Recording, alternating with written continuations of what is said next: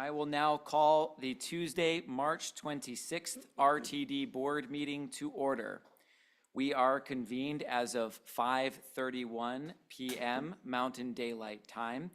I would respect everyone joining here remotely to please remain muted unless you are recognized to speak. Thank you everyone for joining us this evening.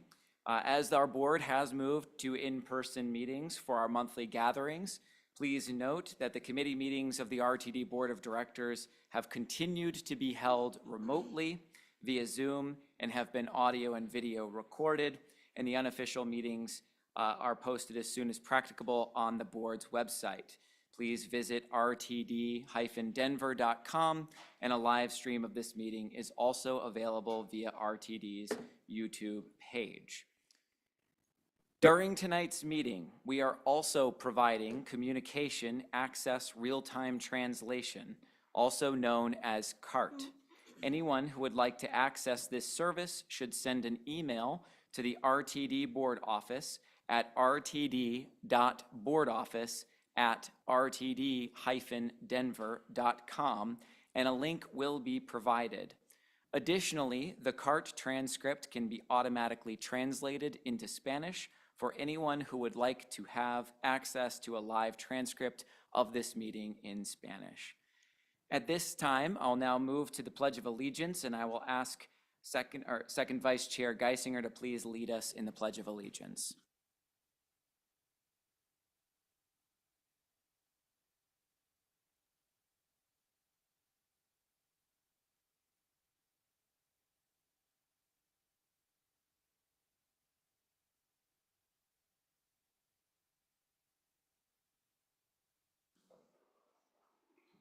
Thank you. At this time, I'll now turn to Director Harwick. Will you please read the land acknowledgement?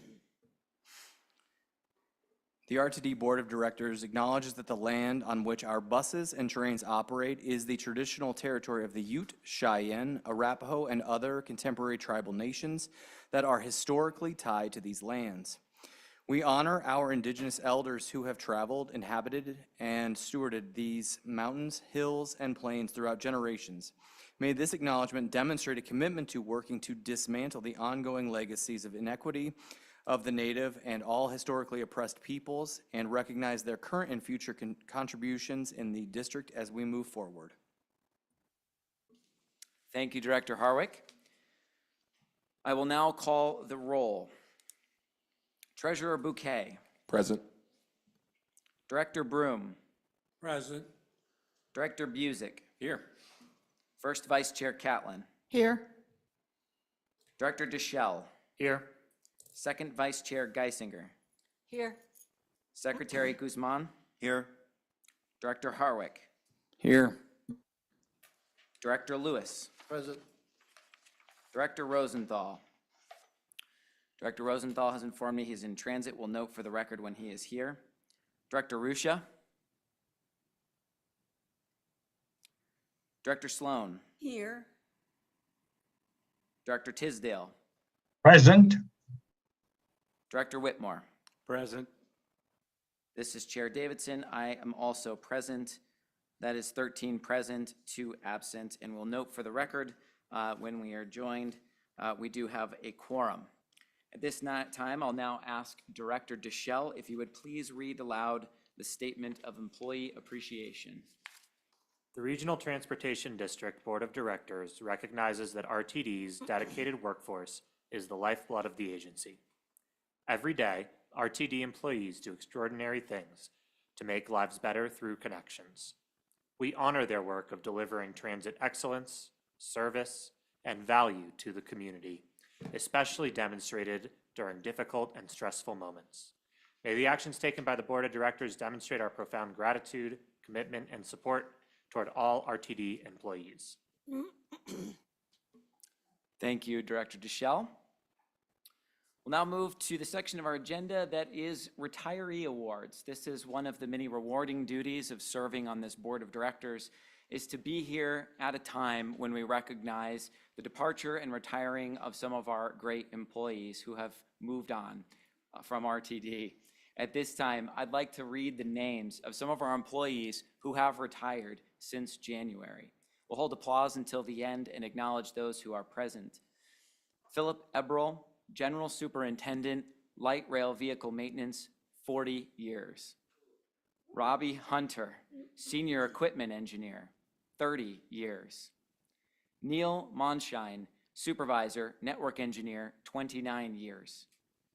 Carrie Mosbarger, Light Rail Field Supervisor, 20 years. Alex Ortiz, Bus Instructor and Operator, 25 years.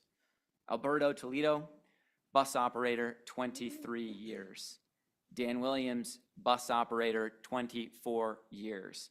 Altogether, some applause acknowledging our great employees.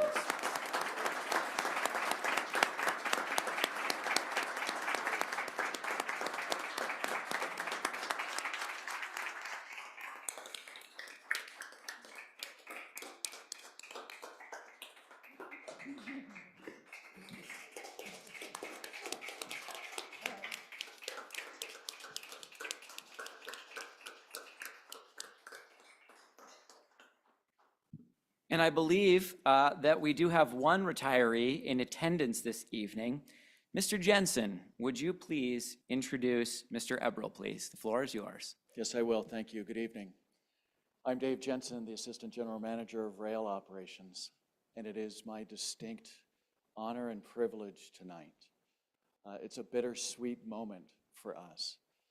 Sweet that Mr. Eberl has the opportunity to retire and move on to the next chapter. Bitter for us, as we will miss him dearly.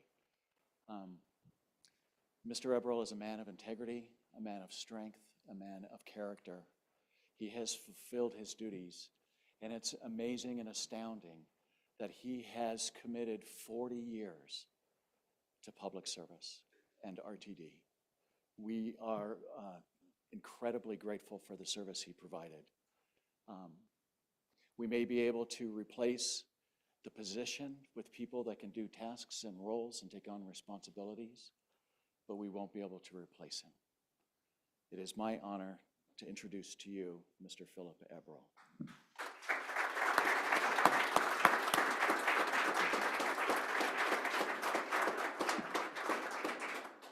Mr. Eberl, if you'd like to make any comments, we would love to hear from you, sir. I just want to say thank you. I'm very honored.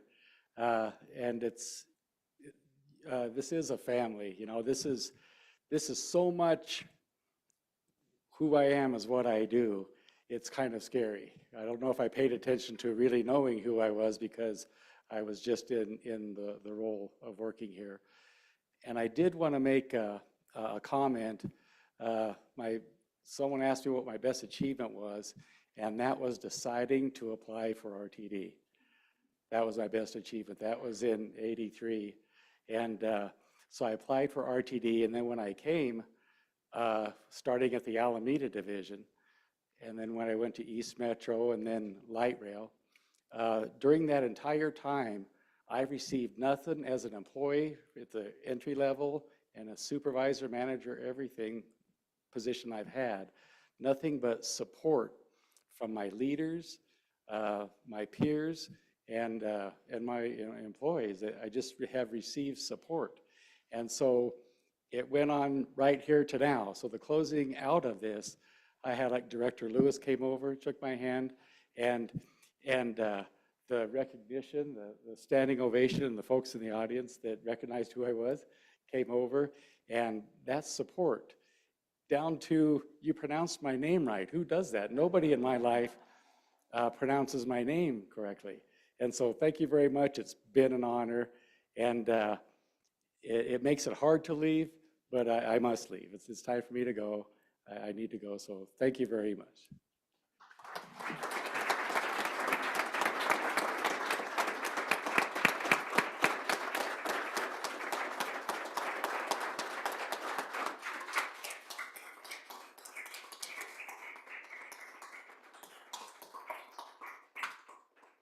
Mr. Chair, if I may. Please, Ms. Johnson. Yes, Deborah Johnson, General Manager and Chief Executive Officer. Phil, I want to say thank you so much.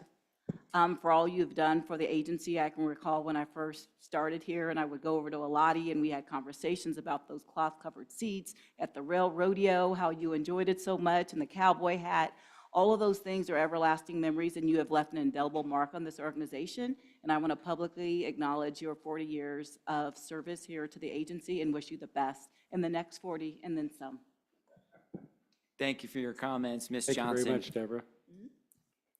We were going to take just a brief minute-and-a-half break. Everybody stay right where you are. We're going to take a brief picture.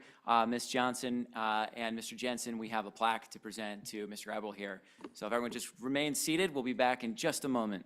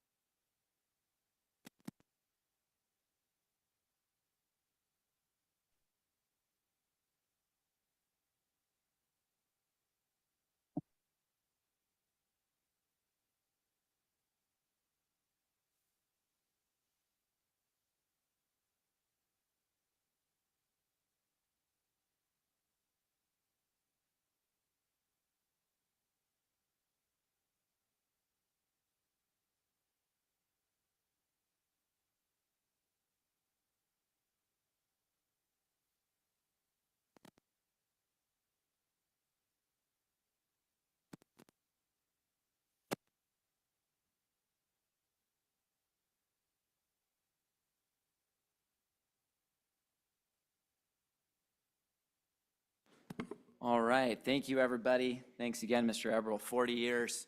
It's a privilege to serve on this board, but we rotate. We're in and out here. We have a lot of people part of the RTD family that are here for a very long time. So we thank you for your service and your dedication to our community. All right, I am under the understanding that unfortunately the rest of our retirees were unable to join us this evening, but I'll just briefly pause to make sure that that is the case. Great. We certainly all collectively would like to thank all of them for their hard work, their commitment, their dedication, not just to RTD, but to the customers and riders of RTD and to this community. With that, we will now move on to the public participation period of our agenda, which is open to anyone who would like to address the Board of Directors. As we have both in-person and remote attendees, in-person comments will go first, followed by those who are participating remotely. For those attending in person, please come up to the podium when your name is called. If you have not already signed up to speak and would like to do so, please approach the podium when I call for any additional speakers. For those attending virtually, if you wish to speak and have not done so, you can raise your virtual hand on Zoom, or you can press *9 if you've dialed in by phone. Staff will unmute you when it is your turn to speak, and if you are dialed in, you may press *6 to toggle your mute settings. Please bear in mind that by participating in this process, you are being recorded, and if you do not wish to be recorded, you can submit your comments in writing to the board office. If any speaker has documentation or reference materials for the board, or if any member of the public would like to submit written comments, you may email those materials or those comments to the board office at the same email address announced earlier. We say it often, rtd.boardoffice@rtd-denver.com. During this time, the board does not offer any direct comments or responses. However, if you would like to be contacted regarding your public comment, please email that same email address at the RTD board office. Speakers should please begin their remarks by stating their names, and please, you will have 3 minutes to provide your comments. Before I actually ask for our first speaker, I do want to take a moment to acknowledge the significant public feedback that RTD staff and the RTD board have received to this date on the proposed May 2024 service changes that were discussed at the Operations and Safety Committee. I want to recognize our staff for their efforts and thank them for taking this feedback seriously and working together to revisit the initial proposal. I also would really like to thank the public for engaging and leveraging our opportunity to use your voice to RTD's board and staff to seek the changes that are more desirable. As recommended by the Operations and Safety Committee, the board will consider the proposal later this evening for the May 2024 service changes. However, there is also a staff amendment that will be proposed to those May 2024 service changes that calls for service to remain intact until midnight, Sunday through Thursday, as well as until 2 a.m. Fridays and Saturdays for most light rail routes. We will cover the chose changes in detail when we reach that section, but again, we will be looking at a staff amendment for changes to the light rail late night service. As we've had a number of individuals registered to speak this evening on the topic of the May 2024 service changes, I wanted to ensure that everyone was aware as we solicit input from the public. With that being said, I would now like to start the public comment section, beginning first with those who are in person and those who have signed up to speak. I will start with Joel Noble.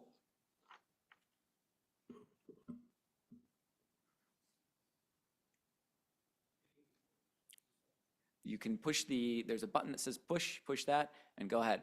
Green, all right. Good evening, board. My name is Joel Noble. I live in Denver. I've been a multimodal transportation advocate for a long time. In fact, my advocacy began on Tuesday, January 17th, 1995, in this room, when I joined more than 150 others, when the RTD board was on the cusp of canceling light rail plans and refusing already awarded federal light rail grants. Now, years later, I was considerably dismayed this month to learn that the light rail cuts to eliminate weekday late evening service presented to the public and in the narrative letter to the RTD's board committees as combined with the Downtown Loop project and the coping panel project impacts were in fact proposals to permanently cut late evening service for all light rail. This took a lot of digging for me as a member of the public to confirm. RTD didn't exactly go out of its way to publicize this huge and fundamental shift to what the region has come to rely on as the rail portion, the light rail portion of the core transit network's span of service. I understand that the board and staff, based on late understanding coming to the city of Denver and to the community, have walked back most but not all of these service span cuts in what you're considering tonight. Thank you. I have two requests for the RTD board. First, please work with staff to learn from other agencies how they maintain their light rail networks with broad span of service that riders expect from these core routes. Adopt what you learned, staff the roles appropriately, and restore and maintain full spans of service. Second, please dig into what happened here. How could just such a fundamental change to the span of service for all light rail lines be proposed without being highlighted and made it all the way through committee and to the board without informed community engagement and informed conversation with municipal partners and clear and specific communication on this change with the public? Dig into what happened here. It shouldn't happen this way. It shouldn't feel sneaky, and it shouldn't take so much digging from a multimodal advocate to figure out what was really being proposed. Thank you. Thank you very much for your comments. We will next move to Gary Van Dorn.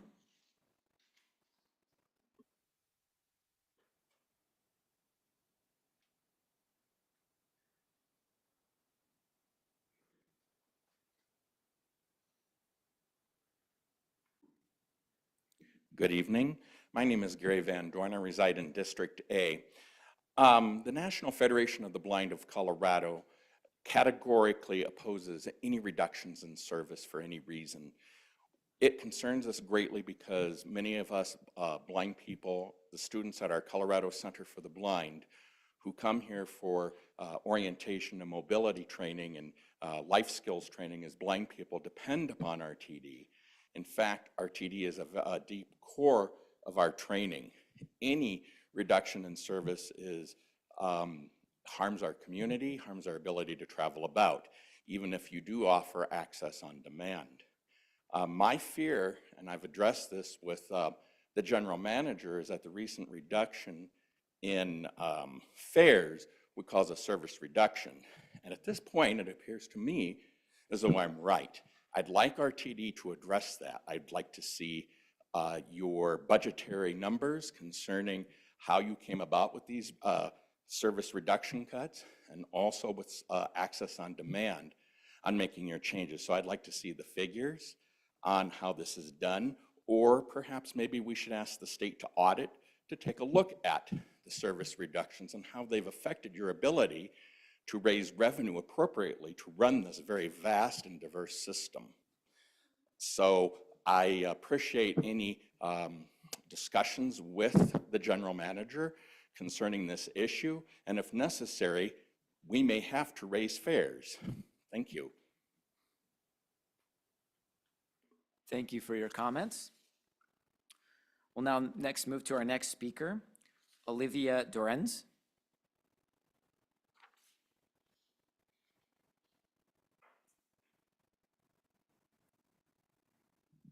Hi, my name is Olivia Dorrance. I live in Denver, and I am also part of Greater Denver Transit. I also wanted to speak on the proposed service changes. I wanted to express my concern about the proposed 60-minute frequencies on the E line and the H line over the summer. I fear that this frequency is too low and practically makes these lines unusable, especially for those who need to transfer to or from another rail or bus line. I live along the 12 bus route and sometimes use it to get to the E line, primarily to get to the tech center and the south suburbs, so substituting a bus route in place of the E line isn't really an option. It can already be kind of a gamble for how long I'll have to wait for a transfer. Sometimes it's 5 minutes, sometimes it's 20 minutes.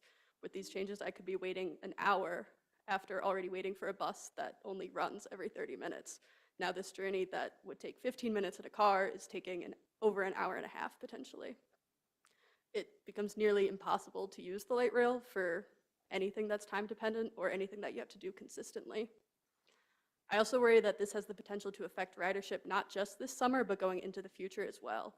As the light rail becomes more and more unreliable, people will turn to other options like getting a bike or an e-bike or buying a car or moving somewhere that has transit they can rely on. Ridership on the E and H lines has already been consistently down since last summer, and ending construction didn't bring people back. People have clearly lost faith in their ability to use these lines to get where they're going. And making service changes that are worse and at lower frequencies than they were last summer is going to completely destroy any remaining amount of trust people have in the system. I do think a lot of the loss of faith is also worsened by inaccurate schedules and communication. Last summer, I remember getting to Union Station in the evening to see that the display said a train would be coming in the next couple minutes, only to wait and wait and wait. I ended up giving up and taking the bus home, but I'd probably wasted half an hour waiting because the schedule wasn't communicated anywhere.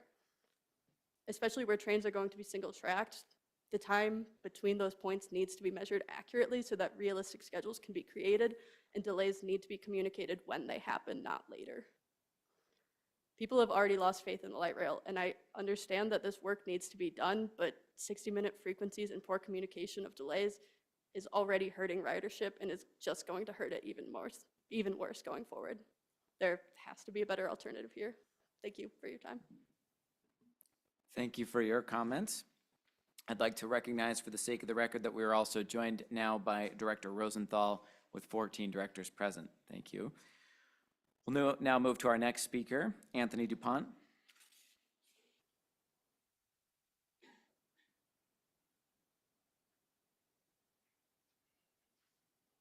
Hello, my name is Anthony. I want to express some concerns over the 60-minute light rail as well. I want to say that it also feels that it is too long, where I can't really reliably use it anymore to get to anywhere that is time dependent as well.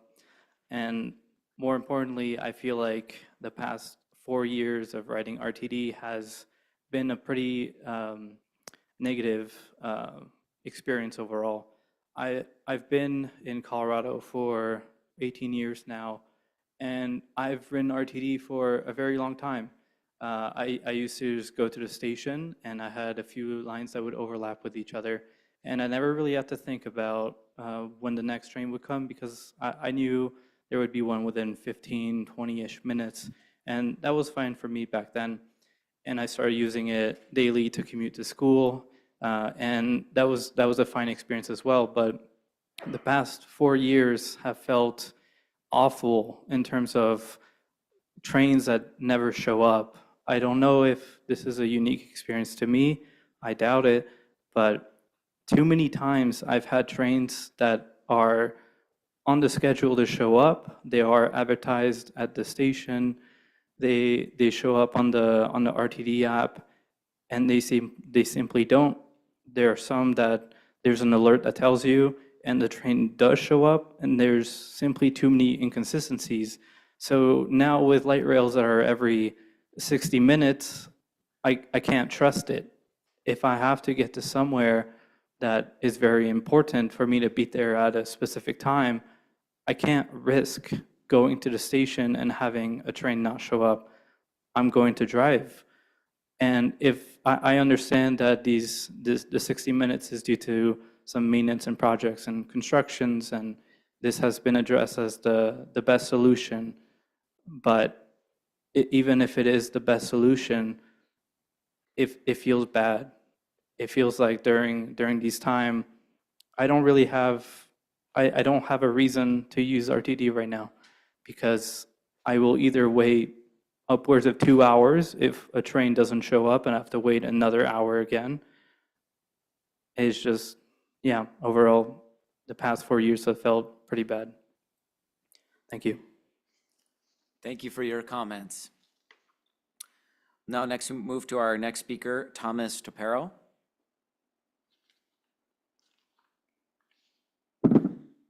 Good evening. My name is Thomas Topero. I'm a resident of District A, and I'm here with Greater Denver Transit.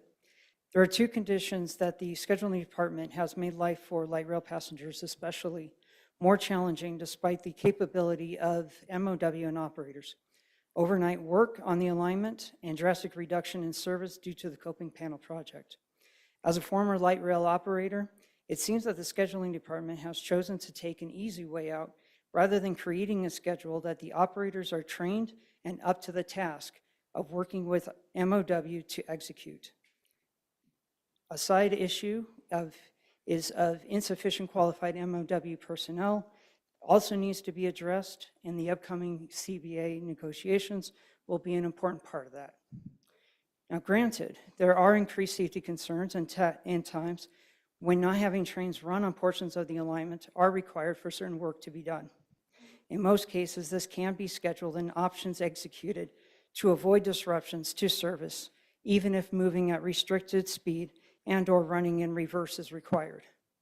Scheduling is quite capable of creating a plan to allow for trains to operate at 15-minute intervals along the southeast corridor while the coping panel project is underway, and at 5-minute intervals between Broadway and Union Station. Control is capable of executing the plan and communicating to the operators. Field supervisors are capable of assisting passengers and operators to keep the trains moving in a way that is highly effective. District supervisors are capable of communicating the details of the plan and conditions on the day of the conditions of the day to the operators. MOW is capable of establishing a safe work environment or workspace for contractors and supporting movement through the work zone. Training is capable of ensuring that all operators understand and are prepared for these conditions. TSOs and TSSs and transit police are capable of creating a safe space for passengers to use for their journeys. With all these resources expended to create this capable workforce, are we just going to sit back and not ask or expect them to work at the high level they are trained, capable, and expect to work at? Operators are trained and very capable to deal with these conditions and should be supported to operate safely and effectively when non-standard conditions arise. These are cultural issues that have been devolving for years. Let's raise the bar and provide the resources to let everyone perform at the highest level they are trained and capable of for the benefit of the whole reason RTD supposedly exists: people who move people. Thank you. Thank you very much for your comments. Our next speaker will be Nate Trella.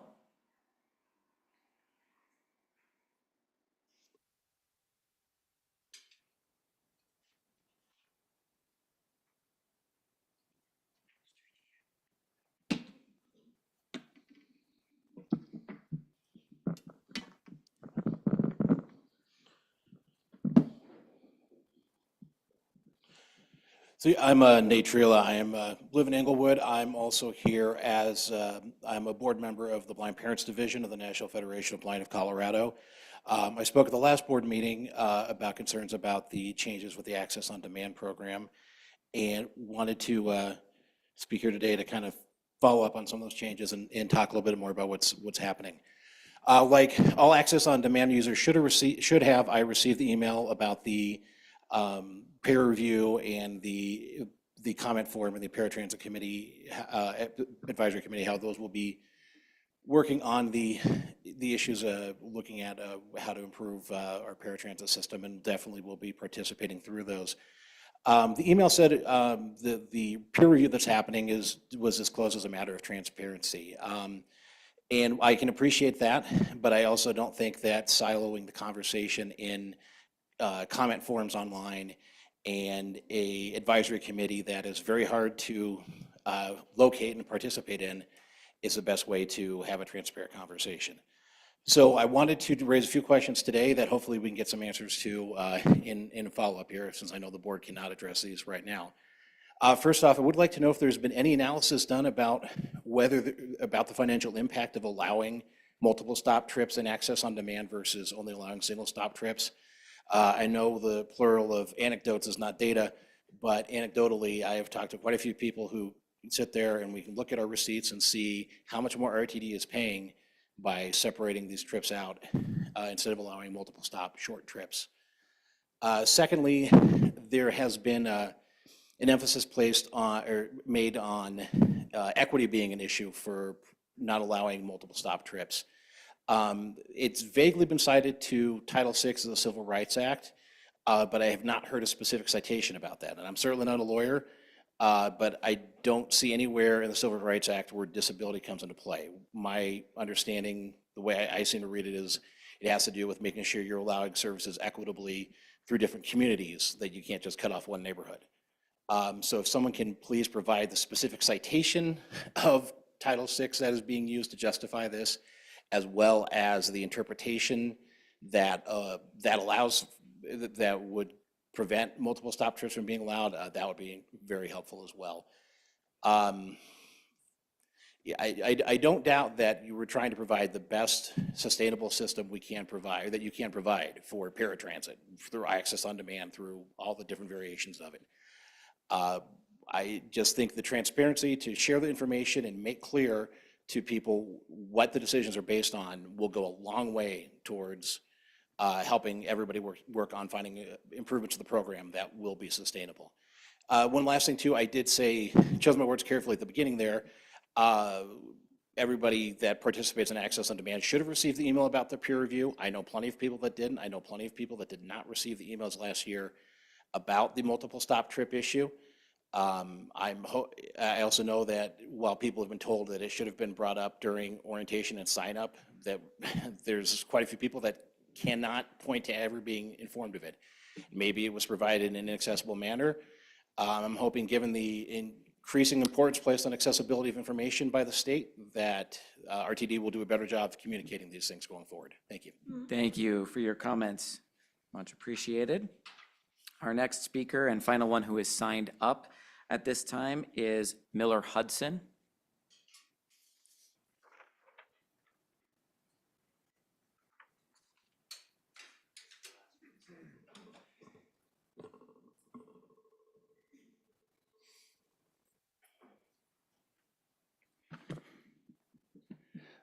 Thank you. It's good to be with you again. I understand that you'll be having a discussion later this evening regarding Senate Bill 184, and I wanted to comment on that and provide you some background information. I think that your perspective as you consider that legislation together with the pending legislation that would repeal the elected board, replace it with appointed members is that this is a multi-layered, sophisticated coup. This is an intention to put current RTD out of business. And I think that that would be a huge mistake.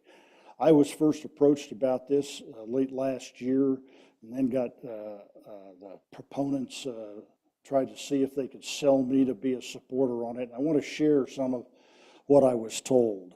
Aside from replacing the board members, I think that the general manager is at risk. I was told that she is incompetent, that she's left millions of grant dollars on the table, that she's a bus girl and doesn't care about transit. I said I doubted that that was true, Brenda. And I've made some calls, and since then, your reputation is sterling. If you do get thrown under the bus eventually, you won't be on the market for long. And I think you've done a sterling job during the pandemic and the problems that RTD has had to face. I wanted to bring to your attention a couple of other things. The key word in the repeal bill is expertise. They say that the RTD board doesn't offer expertise. Well, I'm not a big fan of expertise sometimes, and I think that democracy depends upon grassroots input, and that's why I'm here. I wanted to tell you, though, and remind you, if you don't know, that the legislature got fed up with RTD once before in the 80s and created the Colorado Transit Authority to build light rail from downtown along I-25 to the tech center. And they put George Wallace, the developer who did all the development down there, in charge. And he said, I can build it. These people are so incompetent. And I was working for Mayor Pena at the time, running the Department of Excise and Licenses, and we began to see businesses moving out of the corridor because of the tax that George Wallace was beginning to impose on the businesses along I-25. I made public comments that it was damaging us, the economic health in Denver, and that anyway, the structure of the CTA was such that it was never going to be built. I was called into the mayor's office and told that, well, we're supporting this, Miller, and we want everybody on board. And although I had been a friend of Federico's for probably 12 years at that point, I said, you'll have my resignation in the morning. You've made a mistake. There will never be a CTA. And 2 years later, they had to fold it up with several $1 million in unpaid bills. I think that the decision on the part of legislators to start this brawl about governance is in fact going to jeopardize the entire Front Range Rail project. There are 20 other projects. Mr. Hudson, that line apologies to behind interrupt. Denver. Would you mind wrapping in about 10 seconds here, just at the top of the time? I think you should listen to this, but I will wrap it up and I will say this. There's no way to amend this bill by tomorrow afternoon. I'm going to recommend tomorrow that it be tabled. I can tell you this, there are people on the Front Range board, there are people on the High Performance board, and folks at DRCOG who said, we've never had a meeting about this, we've never discovered it, discussed it, and we never saw the legislator until this week. This thing needs to be tabled and all the key parties given an opportunity to decide. It's not needed. The authority exists to do every one of the things in this bill today. Thank you very much for your comments. No problem. Thank you very much. That reaches the end of our speakers who had signed up to speak. However, at this time, I'll now ask that if anybody had not spoken that is here in person and would like to do so, to please step up to the podium. I will call on you. You can state your name and proceed.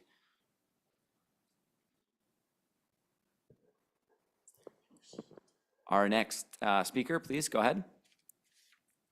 All right, good evening, board. My name is James Watt. I'm with Greater Denver Transit. My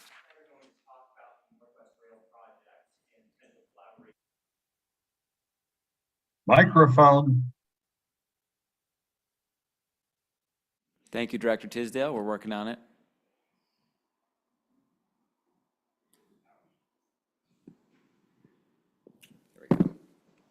Appreciate that. Thank you, Director Tisdale. My name is James Flatham. I'm with Greater Denver Transit. My comments this evening are going to be discussing the Northwest Rail project, as well as potential collaboration with the Front Range Passenger Rail District. So what has been already discussed in a previous comment, the SB 24184 passenger rail bill that has got a lot of people talking, rightfully so. I think there are details in it that the board is absolutely right to request for further clarification, further discussion. Details matter.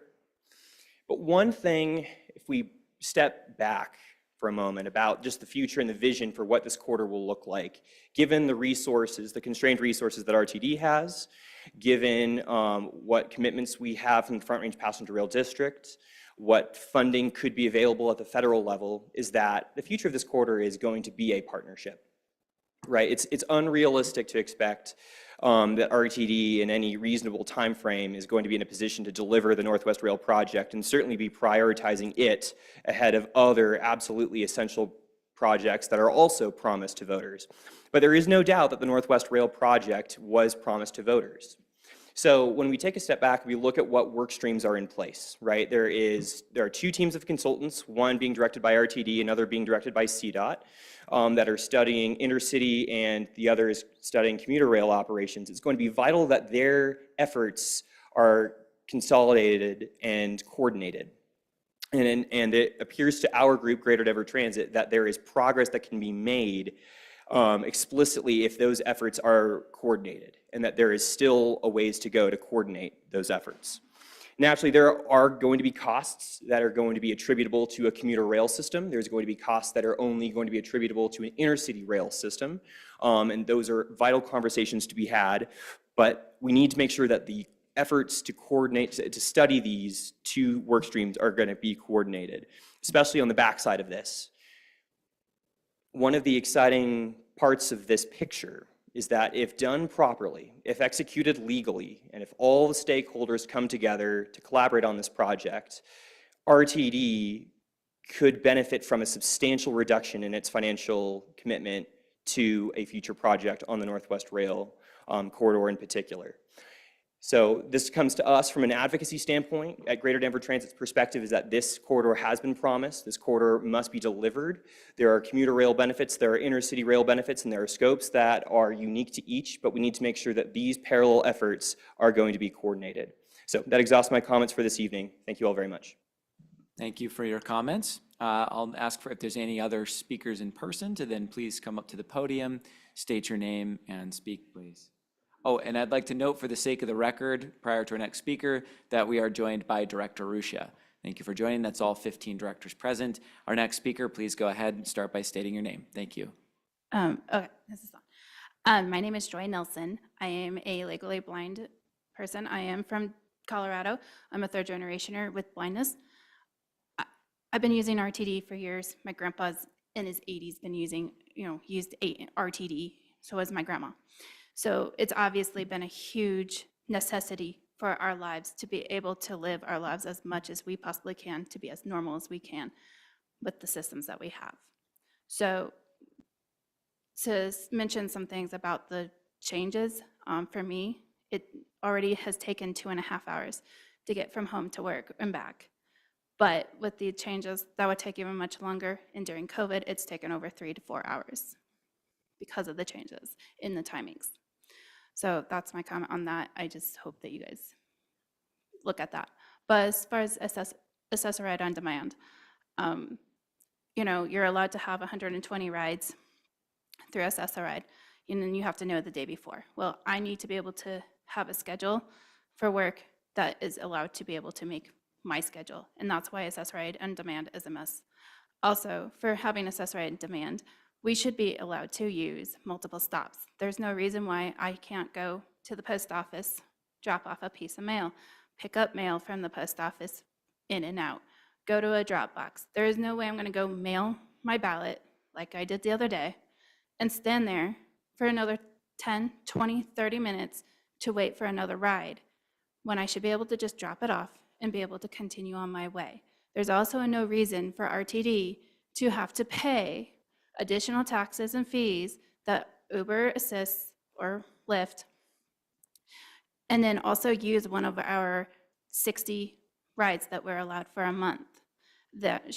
Having multiple stops, I understand that, you're not going to run into King Soopers or something like that. I understand it needs to be reasonable, but the reasonability, we can make some of those reasonable choices to be able to have options and not spend taxpayer money. I work and am a taxpayer here, and waste that time, and also waste one of my 60 trips to be able to just do that. I can also say, like yesterday morning, I ended up having canceled and had to pay more because it would say it couldn't find a ride, and they were finding rides for 20 minutes. I had to wait an extra whole long time, okay? I'm willing to do that, and I'm very thankful for the $25 that you guys have given. Also, on top of that, is that sometimes if we add a ride, some of us, I do, I have to pay over another $10 more often to get to and from work each day over the 25. So we're often paying the extra anyway. So I hope you guys reconsider. Thank you for your comments. Any other in-person speakers? If they could approach the podium, please state your name. You'll have 3 minutes to address the board. Good evening, everybody. It's Richard Bamber, Greater Denver Transit. First off, we were basically spent a couple of days last week mobilizing the cavalry. We were going to come down here with pitchforks and tell you all what we thought of a 10 p.m. close of light rail. So to Jesse Carter, RTD staff, board members, whoever got involved after the ONS committee approved this, thank you.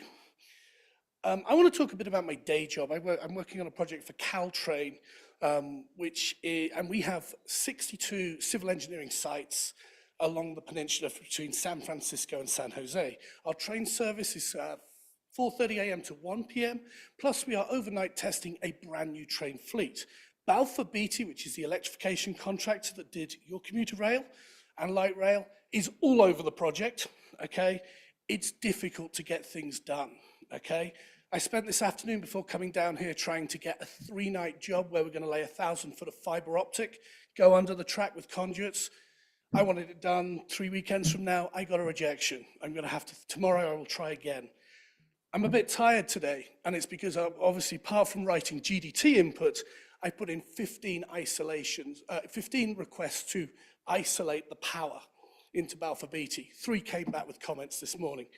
I don't complain. It's part of my job, okay?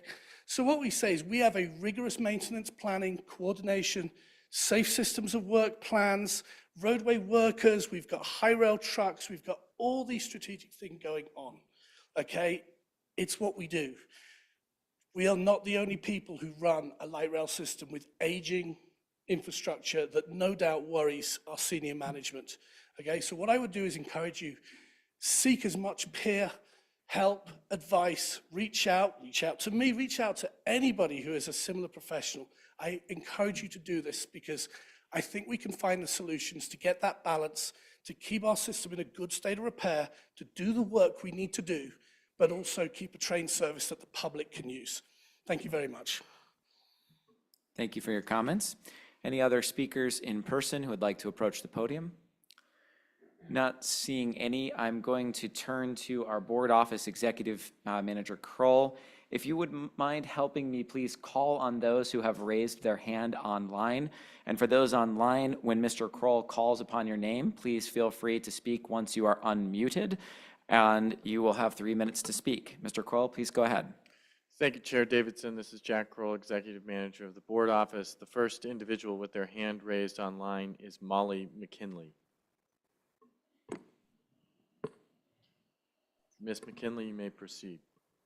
Great, thank you. Good evening, Chair Davidson, board members, and CEO and General Manager Johnson. My name is Molly McKinley, and I'm the Policy Director for the Denver Streets Partnership. I'm here this evening to express concerns about the proposed service changes on behalf of the Denver Streets Partnership and the 42 organizations who signed on to a letter I shared with all of you yesterday. First, I'd like to start by expressing that we agree with you that safety is paramount and applaud you for pursuing both major and ongoing maintenance projects that will ensure that the RTD system is a safe one. I'd also like to echo Chair Davidson's remarks and thank RTD staff and leadership for responding to the community by reducing the long-term light rail service span cuts. However, even with the recently proposed revisions to the service changes, many of our concerns and requests remain relevant. First, regarding planned maintenance that requires route detours, we urge RTD to offer alternate bus accommodations to limit the disruption to riders. For instance, we'd like to see a bus bridge to connect light rail riders from the 10th and Osage station to Auraria campus, as the campus won't be served by light rail during the downtown rail reconstruction project. Failing to provide alternate accommodations erodes public trust in the reliability of public transit, and folks who rely on public transit will suffer the most. We understand that RTD's workforce challenges may make these types of accommodations difficult to execute at this time, as was the case during light rail service disruptions last summer. If workforce remains a barrier to providing alternate bus accommodations during planned service disruptions, we urge you to explore opportunities that could increase flexibility in the workforce, like incentivizing light rail operators to be trained to operate buses. Regarding routine maintenance, we urge RTD to continue to explore other opportunities to perform routine maintenance without cutting service spans at all by learning from other transit agencies and exploring creative solutions. Again, we strongly agree that safety is a priority, but think that it should not be at odds with service delivery unless there is no other way around it. Thank you all so much for your consideration and all of the work you do to provide public transit service in our region. We welcome the opportunity to discuss these issues further. As you know, we are deeply invested in the success and long-term sustainability of RTD. Thank you. Thank you for your comments. Mr. Kroll, if you could please call on the next online speaker, and if that speaker could go ahead and proceed once acknowledged by Mr. Kroll, please. Yes, the next speaker we have is Chaz Davis. Thank you. So my name is Chaz Davis, and I live on the Littleton side of Centennial with my fiance and 2-year-old son, and I am also blind. And so I am speaking today just discussing the issue of access on demand and the removal of the 2-stop option that once was in place or is in place when not using that access on demand service. First, I do want to express my gratitude for the subsidies that RTD does provide us as people with disabilities. My son's daycare is not really in an area that is well accessible by bus or public transport, and it would cost me $1,600 to $1,800 per month to make those trips morning and evening to pick them up. And so that subsidy really does help out. That being said, I do really want to talk about the issue of equality versus equity. So for me, I lost my vision 10 years ago. And so I really thought that equality was something that we should be striving toward. But I also realized that as people with disabilities, we all have different circumstances. Each disability is different from the next disability. And so striving towards equity is something that I really am firmly behind, because equity acknowledges those differences in circumstances, because we all still want to arrive at the same goal, the same outcome, but we may do things in a slightly different way. I want to talk about an anecdote from yesterday. Obviously, we did have some inclement weather, which impacted ride shares significantly. That, coupled with fewer drivers out there to begin with, had to order the car right around 6:15 or so. Didn't get picked up until about 7 a.m. just because of the inability to find a driver both in Lyft and Uber. And so once I did finally get that ride around 7 o'clock, I'm only about 13 minutes or so from my son's daycare. Did get to the daycare, dropped my son off, had to wait an additional 42 minutes to get another ride. Not only that, during that time, the cost for ride shares, both in Lyft and Uber, did surge significantly. So a ride that was only 7 minutes was going to cost me with the subsidy, an additional $25. So $50 ride to go 7 minutes. So I just want to, bring that up because having to wait outside in 24-degree weather for an extended period of time is definitely one thing, but having to pay $50 just to go for a 7-minute ride where a 2-stop, when that surge wasn't present, would have solved that issue. So I just strongly urge that RTD will take a look at this issue and please reinstate the 2-stop option. Thank you for the time. Thank you for your comments. Again, I'll turn to Mr. Kroll to please call on the next speaker online, please. Yes, next we have Alejandra Castaneda. Please go ahead. Hello, good afternoon. My name is Alejandra Castañeda. I live in District C with my daughter Violeta, who's 13 years old. I don't own a private vehicle, although I do sometimes drive. Friends loan me their car, or I rent a car for the weekend when I know that I don't have any other viable options. The reason why I don't own a private vehicle anymore is because I was in a crash 2 years ago or so, and I really prefer not to drive. First, thank you for reducing the permanent service cuts that you spoke to about recently. Please offer alternate bus accommodations if there are planned detours or service disruptions due to maintenance. Think about whether there are other options if you don't have that don't require service cuts. Can we do that? Can you talk to other transit agencies that do this just like we do? I am also a pedestrian dignity advocate. Our members all depend on reliable, frequent, and affordable transit to access essential services like jobs, schools, the grocery store, medical appointments. In that role, I also meet people who I'm trying to convince that they shouldn't be using their private vehicles so much because it's not healthy, because our planet needs us to switch our mobility options towards a more climate-friendly option. I love the bus. The bus is for all of us. And I want to support RTD in doing all of that. But if we don't offer a service that people can rely on, then there's no convincing. When you announce service cuts or disruptions to a system that's already not performing great, that discourages people. It validates their opinion that RTD, quote unquote, sucks. And I want to be able to say, no, you can use the bus. Your children can use the bus. Your parents can use the bus. If we want to make sure we're serving everybody, we need to make sure we're offering a service that everyone can depend on. Thank you for listening. And this is my first time providing comment, and I'm learning a lot from the other commenters.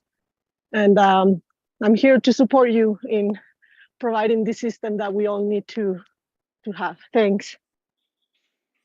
Thank you very much for your comments. Mr. Kroll, if you could please call on the next speaker, and if the next speaker could please proceed once acknowledged by Mr. Kroll. Yes, next we have Mr. Bruce Perry.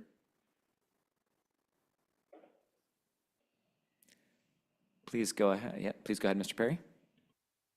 Hey, can you hear me? Yes, we can. Okay, thank you. Hello, my name is Bruce Perry. I am a resident of Edgewater. I would like to thank the board and RTD staff for the important work that you do and for the opportunity to comment today.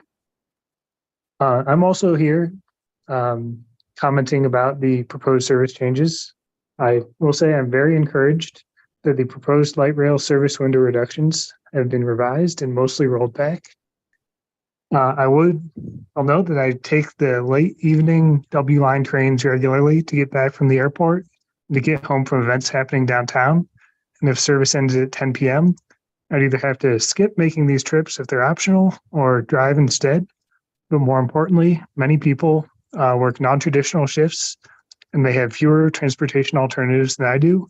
and would no longer be able to get home from work if service ended or earlier or started later. While the revised schedule modifications are a big improvement, I'm still concerned that no alternative is being provided for people who need to commute in the very early mornings. So if closures are really needed for regular maintenance on the trains, maybe bus service could be augmented during those times.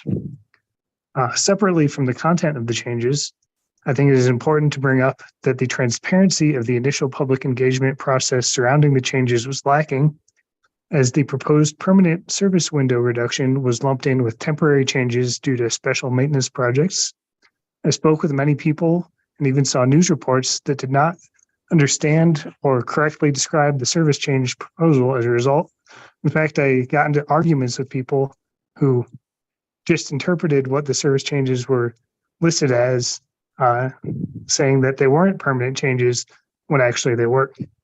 So clearly, public engagement materials for future service changes should provide more detailed information and should also clearly differentiate between changes that are intended to be temporary and permanent.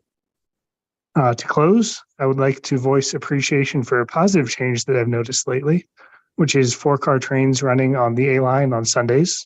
On a recent Sunday trip home from DIA, I was on a 4-car train that was 2/3 full, so I appreciated being able to sit down rather than needing to stand as I would have if it had only been a 2-car train. So again, that's a great change, and I'd like to thank you for the opportunity to speak and consider my comments. Thank you for your comments. Mr. Kroll, if you could please call on the next speaker, and if that speaker could proceed once recognized. Yes, next we have Cody Bryan. Yes, my name is Cody Bryan, resident of District C, and I'm also a member of Greater Denver Transit. Today, I come before you with a matter of concern for the residents and commuters of Denver. The closure of Denver's RTD L line once again this summer. As we know, transportation plays a vital role in the lifeblood of any city, connecting people to opportunities, jobs, and activities. However, the repeated closure of the L line is not only inconvenient, but poses significant challenges to long-term ridership and trust of RTD. This disruption has ripple effects on businesses, schools, and communities, especially Five Points that rely on the L line as a lifeline for connectivity. It is not merely an inconvenience, it's another setback to the progress we've made in building a sustainable and reliable public transit network. Beyond the immediate inconvenience, we must recognize that with the broader implications of these closures on the long-term ridership of the RTD system. When commuters face frequent disruptions and uncertainty, with no obvious replacement, they may begin to seek alternate modes of transportation, or worse, lose faith in the reliability of RTD altogether. This erosion of confidence can have lasting consequences, leading to decreased ridership, reduced revenue, and ultimately a less functional system for everyone. However, in the face of these challenges, I believe there is hope. We can see this moment as an opportunity to come together as a community and work collaborate with RTD to develop a comprehensive plan to promote and recover ridership after the reconstruction work on Welton and the downtown loop is complete. This plan must prioritize engaging with the community to find what needs are not being met during the disruption and what the community would like to see in the future. Building trust builds ridership. RTD cannot tackle this challenge alone. It requires a proactive effort from city officials, community leaders, businesses, and residents to develop solutions and strategies to rebuild that trust, enhance accessibility, and promote the benefits of our transit system. Whether it's through targeted marketing campaigns, improved infrastructure, or alternate services during periods of service disruption, we must explore every avenue to encourage people to choose public transit as their preferred mode of transportation. The closure of the L line and other disruptions this summer are undoubtedly a setback, but it's also an opportunity for us to come together and chart a new course for how RTD communicates with the community it serves. By working collaboratively with RTD, we can rebuild trust, promote ridership, and create a more sustainable and equitable transportation system. Thank you for this opportunity to speak tonight. Thank you for your comments. Mr. Kroll, if you could please call the next speaker, and if that speaker could please begin once called upon.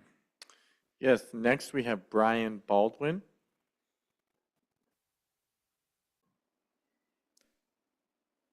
Hello, my name is Brian Baldwin. I'm an employee with the Department of Labor and Employment. I would like to speak on about the access on demand.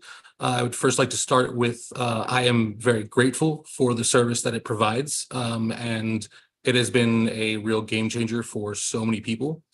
But I would like to speak about the transparency that has been already brought up by Mr. Trela as well. And in regards to financing, seeing that the costs of all of these rides that have been going on with myself, not only going to and from work, I have a 3.5-year-old child who sometimes needs babysitting, and I also have cancer, which requires me to go to more facilities and things. And when these multi-stops were in place, they were allowing not only me to have cheaper rides, but also fewer of my rides being used. And then I could use those rides for doing things such as going places with my son or going to required doctor's visits, as well as when I'm working. Part of my job is to go work with the public, and I have to then travel to these locations.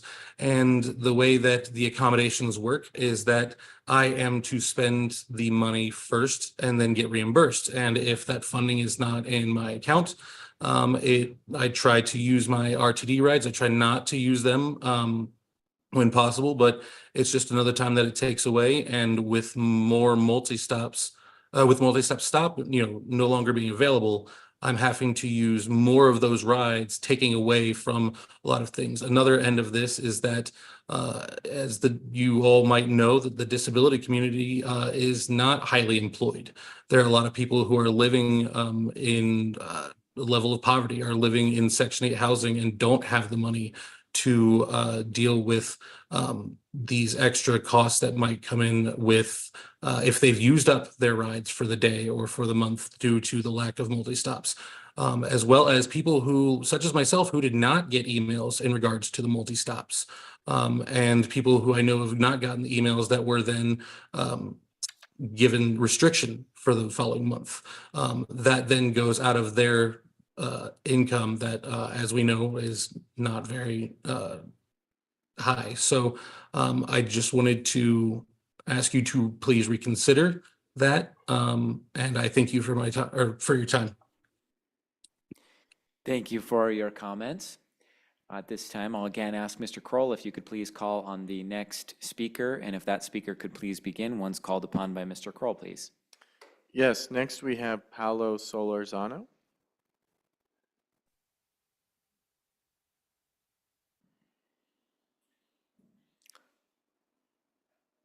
Mr. Solorzano, you are up.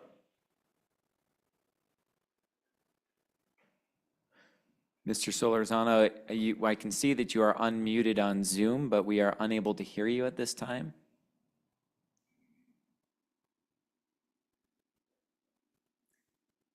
If we could please move to the next speaker, we'll come back around. That would be great. Mr. Kroll, if you could please call on the next speaker, and Mr. Solorzano, if you can sort out your audio issue, we will call upon you again. Mr. Kroll, please go ahead. Yes, the next speaker we have either shares the name or is in fact former Director Natalie Menton. Thank you. This is Natalie Menton, and I am speaking in regards to the action item for an amend position on Senate Bill 184. While I'm a bit surprised, I am actually really not that surprised. The stance that the board is going to take in looking at the long game that is occurring here with this proposal. I would hope the board would be more hesitant to join into this program or plan based upon what was occurred in the past, the history. I'm going to speak specifically to one part of the bill that does concern me more than, well, as much as some others, but to bring to the board's attention now. And this is looking at the history of Fast Tracks. Fast Tracks was a program that was supposed to have a 2.5% matching funds presented. During my time on the board, it was very difficult to understand that that reimbursement actually occurred, because what happened was that it was applied to one of the jurisdiction's costs out of pocket. And sometimes that wasn't directly put into the transit. It was put into, nice things that actually did not provide transportation, getting somebody from point A to point B. The way the plan was originally described, though, it made it sound like RTD is going to get cash in their pocket to be able to pay for this massive project. Again, during my time on the board, it was very hard to define that through spreadsheet after spreadsheet.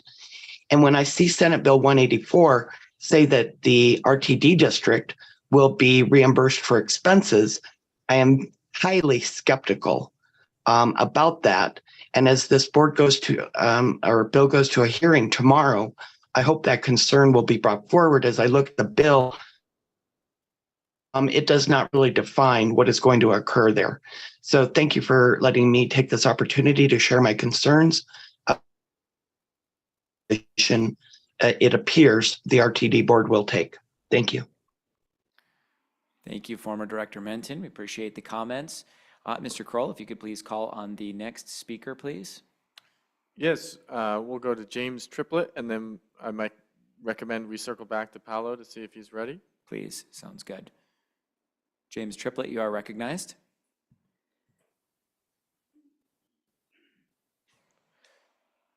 James Triplett, you are still muted. If you could please unmute yourself, state your name, and then you may speak.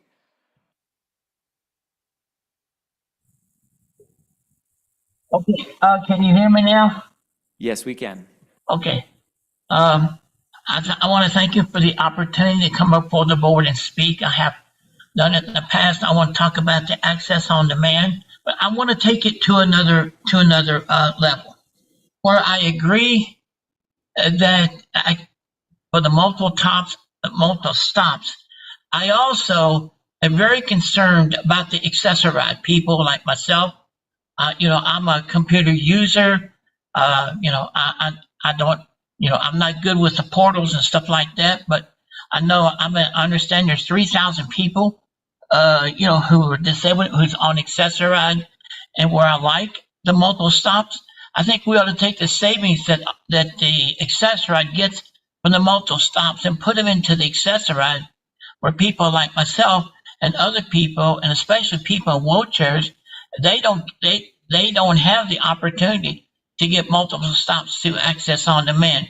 Now, I do know that there's 3 buses out of, I heard around 350 buses that are being used for that. But there's a multiple kind of people in wheelchairs and walkers and people like myself who cannot use access on demand. And I think we really should look at the possibility of including accessorides on that. I mean, I would love to be able to go to the a drugstore, pick up my medicine, come home, or go different places. So I'd like to ask the board to please take in consideration that probably 2/3 of the people on accessoride are totally left out. Now, I do appreciate the reducing fare.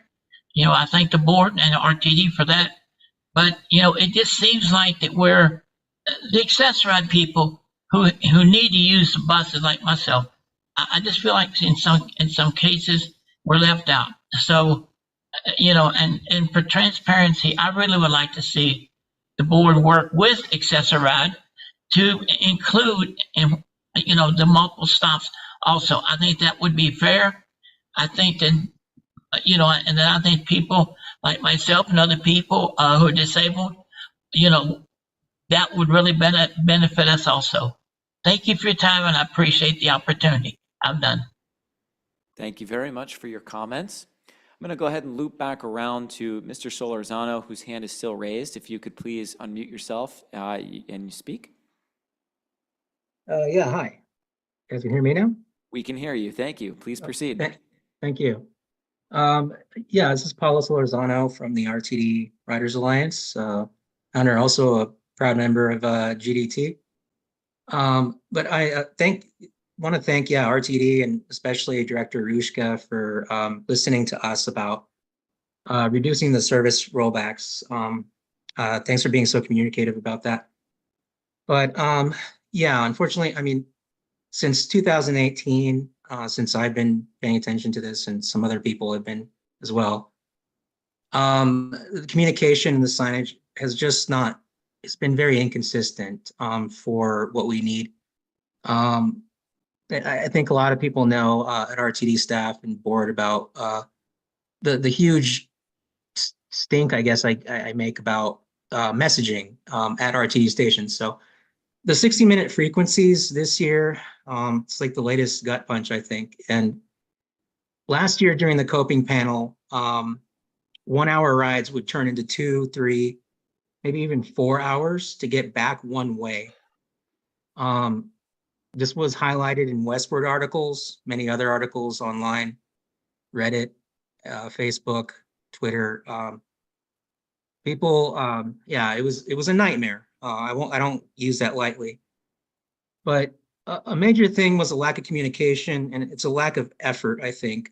Light rails would stop for 5 to 10 minutes, 15 minutes sometimes, with no announcements, no clear reason. Riders were left blind, stuck in light rail cars. And that doubled with causing mistransfers, caused the 2 or 3 hour headways.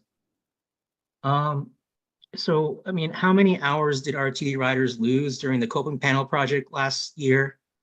Probably hundreds of thousands of hours total, maybe more, a million, maybe, who knows? What is known is that there's 160,000 rides per day, and that won't change this year. It's probably going to be more, and so we can't afford this. I mean, how many lost medical appointments? You can't be 15 minutes or more late to a doctor's appointment. In my personal experience, I had orthodontist appointments from Lakewood to Aurora. It should be a easy, simple W line to the H line. But with what I just mentioned, it turned into 2 or 3 hours, and I missed a lot of appointments. We also got to think about the Lyft and Uber rides that are being, people have to pay for. Again, that must be in the hundreds of thousands of dollars for the Denver Metro, RTD's region. And so what I would just like to bring up, it's transit ambassadors or something like that. Maybe the SCOPE program. One of the directors brought up the SCOPE program, SCOPE.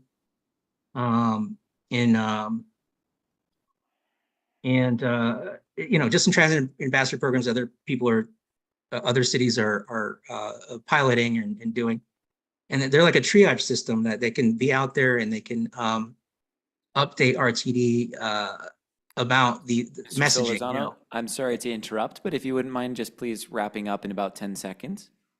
Sure. Yeah. So yeah, just wondering if RTD can get more creative, more efficient about this. We need volunteers, we need interns, maybe supervisors, security, and police. RTD police security can inform riders this summer about missing, cancellations and stuff like that.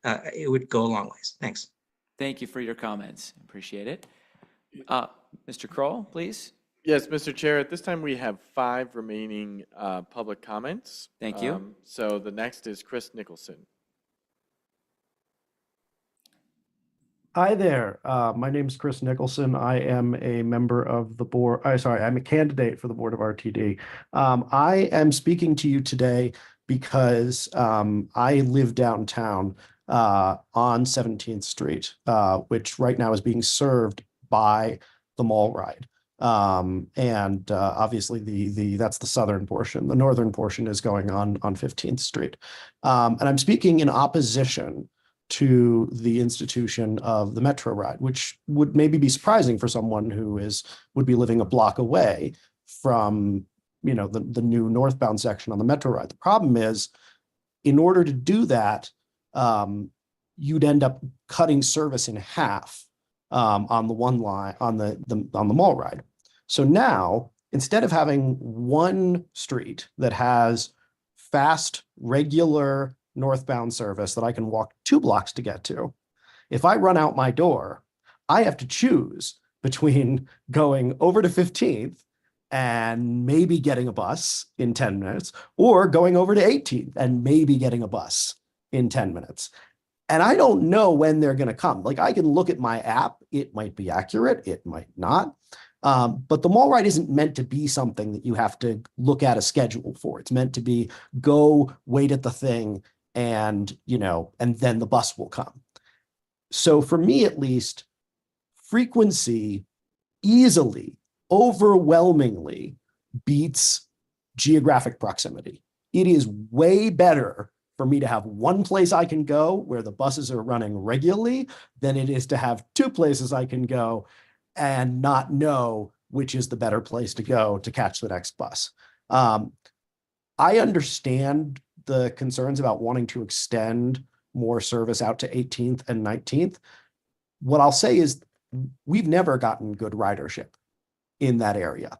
And especially right now, with all the construction and the other disruptions, I think it would be a mistake to try to weaken, to create a more weak sauce service on one of the things people rely on the most, i.e. the mall ride, especially when, while we have a number of other buses going north on, you know, 15th, they cost money. You know, so people like me can hop on, pay the $275 to go 3 stops if I want to, but most people aren't going to do that. So I don't see this as a thoughtful solution. If we had more riders to add, maybe, or drivers to add, then maybe. But, you know, spreading our already selves thinner than we are currently in downtown is not going to give people who are tourists. It's not going to give people who are business riders, you know, the ones who are currently making great use of that service, it's not going to make it better.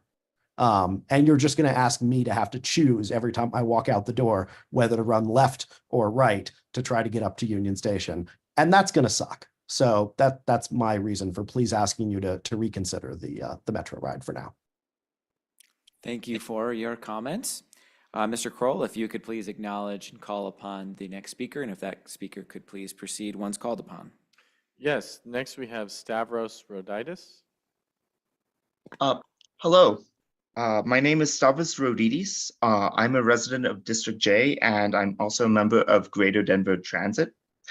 We are really excited about the extension of the 0L to all-day service. It provides really good service on bus-only lanes down a straight shot in a neighborhood that I know I like to go to a lot. Beyond that, it connecting to the Broadway station at D feels like a really good connection for people coming up from the DE and H lines to downtown. And it's but related to this, we want to ask why we think cannibalizing frequency on some of our other bus lines to such as the mall ride to reinstate the Metro ride service would be the best use of our limited resources. Personally, as someone who oftentimes transfers through Union Station, I found it really easy to use the 10, the 15, and the 0 to really get to anywhere within downtown. But it's a lot harder to get to the right bus if I'm going to Capitol Hill or South Broadway or other places. We think communicating to the public about these other options that already exist, and alternatively extending the 0L up to Union Station would pretty much do the same job of providing the service for people trying to navigate the loss of the central downtown light rail loop without having to cannibalize mall ride service. Thank you for your time. Thank you for your comments. Mr. Kroll, could you please call on our next speaker? And if our next speaker could please speak once acknowledged. Yes, next we have Nate Hecker.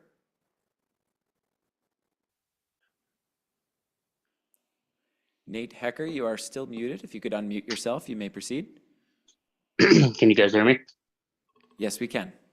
Perfect. Yes, my name is Nate Hecker. I was here or on Zoom last month talking at the last board meeting as well. I just wanted to say I think any reduction to any services is taking a huge step back, and it's backwards of thinking. We're in like 2024. There's definitely much ways to think, better ways to think about things than cutting services or, reducing bus light rails to 1 hour a day, but or 1 hour, one ride an hour. But I also wanted to talk about assess a ride on demand, like I did last month. So I guess the whole financial thing, it just still doesn't make any sense to me, because it's just simple math. If I was to do 60 rides up to $25 and I pull out a calculator, that's $1,500 that Assess on Demand is willing to pay for me to get to places. But if I took an Access-a-Ride or a paratransit, talking to a bus driver and other RTD staffs, on average, it costs me $500 for that bus to go. But it don't cost me that, it costs RTD that. So if it costs $500 and I'm able to do 120 rides, pull up the calculator here, 500 times 120 is $60,000. So if RTD is willing to spend $60,000 to take paratransit for me to go to places, and only $1,500 for Uber for Assess on Demand, and they're trying to say that it's a financial decision, it just doesn't make any sense to me. I don't understand what kind of formula you guys are using. It's just basic math. I also would like to speak on the part of transparency. I did receive an email from General Manager today, which I appreciated, but that was after the third email that I had sent already. I didn't get a chance to look at the email, but I do appreciate it. But I would just like to have a more quick response, maybe after the first email, not 3 responses. Another thing, reaching out to Lyft or RTD, because the Lyft Access on Demand voucher is off of my Lyft rides, and I've reached out 3 times to them. I still haven't got them to fix it, and I still just have to use Uber because I have to pay for the Lyft rides. But if I go over the rides, I'm sure I'm going to get an email from you guys. I'll probably get one every day. But if I want to get answers, I can't get no email. And then the last thing I'll say, just the last meeting I was here, I asked some questions. I asked for an email response, and I still have not received that. So I guess if you guys could send me an email about the finances and maybe a breakdown on how that would, you could send it to my work email, which is my last name, Hecker, Hecker, period, HAIHAIS @gmail.com. That's Hecker, period, Hayes @gmail.com. And I think that's where I'll leave it at. Thank you very much for your comments. I believe we have one more speaker in the queue virtually. Mr. Kroll, if you could please acknowledge that speaker, and if that speaker could please begin when called upon. Yes, next we have Steph Baldwin. Hello, can you hear me? Yes, we can. Hi, my name is Stephanie Baldwin. I am a member of the Kids of Blind Parents Division through the National Federation of the Blind.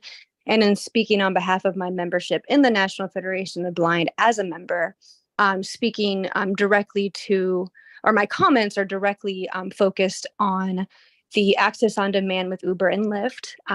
I myself worked full time when my son was 2, and in the morning I would take him to the daycare, which happened to be past my office, and then back to my office. Many of us know that kind of a route where you go past your work, back to work for many different things.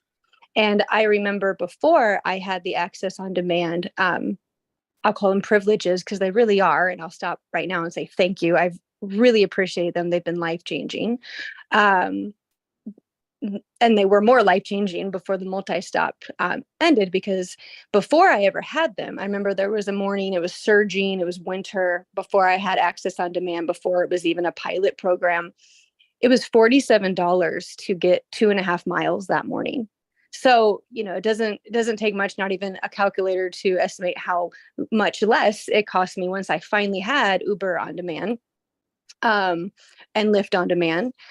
But then the multi-stops ended. And with my 2-year-old and his car seat, I got put to the curb with him to then wait and possibly be late for my job. And I'm going to keep these comments brief. I'm going to end on what that makes me feel like. And I think I'm echoing what it makes a lot of blind Coloradans feel like at this time. It feels dehumanizing. I feel like a child waiting on the curb, not just with my son's bag and his car seat, which yes goes into the daycare, but I have my work bags too. I mean, frankly, I have places to go. I have things to do. And I'm from Nebraska, and I was just recently bragging to a friend of mine who's blind and about how great the access on demand with Uber and Lyft program is in Colorado. And I can't do that anymore. And I would really, really like to do that again. And I can say I'm here. I'd like to partner. I'd like to help in any way I can to improve that. It's not a competition. I'd really like us all to work together. Thank you. Thank you very much for your comments. Mr. Kroll, am I correct? Yes, Mr. Kroll, please go ahead. Yes, we do have one more speaker who raised their hand during the last speaker's comments. Okay, thank you. I see that is Kat Hanks. Please go ahead and unmute yourself, Kat Hanks, and you are recognized. Okay, sorry about that. I was having a little trouble technically there. My name is Kat Hanks, and I'm going to be speaking about access on demand. I didn't ever use the multiple stop thing with Uber. However, I know a lot of people have really appreciated it. Second of all, I really wanted to say thank you very much for access on demand and how much money it has saved me. The $25 per trip has really been very life-changing that way. And so, especially getting home from work, that's a lot of money that I've saved over the last couple years. So thank you very much for that, or 3 years now. I really do appreciate that. I just hope that the multiple stops will come back so that it'll be easier to go to the post office and to go home or whatever, or to the drugstore or grocery store. It'd be very helpful for everyone who needs to use that. So thank you very much for access on demand and what it has helped. And thank you for your time. Thank you very much for your time and for your comments. Mr. Kroll, are there any other speakers in the queue? There are no other speakers in the queue. Mr. Kroll, can you clarify whether we had received emailed comments for today's meeting? Yes, Mr. Chair, we received about 22 emails and/or letters submitted by various individuals and groups. Those were transmitted to the board prior to the meeting. A bulk of those were transmitted on Monday afternoon, and then 2 additional letters were transmitted by email this afternoon. Those will also be included in the official record for the meeting minutes of today's meeting. Thank you, Board Office Executive Manager Kroll, for that. And we thank all of the public for your participation, both here in person, online, virtually. It's the benefit of a hybrid option, as well as submitting written comments to the Board of Directors. We thank you for that engagement. Seeing no other participants in the queue, we will close the public participation period at this time. I'll just go ahead and note that we will take a brief break after external entities reports. So I would like to move to our external entities reports, and prior to the audit committee report and our internal reports, we will take a brief break for restroom. However, we'll go through these 2 external entity reports. Our first is from the Citizens Advisory Committee, or CAC. We are joined by Mr. John Fusa and Ms. Bryn Grunwald. Please present your report. Thank you, Chair Davidson. For the CAC tonight, I'm John Fusa. one of the co-chairs of the CAC for 2024. My fellow co-chair, Bryn Grunwald, was attending the meeting earlier but had to depart due to the lateness of the hour, so I'll do the update. So first of all, thank you, board chair and board members, for the opportunity to do a Citizens Advisory Committee update. As I indicated, the co-chairs for the CAC this year are Bryn Grunwald and me. This is our first report out for 2024. I do want to advise the board and thank Chair Davidson and General Manager Johnson. Bryn Grunwald and I met with both on February 22nd to discuss the upcoming year for the CAC, our concerns and activities. It was a positive, productive meeting. We got good feedback from Chair Davidson and GM Johnson, and we want to thank both of you as well as office manager Jack Kroll for that meeting. In terms of major 2024 activities for the CAC, this promises to be, I think, a busy year for the CAC, and I'm sure for the board, and eventful all the way around. We will be working on and finalizing the CAC 2024 work plan. Those discussions and work have been underway. We hope to finalize that in April, and then report that out and share that as a communication with the board. We've also been working on a draft CAC charter, which again, we hope to finalize in April. We're also having discussion and working towards providing the board with CAC comments on revenue diversification, an important topic for the organization and the services you deliver. And then, of course, we're monitoring with help from RTD staff and consultants, the state legislative session, which has been jam-packed. And to the degree there are bills that concern RTD or involve and affect RTD, we do plan to provide some review and comment to the board so you get a public perspective filtered through the CAC. In terms of the work plan for this year, we'll be back to you with a further update, but we're attempting to align the CAC work plans to some degree with the board committee work plans, which we know you've been working on, and seeking a balance of issues that are customer facing, perhaps those that are more policy oriented, with some that are more technically oriented to the degree the organization wants our input. But we're also monitoring the state legislative session and do plan to provide comments on appropriate topics and bills. With regard to revenue diversification, we'll be back to you with our comments and recommendations in April, but we've had good review and discussion and have some draft comments. I'm going to go through this list with the of some of the comments from the CAC. It's in draft, unprioritized, but ones that we think will likely come to you in our formal communication in April. So in terms of revenue diversification, the CAC is concerned about and supportive of RTD debrucing under Tabor. We think it's important to do that. Perhaps that's number one if we had to prioritize. We also think it's important that RTD seek and negotiate or attempt to negotiate an annual contribution from the state to the district for operations and services, particularly if there's a bill that seeks reorganization or revision of RTD governance and the state seeks to insert itself with a bigger role in the district and the organization and the board. Number three, the CAC has a draft comment that RTD should evaluate and consider the limit and extent of its boundaries and consider rationalizing those boundaries, revising and rationalizing those boundaries to promote service efficiency, reduce cost, and perhaps focus more in those areas where there's existing infrastructure for service and population densities and economic activity level support are really supportive of transit. Those tend to be in the core, as you know. Number four, promote partnerships for non-core services and seek public sector partners to fund or run services in outlying lower density, lower ridership areas of the district.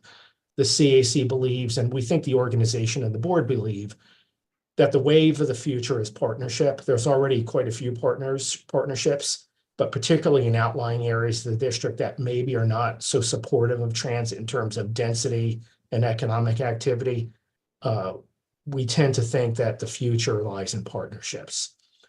The CAC also has a draft comment to consider and advocate for a value capture program that would generate additional revenue to RTD in higher density corridors, transit corridors, where the RTD service adds value through economic activity, sales tax revenue, and property tax increases, perhaps modeled on a TIF program. And then in the long term, the CAC has discussed, and I think you'll hear a comment or recommendation from us, that it's important to think longer term and plan for the future, including at the appropriate point, perhaps a ballot question on increasing the RTD sales tax or an equivalent mechanism that would provide additional funding to the district to fully implement Reimagine RTD, fast tracks, and other service improvements. And we know that's a longer run conversation and issue, but the RTD thinks that the CAC thinks that that's important to flag. And we know the organization and the board are considering that issue. Finally, the CAC will review and likely provide comments to the board in an attempt to be helpful and provide a public perspective filtered through the group about any RTD governance bill that may drop and may affect the board and the organization. We have not yet done that. We await that if it does drop, but we would intend to provide comments in an attempt to be supportive and helpful to the board and the organization. Mr. Chair, that concludes my report. Thank you for the time and opportunity. Thank you, Mr. Fusa. We appreciate the report and bringing voice from your group here to the board. Our next report is from Ms. Julie Jennings. She will present a combined report for both. I'm sorry, yeah, we can call in questions for our external entities. Director Ruscia, you are recognized. Thank you, Mr. Chair. I was just wondering, as it relates to service changes, if the CAC is consulted or if there is dialogue either before or after those come before the board. We can take that as follow-up, to follow up after the meeting, unless Mr. Fusa, you would like to comment on that. Thank you for the question. So the CAC, we do occasionally, not as a regular matter, but as an occasional matter, review those 3 times yearly service changes by RTD and have the ability to provide comments. The board has typically not asked us for comments since those are mostly a matter of kind of routine operations. But if the board would like us to review and provide comments on a more regular basis, we're certainly able and willing to do so. Thank you. If I may, Mr. Chair. Please go ahead. Thank you, sir. This director would absolutely appreciate those comments, whether if it's by the CAC as a whole or individually. And I would also say the same to our accessibility and advisory committees as well. I think that you guys do excellent work. You're the salt of the earth, and we need to make sure that those lines of communication are open. Some of our changes are routine.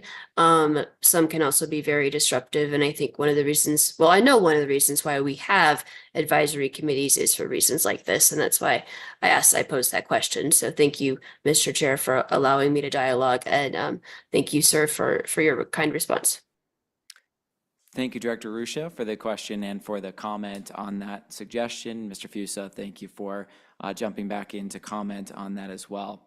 Our next report, we are going to move to Ms. Julie Jennings, who will present a combined report for the Access-a-Ride Paratransit Advisory Committee, or APAC, and the Advisory Committee for People with Disabilities, or ACPD. Ms. Jennings, please begin when you are ready.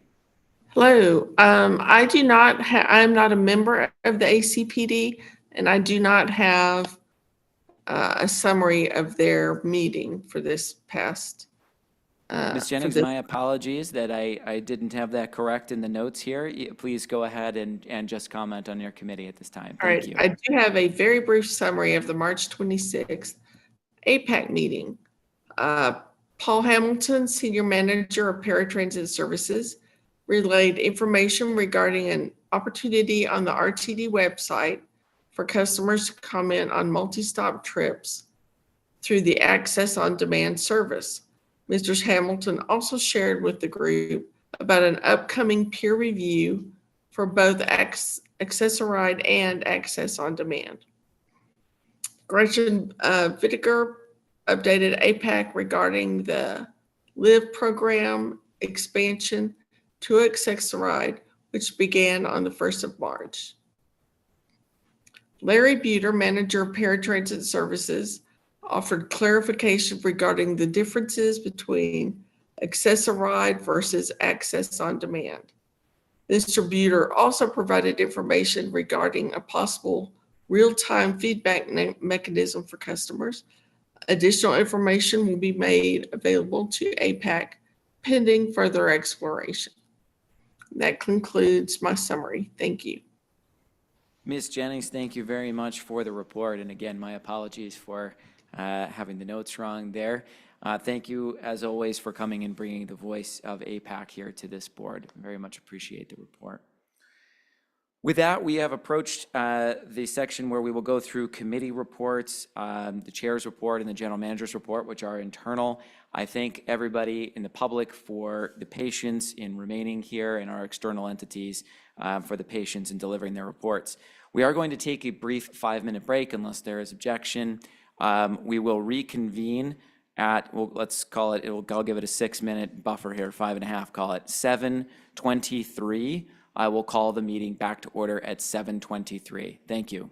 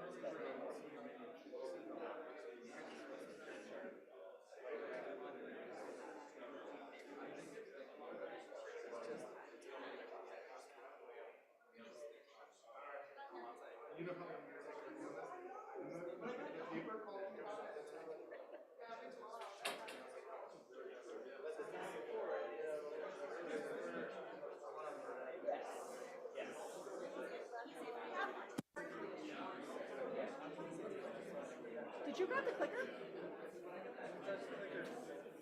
Who the fuck touched the clicker? No.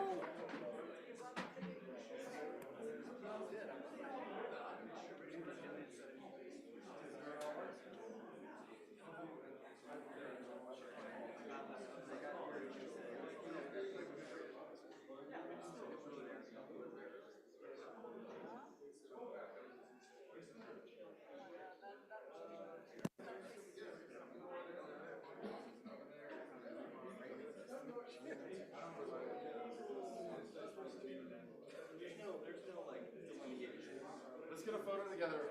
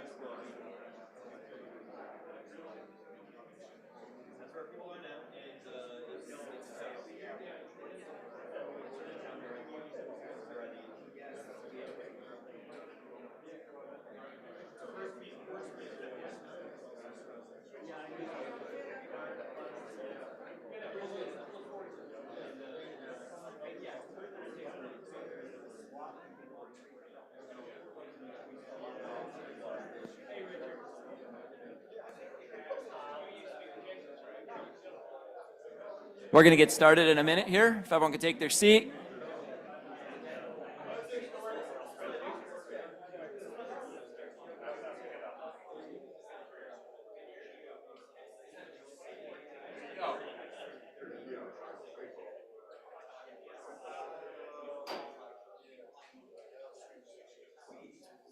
If everyone could please take their seat, we're going to get started in a moment. Let's hold for one more moment while we regather directors.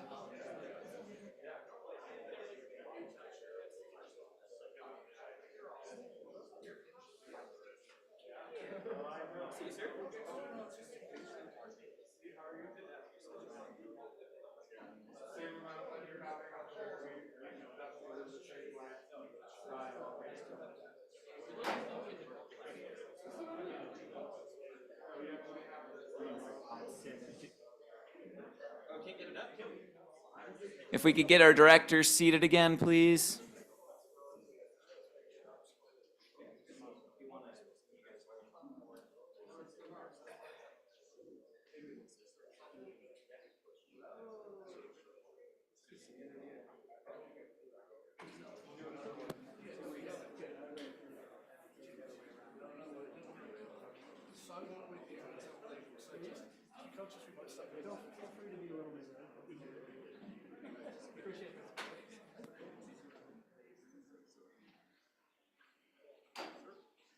All right, we will resume. If we could please restart the recording. This is Chair Eric Davidson of the RTD Board. I am calling the meeting back to order as of 4:24 p.m. Mountain Daylight Time. We are now going to move to our internal reports, starting with the Audit Committee report. Committee Chair Deschel, do you have anything you would like to report? The Audit Committee will be meeting on April 11th at 11 a.m. as opposed to our normally scheduled 10 a.m. Thank you. Thank you, Committee Chair Deschel. We'll now move to the Finance and Planning Committee report. Committee Chair Tisdale, do you have anything you would like to report?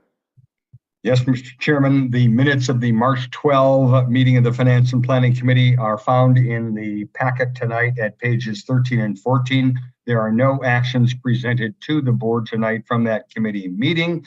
And this will also verify that we have a very interesting meeting that will be coming up on April 16 this next month. Thank you, Mr. Chairman. That's all. Thank you, Committee Chair Tisdale. Next, we'll move to the Operations and Safety Committee report. Committee Chair Whitmore, do you have anything you would like to report? Yes, briefly, Mr. Chair, a bulk of our action items are on the agenda tonight. And as Chair Tisdale said, the minutes of our meeting are certainly included. Just wanted to make two notes. We did pass an amended work plan at the last committee meeting that included the Writer's Bill of Rights as a topic for discussion later this year. And also, we have suggested to the exec committee to change the name of the committee to Operations, Safety, and Security. And that's under consideration soon by the executive committee. That's all I have for this evening, sir. Thank you, Committee Chair Whitmore, for your report. Next, the Performance Committee report. Committee Chair Catlin, do you have anything you would like to report? Yes, we met on March 18th to revise the work plan for the committee, and it's a much more robust schedule and work plan than has been experienced by this agency previously. We've really expanded some of the work activities of that committee. We will meet once again on April 1st, and that agenda is comprised mostly of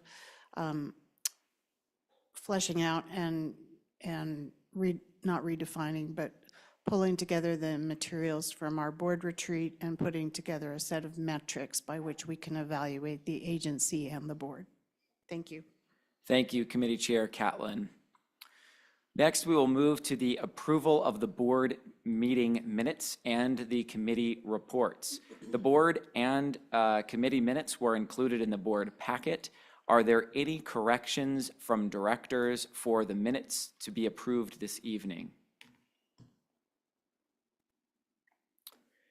All right, seeing none, unless there is an objection to considering the minutes all at the same time, may I please have a motion to approve the minutes for the following meetings: February 27th, 2024 board meeting, March 4th, 2024 Performance Committee, March 12th, 2024 Finance and Planning Committee, March 13th, 2024 Operations and Safety Committee, and March 21st, 2024 Executive Committee.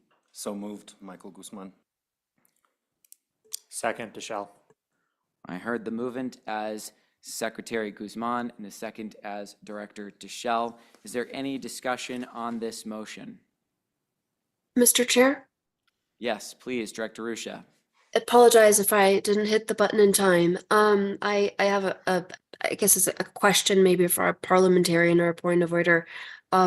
When we have a meeting minute, or excuse me, when we have a meeting and we have attachments like part of our meeting packet, and those were not included because, you know, we weren't able to publish that in time, is that a correction that we make right now during meeting minutes as a note to include it in the record? Or is that separate? I hope my question makes sense. We have had a couple of meetings with handouts, and I know per OML, we do need to record those. And I wasn't sure if it was appropriate to bring that up now, or if we even reflect in the meeting minutes any additional attachments. Thank you, Director Rusha. I do see the hand raised of our board office executive manager, Mr. Kroll, so I'd like to recognize Mr. Kroll at this time. Yes, thank you, Chair Davidson. It is our practice to include the letters and additional attachments as part of the official transcript of the meeting, as opposed to specifically in the minutes. Director Rusha, does that answer your question? I think so. And just for my edification, that also includes not just public comment, but any other attachments that the board might have in front of them. We also put that in the board packet when it's published, or maybe I should say an updated or corrected board packet. Thank you, Director Rusha. Mr. Kroll, please. We wouldn't republish the packet. No, we would include those in the transcript of the meeting. Thank you, Mr. Kroll. So Mr. Kroll had stated those will be in the transcript of the meeting as opposed to republishing the packet. Director Rusha, does that address your question? Yes, just as long as we're being transparent, and I appreciate the answer to the question and for allowing me to ask it. Thank you so much. Thank you, Director Rusha. Any further discussion on the motion for the approval of the minutes? Seeing no further discussion, I'll now call, are there any no votes on this action? Seeing none, the motion will pass with 15 aye votes, 0 no, and 0 abstention. We'll now move to the chair's report. In the interest of time, we do have quite a bit on the agenda this evening. I will be brief with my update and highlight just a few things. A large portion of my focus over this past month has been taking many meetings with legislators and regional stakeholders with interests in transit throughout the region. Largely, as per our discussions at the board retreat, I have been taking the opportunity to share information about RTD, highlighting some of the types of things that I have been sharing with our community and with its policymakers include the upcoming loss of the agency's Tabor exemption on our base system, which, as we have discussed, at the end of this year will subject approximately $633 million of RTD's revenues to Tabor. While estimates can be difficult to pin down, I have shared with legislators that this could result in as much as $40 to $70 million a year being at risk to RTD. I have also had an opportunity to share the near-term financial stability of this agency, share the exceptional nature of that, pointing out that this agency is not in immediate shortfall of revenues, as is different than many of our peer agencies around the country. Just recently, for those of you that may be following the news on these types of matters, SEPTA in Philadelphia, who was facing a substantial shortfall and running the risk of reducing service and also increasing fares, just received $300 million a year from their state legislature. I should clarify that's not all for SEPTA, that is for Pennsylvania transportation in general. So we've had a chance to share that we are in a great situation of not needing that type of money right now. However, sharing that there is not a lot of slack in the system financially, and therefore highlighting the importance of the region focusing on the potential impacts Tabor could have to this agency. Additionally, taking the opportunity to share that in the long term, we do forecast revenue shortfalls. This is largely due by our forecasted growth of expenses outpacing the forecasted growth of revenues. This has been an important thing to highlight for folks in our region because the time to make investments when you face long-term shortfalls is the closer you are to the stability position, because of course investments now can compound to great success later. Likewise, ignoring the problem can compound to dramatic shortfalls in the future. I have also had a chance to share some of the successes this agency has been able to pursue in light of our financial stability, such as, and perhaps most notably, the cutting and simplifying of fares for the first time in agency history without raising taxes. Additionally, the success in piloting our Zero Fare for Youth program on a year-long basis, for which we did get to see the testimony of Denver Public Schools share that this has improved truancy rates. Sharing that advocating as per the position of this board that we would like to see funding to maintain the Zero Fare for Youth program, as well as our Zero Fare for Better Air program, which were slated to be part of Senate Bill 32. And I have also had an opportunity to share the stresses and challenges the agency continues to face, perhaps most notably our workforce challenge and how that ties into the importance of maintaining and improving the personal security and personal safety of our employees who are delivering service at the front line, as well as maintaining a focus on the personal security and safety of our riders on the system.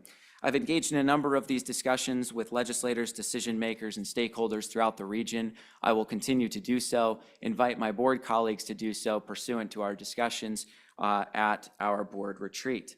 Additionally, I just wanted to highlight that on March 19th, General Manager and CEO Johnson and I transmitted a joint letter to the Front Range Passenger Rail District's Board Chair Nevitt and General Manager Carsian. We took the opportunity in this letter to thank General Manager Karsian for presenting to the RTD Board on February 27th. We took this opportunity to reinforce our commitment to work collaboratively with the Front Range Passenger Rail District in pursuit of our mutual goals.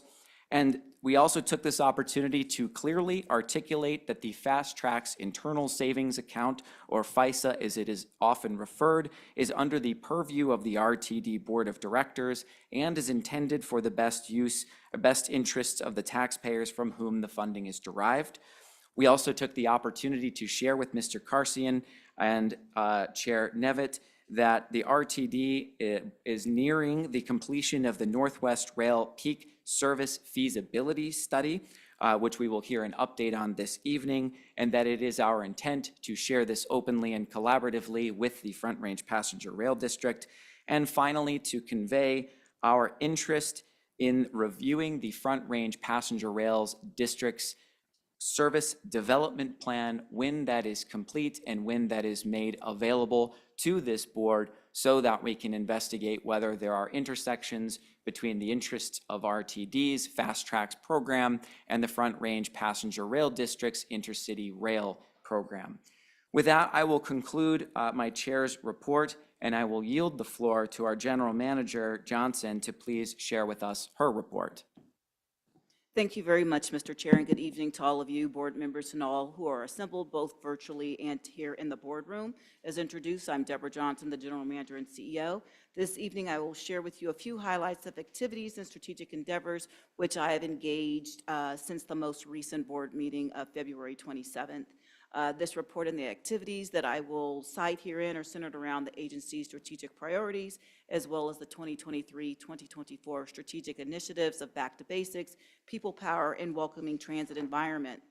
Regarding community value, I will share an overview of meetings and events in which I've engaged, including RTD's participation in a Littleton City Council study session, an event hosted by the Colorado chapter of the Conference of Minority Transportation Officials, my participation in activities in Washington, D.C., including a policy symposium hosted by WTS International, or the Women's Transportation Seminar, and a delegation of elected officials from the Northwest region of this metro area.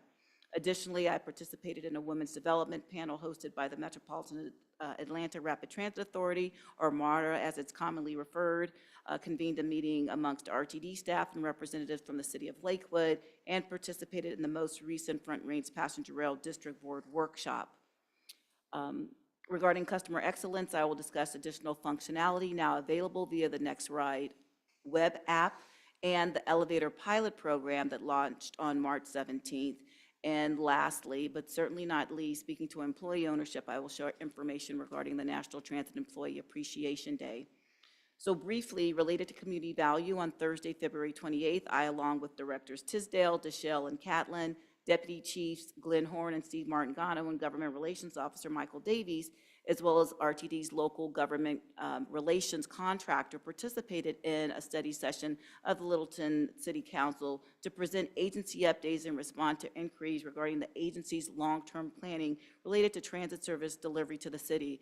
I would say that it was a most engaged discussion. We walked away with a better understanding of how we could collaborate and basically all the opportunities that lie ahead for both that municipality as well as with the Regional Transportation District. Later that day, I attended and served as one of several speakers at an event hosted by the Colorado chapter of Conference of Minority Transportation Officials, better known as COMTO. For your edification, COMTO is a 53-year-old multimodal advocacy organization for minority professionals and businesses in the transportation industry that strives to ensure opportunities and maximum participation.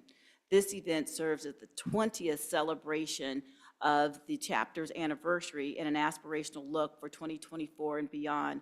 I serve as an advisory to the COMTO Colorado chapter's board of directors. The COMTO International President and CEO, April Ray, was in attendance along with other Denver metro area leaders that participated in the event, including Amy Ford from the Denver's Department of Transportation and Infrastructure, Denver International Airport CEO Phil Washington, and former Mayor Michael Hancock of the City and County of Denver.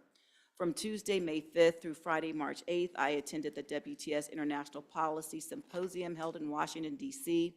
WTS International gathers public, private, and nonprofit leaders to discuss key decisions in transportation policymaking affecting gender, equity, workforce development, and community engagement.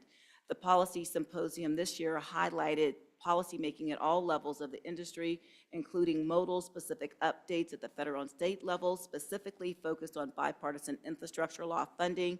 We saw the likes of the FRA administrator and acting FTA administrator, as well as the NHTSA administrator and Federal Motor Carrier Safety Administration.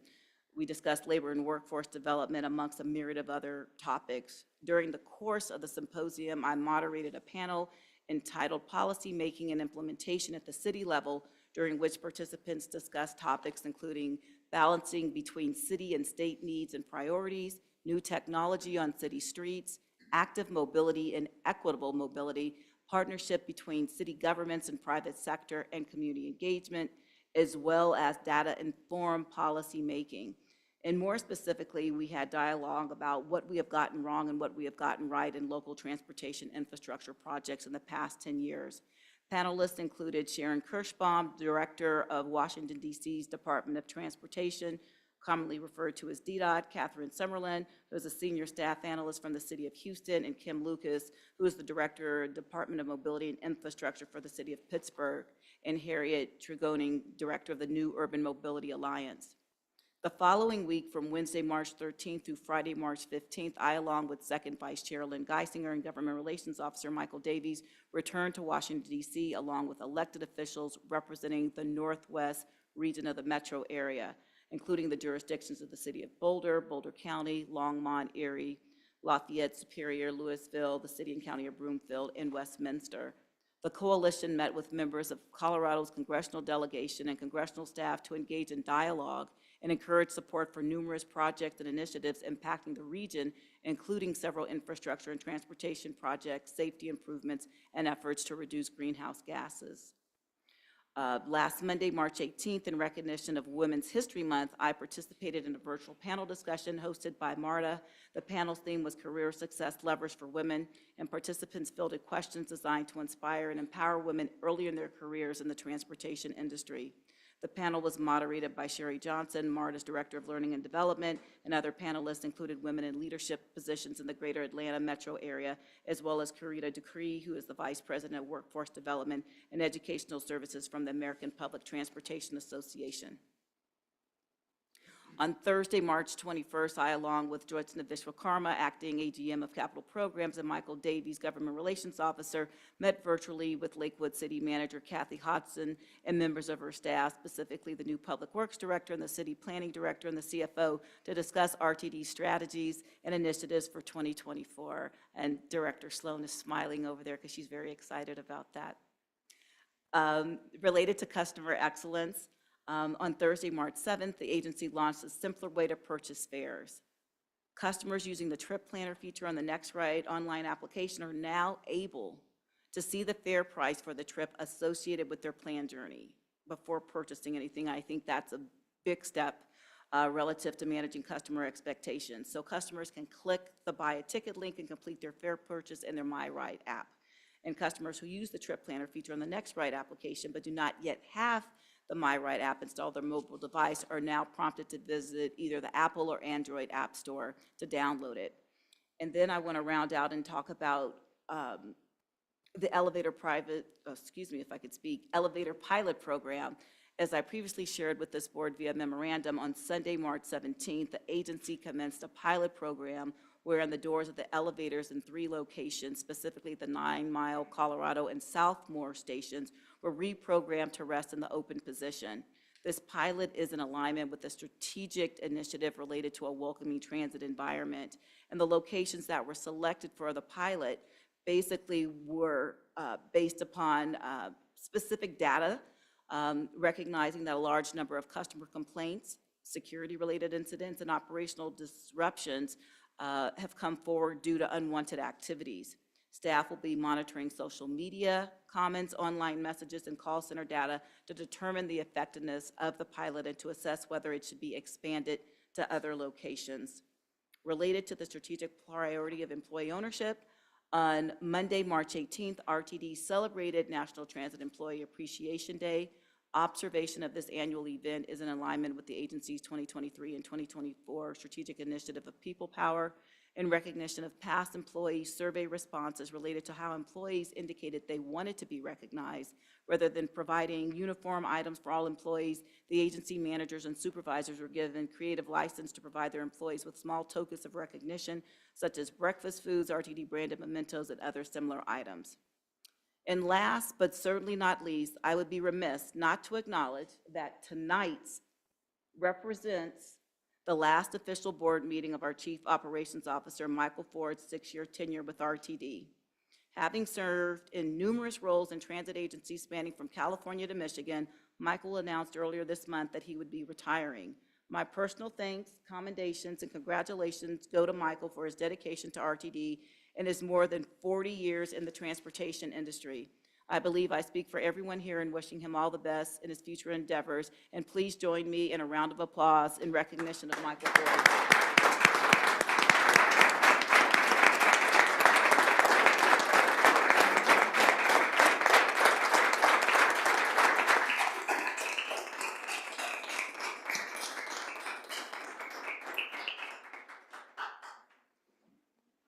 Mr. Ford, do you have anything to say besides deuces, see ya? I'll be very brief, but thank you very much. And I just want to thank you, Deborah, for your leadership and direction. And I also want to thank my leadership group. Appreciate everything you guys do every single day. And I will miss you. And I want to thank Lance, too, for the partnerships and the relationships we've been able to cultivate to get things done. So thank you very much, and deuces out. All right.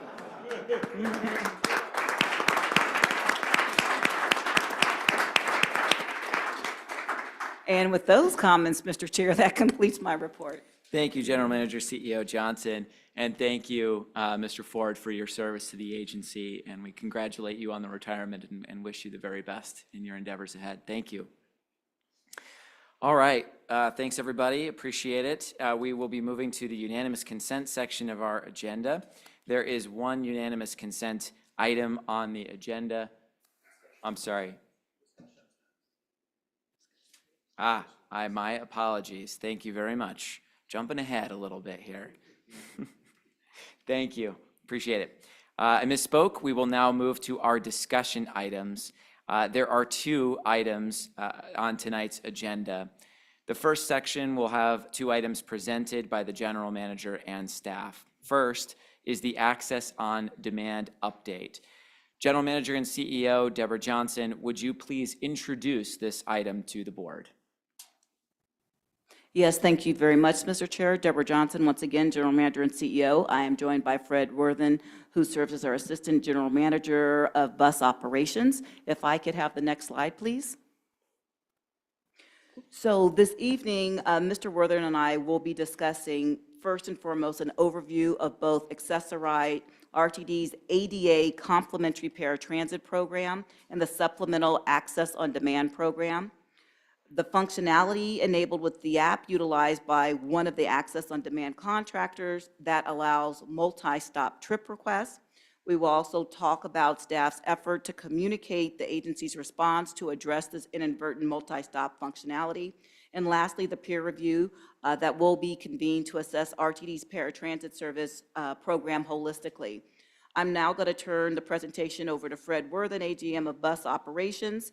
He will be covering the multi-stop app functionality as well as the program overview, and I will be covering the latter part of the presentation focused on the communication and outreach and the peer review. So with that, Mr. Worthen, I yield the floor to you. Thank you, General Manager and CEO Johnson. Good evening, honorable board members. I am Fred Worthen, Assistant General Manager of Bus Operations. As Ms. Johnson said, tonight we are here to provide an overview of the Access-a-Ride and Access on Demand programs.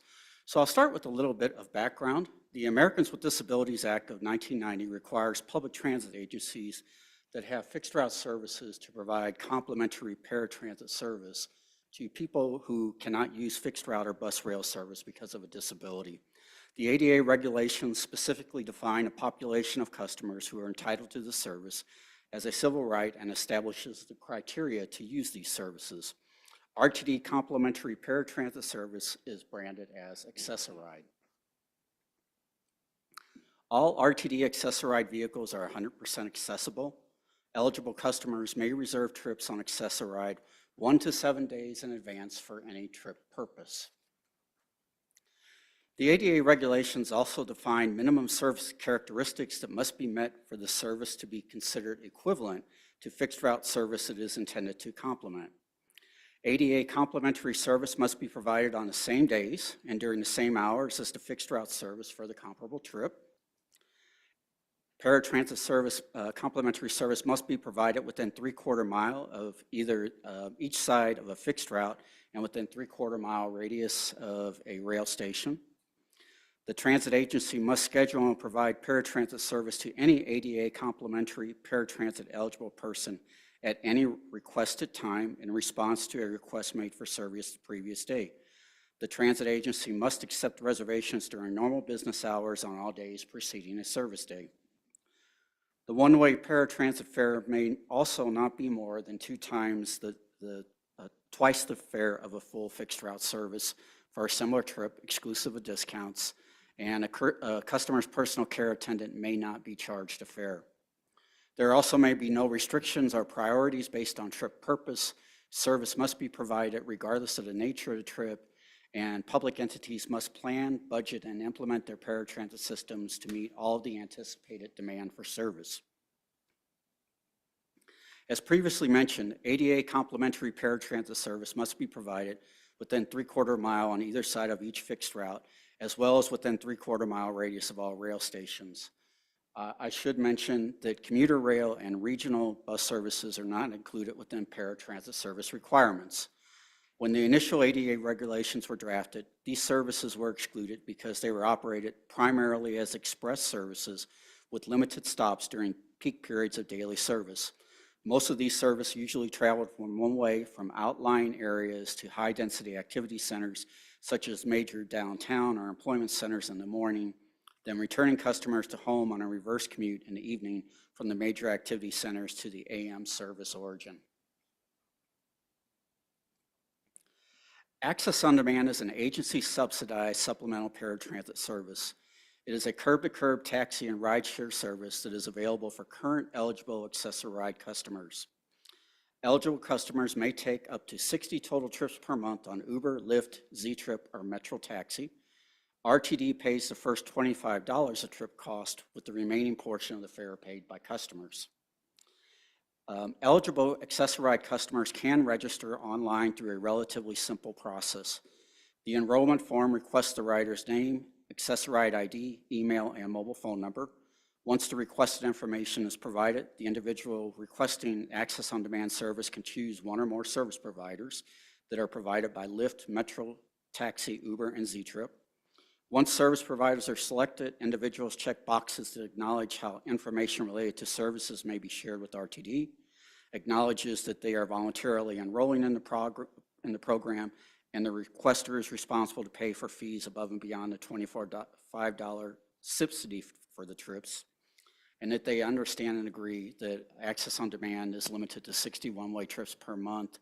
And additional information is also available on our website at rtd-denver.com with regard to the Access on Demand program.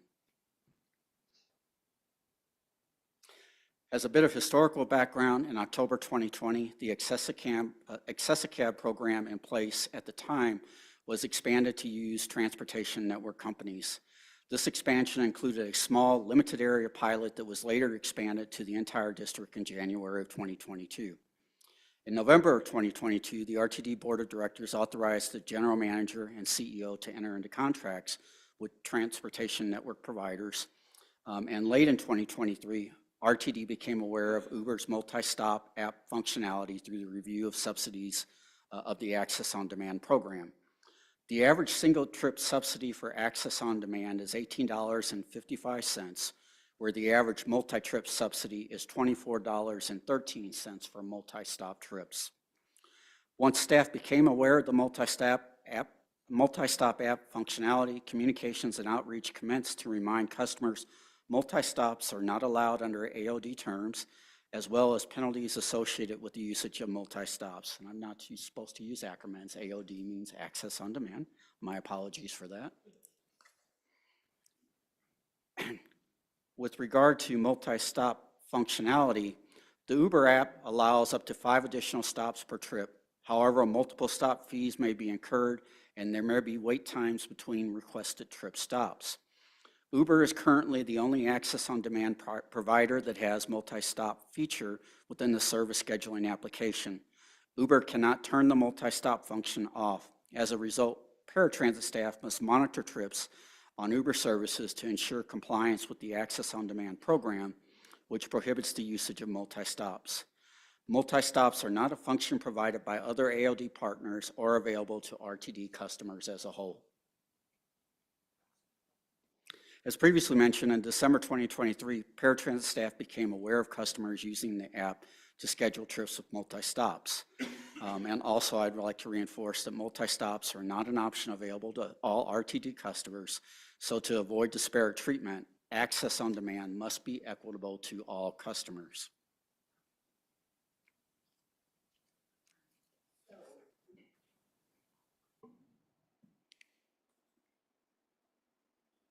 There we are. All right, so recognizing that during the joint meeting of RTD's 2 paratransit-related advisory committees, as you heard from our chair of our committee, in November of 2023, staff led a discussion regarding the Access on Demand program following a request from one of the committee members. Shortly after, as you heard from Mr. Worthen, in December of 2023, paratransit staff learned that the reservation app offered by Uber, one of the 4 Access on Demand contracted partners, offered Access on Demand customers the ability to request multi-stop trips. This functionality, as you just heard, is not available through the reservation applications utilized by the other 3 Access on Demand service providers. Moreover, multi-stop functionality is not available via any other transit service delivered by RTD, including Access-a-Ride, service utilizing RTD branded vehicles, as well as bus, rail, and flex ride service. Shortly after learning about this multi-stop functionality, and I note that on the slide here, the packet, it says multi-stop. It does not say multi-stop, it says multi-trip, but we're talking about multi-stop, so I wanted to acknowledge that error. Staff sent an email to customers noting that multi-stop trips are not included in the Access on Demand program parameters. And I also want to qualify that we sent email to customers that had registered email addresses with RTD, because I do recognize that some individuals have not received those emails. Several customers, many of whom have been accustomed to using this unintended feature, appeared during the February board meeting to request the continuation of this function. Oops. Quick. So in an effort to be highly communicative and transparent, on Wednesday, March 6th, I sent an email to all registered Access-a-Ride customers with a listed email address, apprising them that staff had become aware that the booking and reservation application utilized by one of the agency's Access on Demand partners allows individuals to request multi-stop trips when booking services, and that this multi-stop option, while certainly convenient, is not available to other RTD customers, including Access-a-Ride customers who utilizes the agency's accessible services provided through RTD branded paratransit vehicles. Included in that email was a link to a page on RTD's website created to garner feedback from impacted customers. To date, more than 60 individuals have provided responses via an online form on the webpage, and others still responded directly to the email. These responses will continue to be monitored and reviewed by staff. Additionally, earlier today, a subsequent communique was sent to the individuals who responded, letting them know that their feedback is vitally important to the Access on Demand program. Further, the communique provided additional instructions for individuals to solicit specific questions about Access on Demand program or general comments or questions regarding RTD services in general. Going forward, staff will provide updates regarding this matter to the Paratransit Advisory Committee as well as to the ACPD Committee. And let me be clear, in light of the comments we heard tonight, whatever whichever other options people would like us to venture into, we're more than amenable to doing so. We were using these conduits, recognizing that this was a targeted demographic relative to the ridership for those services that we just outlined for the ADA complimentary paratransit service, as well as the supplemental service we've coined as Access on Demand. So in the March 6th email to Access-a-Ride customers, and I also shared this with all of you, I commissioned a peer review of RTD's paratransit service delivery to be conducted by industry subject matter experts. During the course of the review, the subject matter expert panel will examine and review the overall Access-a-Ride program, as well as the Access on Demand program specifically, to better understand the strengths, the opportunities, and potential improvement areas for the agency's complementary paratransit service delivery. The peer review will launch in April of 2024 with a site visit scheduled in May of 2024. The panel will provide recommendations once that assessment is completed, following which staff will review the recommendations and assess next steps. And I, of course, will keep the board apprised throughout. So with that, Mr. Chair, that concludes our presentation. Thank you very much, General Manager CEO Johnson and Mr. Worthen, for the presentation. We'll now open up for discussion and questions from directors. I first see Director Lewis, please. Yes, I just had a question. On the March 6th, did you mention the peer review in that particular email? May I? Mr. Chair, yes, if I please. may? Please. Yes, I did. Okay. The other question I had, I know the APTA was going to try to start this in April. Did they kind of give you an indication how long this would take so we can give people kind of like a ballpark idea when this is going to be completed? So if I may, Mr. Chair, I'd like to take this opportunity to provide context. So the American Public Transportation Association is comprised of a myriad of members, most of them being transit agencies for the most part, recognizing that one of the benefits of being an APTA member is leveraging peer reviews. Peer reviews are basically comprised of individuals like myself and members of my team. So recognizing we put forward a request, these are volunteers that take part in assessing certain areas in which they have a subject matter expertise. With that as a backdrop, recognizing that we are providing information to panelists that we have identified to participate, we expect them to be doing a lot of the work virtually. We have a meeting just next week with the Chief Operations Officer at APTA as he is serving as the facilitator for this group. We will have a better understanding of what it will entail as they look at our scope. But for all intents and purposes, once we convene the group and they do their assessments, it could be anywhere from, a couple of weeks when they're looking at information, but when they come on site, they generally will be interviewing, going out on rides and things of the like, and we could expect to have a report contingent upon their availability probably within a few short weeks. So I provide that context to say I would expect something by, late May. Thank you, Director Lewis. Thank you, General Manager CEO Johnson. I'll next go to Director Deschel. Thank you, Director Davidson, and thank you, General Manager and Fred Worthen, AGM Fred Worthen, for the great presentation. I just wanted to really put a fine point on it. I heard two different objections to sort of the multi-trip. One is the concern around a disparate treatment between those who are able to use Access on Demand and Access-a-Ride and those who are only able to use Access-a-Ride. And I think that is a really valid, we need to put a lot of attention there. The other concern I heard was that one of our private contractors can do something and the other three can't do something. And that objection is one that I have a little bit of pushback on and trouble with, because my understanding is the entire reason we outsource to the private sector is for them to innovate and be able to perform or outperform each other, similar to when there were a choice of airlines, right? And the airlines were able to compete on the service they provided as opposed to the price, right? And so from my perspective, the pushback on, we want to make sure that this service we're providing to people, we're not creating two different classes of folks, is really important. The pushback on, well, one of our private sector people can and the other three can't, I'd like to understand if there's a bit more there or there, and encourage us to focus on one justification over both, or better understand why we would outsource, if not to allow the private sector to compete with one another to provide better services. General Manager and CEO Johnson, would you like to comment on that? Yes, thank you very much, Mr. Chair and Director Deschel, for the question. So I will provide some context and then give my opinion, and that's my opinion relative to what we're doing here. So recognizing that we provide paratransit services to comply with the American with Disabilities Act, this agency, prior to me getting here, wanted to expand that broader. And this is some uncharted territory. That's why I thought it was most important that we leverage a peer review once we discovered that Uber had this multi-functionality that the others did not.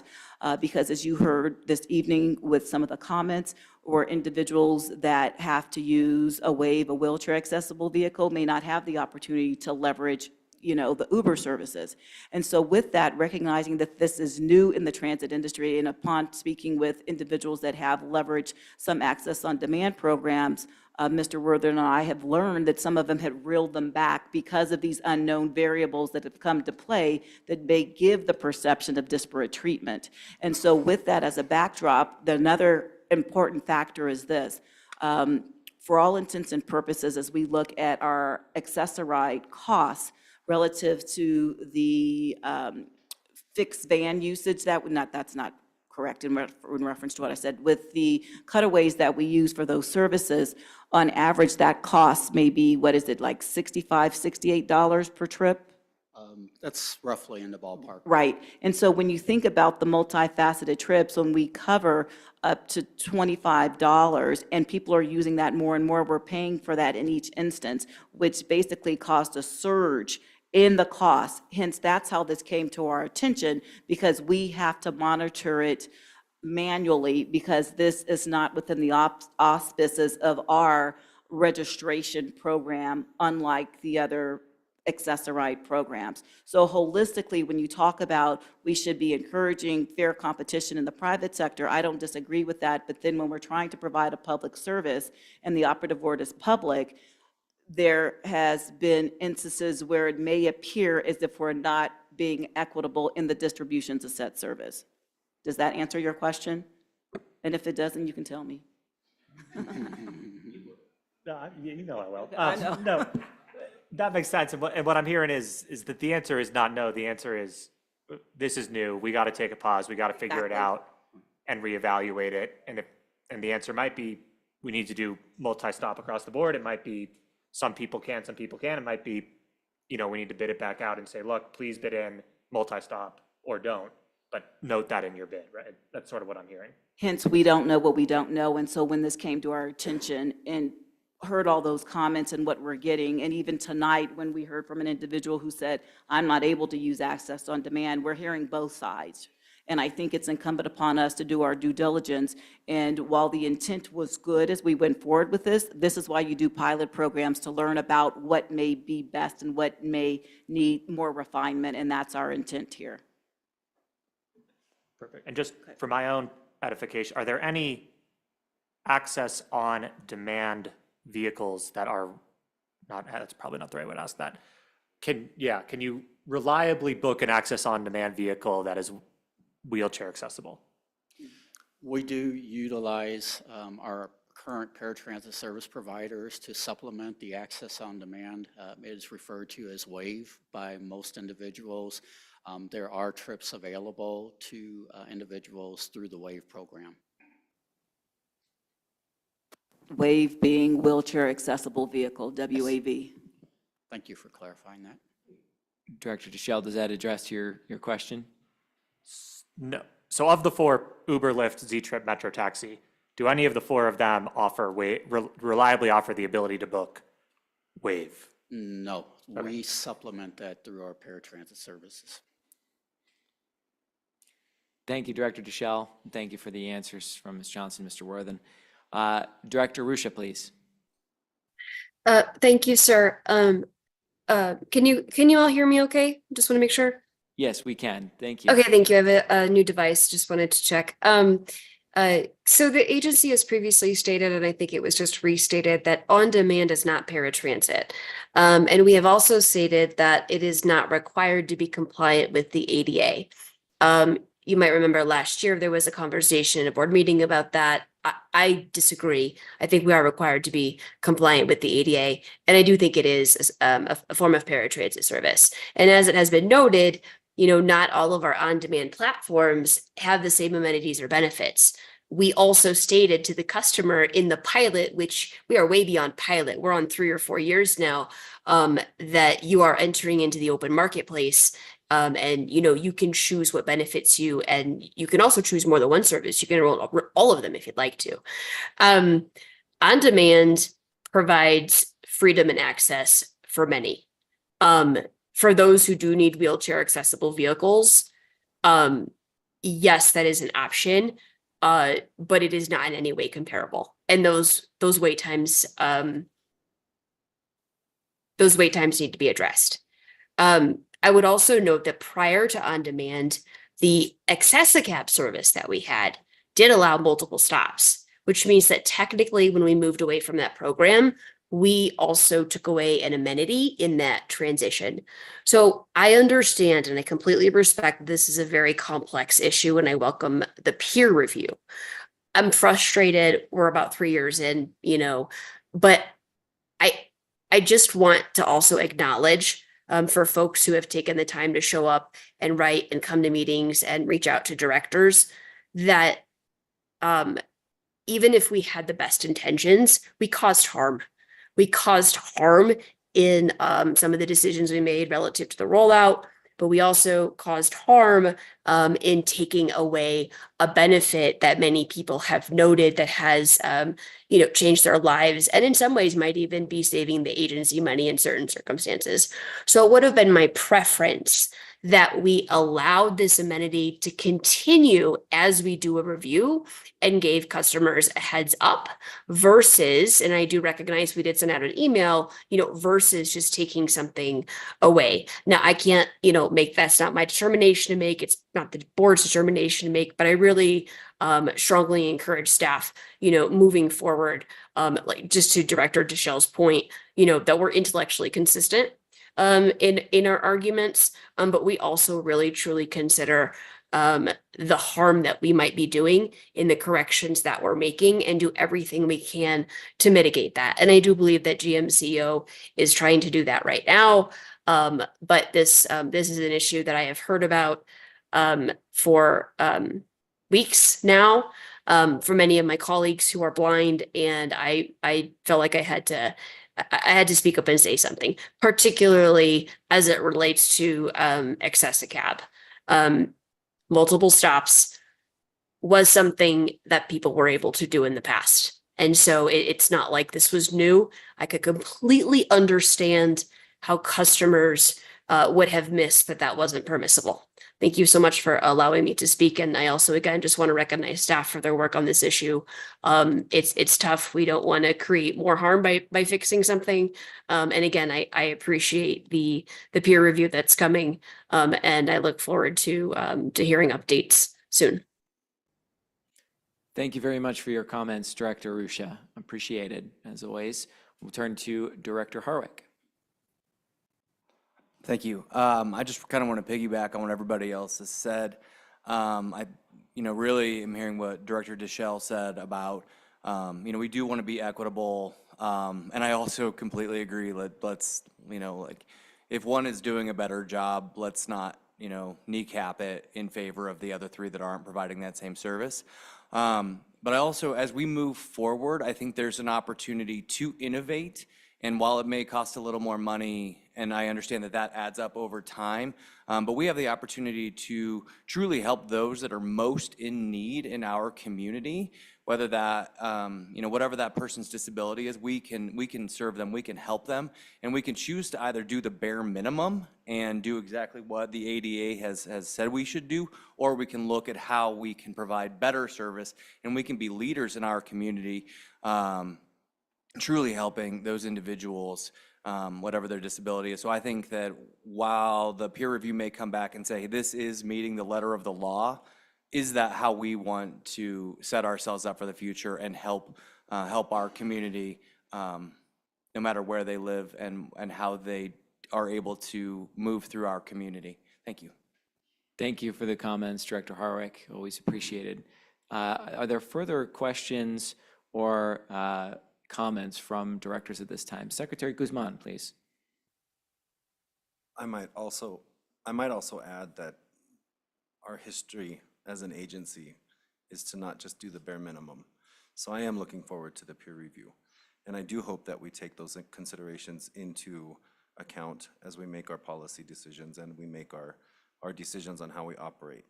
I do also realize there's a fiscal responsibility. And in everything that we've talked about as a board, we do have to take that into account. But to Director Harwick's point, I don't think any of our taxpayers would mind us helping the most vulnerable and ensuring that they have access to public transportation to get their needs met.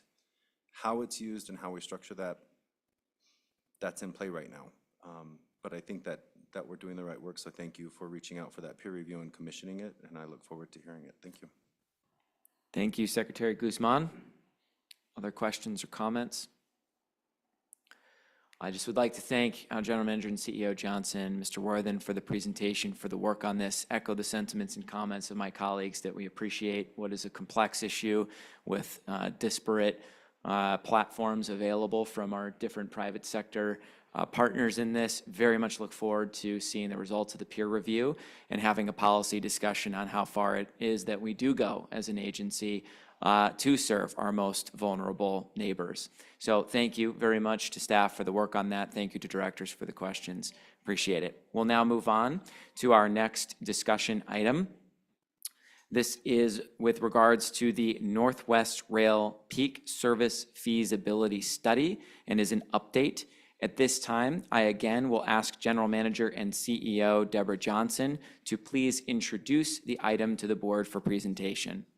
Yes, thank you very much, Mr. Chair. Deborah Johnson, General Manager and CEO. And we have this evening an update as relates to the progress we've made with the Northwest Rail Peak Service Feasibility Study.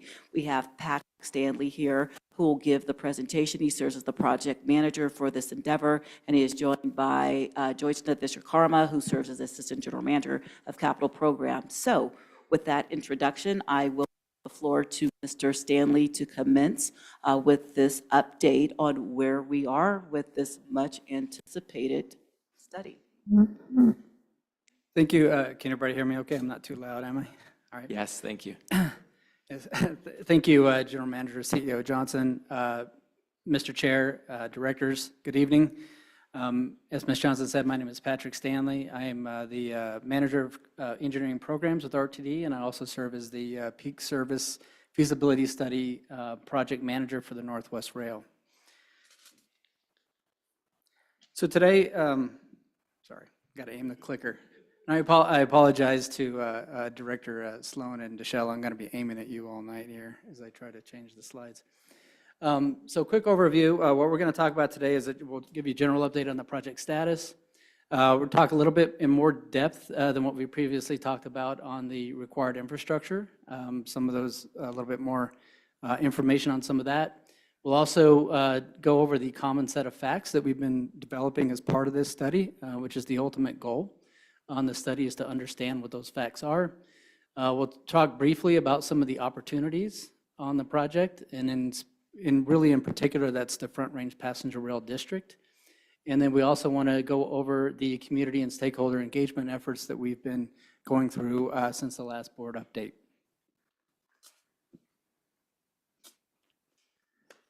Okay, so real quick on project status. Right now, HDR, which is our design consultant for the study working for RTD, they were currently really towards the tail end of milestone 3, which is really determining the base configuration. So this is really defining the core elements of what is needed to operate peak service on the corridor.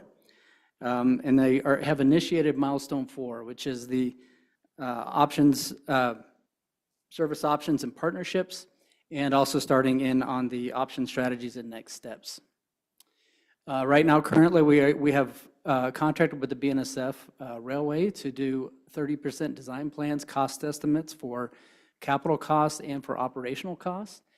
They have provided us a 20% design plan set, which we have provided comments on. We are awaiting the 20% cost estimates from the BNSF currently, and they are working towards the 30% design as we speak.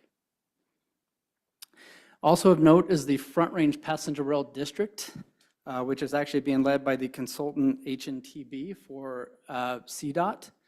And they're working on the service development plan, which is ongoing, a concurrent study that they are undertaking as part of the Front Range Passenger Rail District efforts. And then wanted to touch on the RTD and Front Range Passenger Rail District. We are currently identifying with the information that we have at hand, as we move through the study, any opportunities and efficiencies that may be there between RTD and Front Range Passenger Rail District. So touching on required infrastructure, we have 6 new stations. These stations will be just like, essentially the same as what you would see on, say, the A line. They're 400-foot-long platforms, high-level boarding, and that's an important piece that we want to touch on here in the next few slides. But essentially, it'll be very similar to what you've seen on the commuter rail stations that we currently have now. So canopies, a similar set of amenities that are equitable between each jurisdiction. What we have is we actually have a RTD commuter rail design template that we provided for. We're not necessarily going to design those fully out at this stage. It's pretty conceptual. But the agreement we'll have with the communities is that's going to be what a menu of sorts that they can pick from. We have 3 passenger or 3 freight sidings. These freight sidings essentially allow the railroad to pull over and get off of the tracks during peak period windows. So we have a morning peak window and we have an evening peak window. And essentially this allows them to, like I said, kind of move off the side of the road, so to speak, so that we can have operational priority during that peak period window so that we're not going to be behind a slow-moving freight train or anything like that. We have a total of about 7.2 miles of siding track that's needed in order to satisfy the BNSF requirements for us to operate on their corridor. We've worked pretty closely with the BNSF and the jurisdictions to make sure that we avoid traffic impacts, roadway blockages, that sort of thing for these locations of these sidings. Additionally, we have track improvements on the corridor in general. A lot of these are like curve adjustments on the track so that we can increase travel speed. We want to make sure that our service, if it were to come about, provides a competitive speed in order to get from between DUS and Longmont.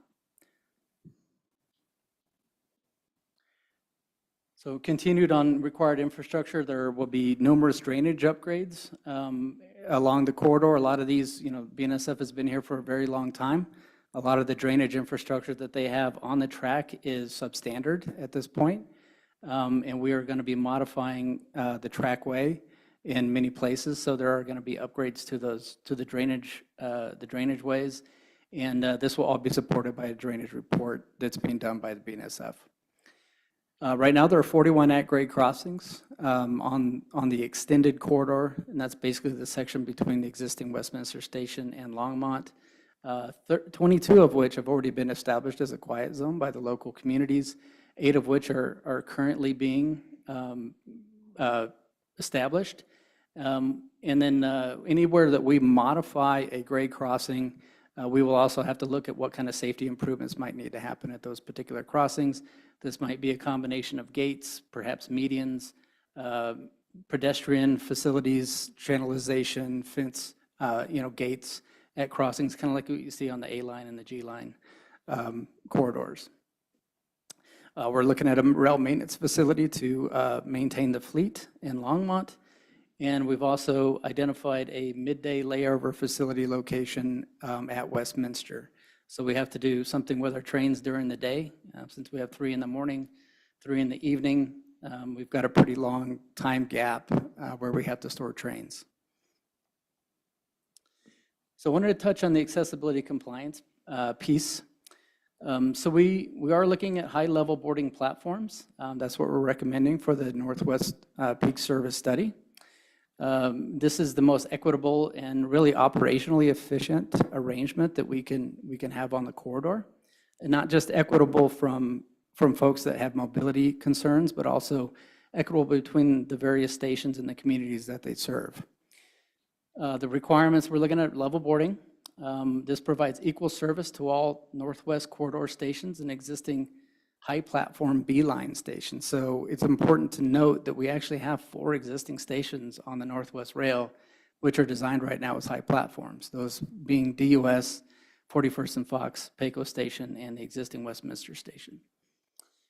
So the operating conditions associated with that, low-level platform at Denver Union Station. There is a low-level platform at Denver Union Station. Those are tracks 4 and 5, but those are currently used by Amtrak.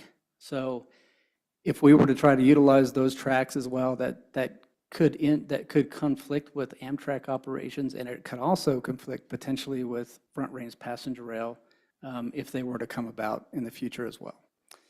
And then really, we want to make sure that the B-line currently right now can utilize the same track and platform at DUS as what the Northwest Rail would, since we're really looking at replacing those service runs from the B-line. So this slide talks a little bit about high-level trains and why we would recommend a high-level train. So high-level platforms, you end up with a high-level train. So it's important to know that low-floor trains can never serve high platforms because essentially you'd open the door and then there'd be kind of a wall in front of you. Many high blocks are really not acceptable to the Federal Transit Administration anymore. And in fact, Department of Transportation, which oversees the Federal Railroad Administration and the Federal Transit Administration, have essentially come out and said that, you know, it has to be operationally infeasible before you do a level boarding scenario. So this is the highest level of compliance that we can. And I should also note that cost is not sufficient reasoning for non-compliance of level boarding. Disadvantages of cars serving multiple platform heights. We went through this quite a bit, trying to look at potential options of vehicles. But essentially, if you try to mix and match platform heights and vehicles, you end up with scenarios where you're looking at operable lifts, platform gap fillers, bridge plates, etc. Each one of these have higher design, installation, and maintenance costs. There's also more potential for failure in those systems as well. We believe it's an inferior system. Again, it requires more effort, requires a lot more maintenance, and there potentially impacts if things don't work properly on the service, which affects our customers. Added overall dwell times. You can imagine if we have to deploy lifts or bridge plates, those require operators. They also require time to deploy. And again, there are maintenance issues. And there's a potential that you could trap patrons potentially. So if you can board at one of the level platforms right now, you can get on at any door, but you may not be able to get off at any door. And that would have to be well communicated for all of our customers if we were to try to do an intermixed high-level, low platform scenario. So real quick on the peak service feasibility study analysis, these are the things that we're considering and looking at as we move through the study. Initial level of service. This is basically what is peak service. It's the 3 trips in the morning from Longmont to Denver on the weekdays, and it's the 3 trips back in the evening from Denver to Longmont. So wanted to really kind of dig into that and look at what does that mean? What does that do for us as far as the requirements, and what do we need to think about and accommodate? So the operational requirements, what does that take to run those trains? Where do we store trains? How do we maintain those vehicles? Again, what is the platform configuration, siding tracks, those type of pieces that we need to take a look at. Obviously, we need to understand what the required infrastructure is.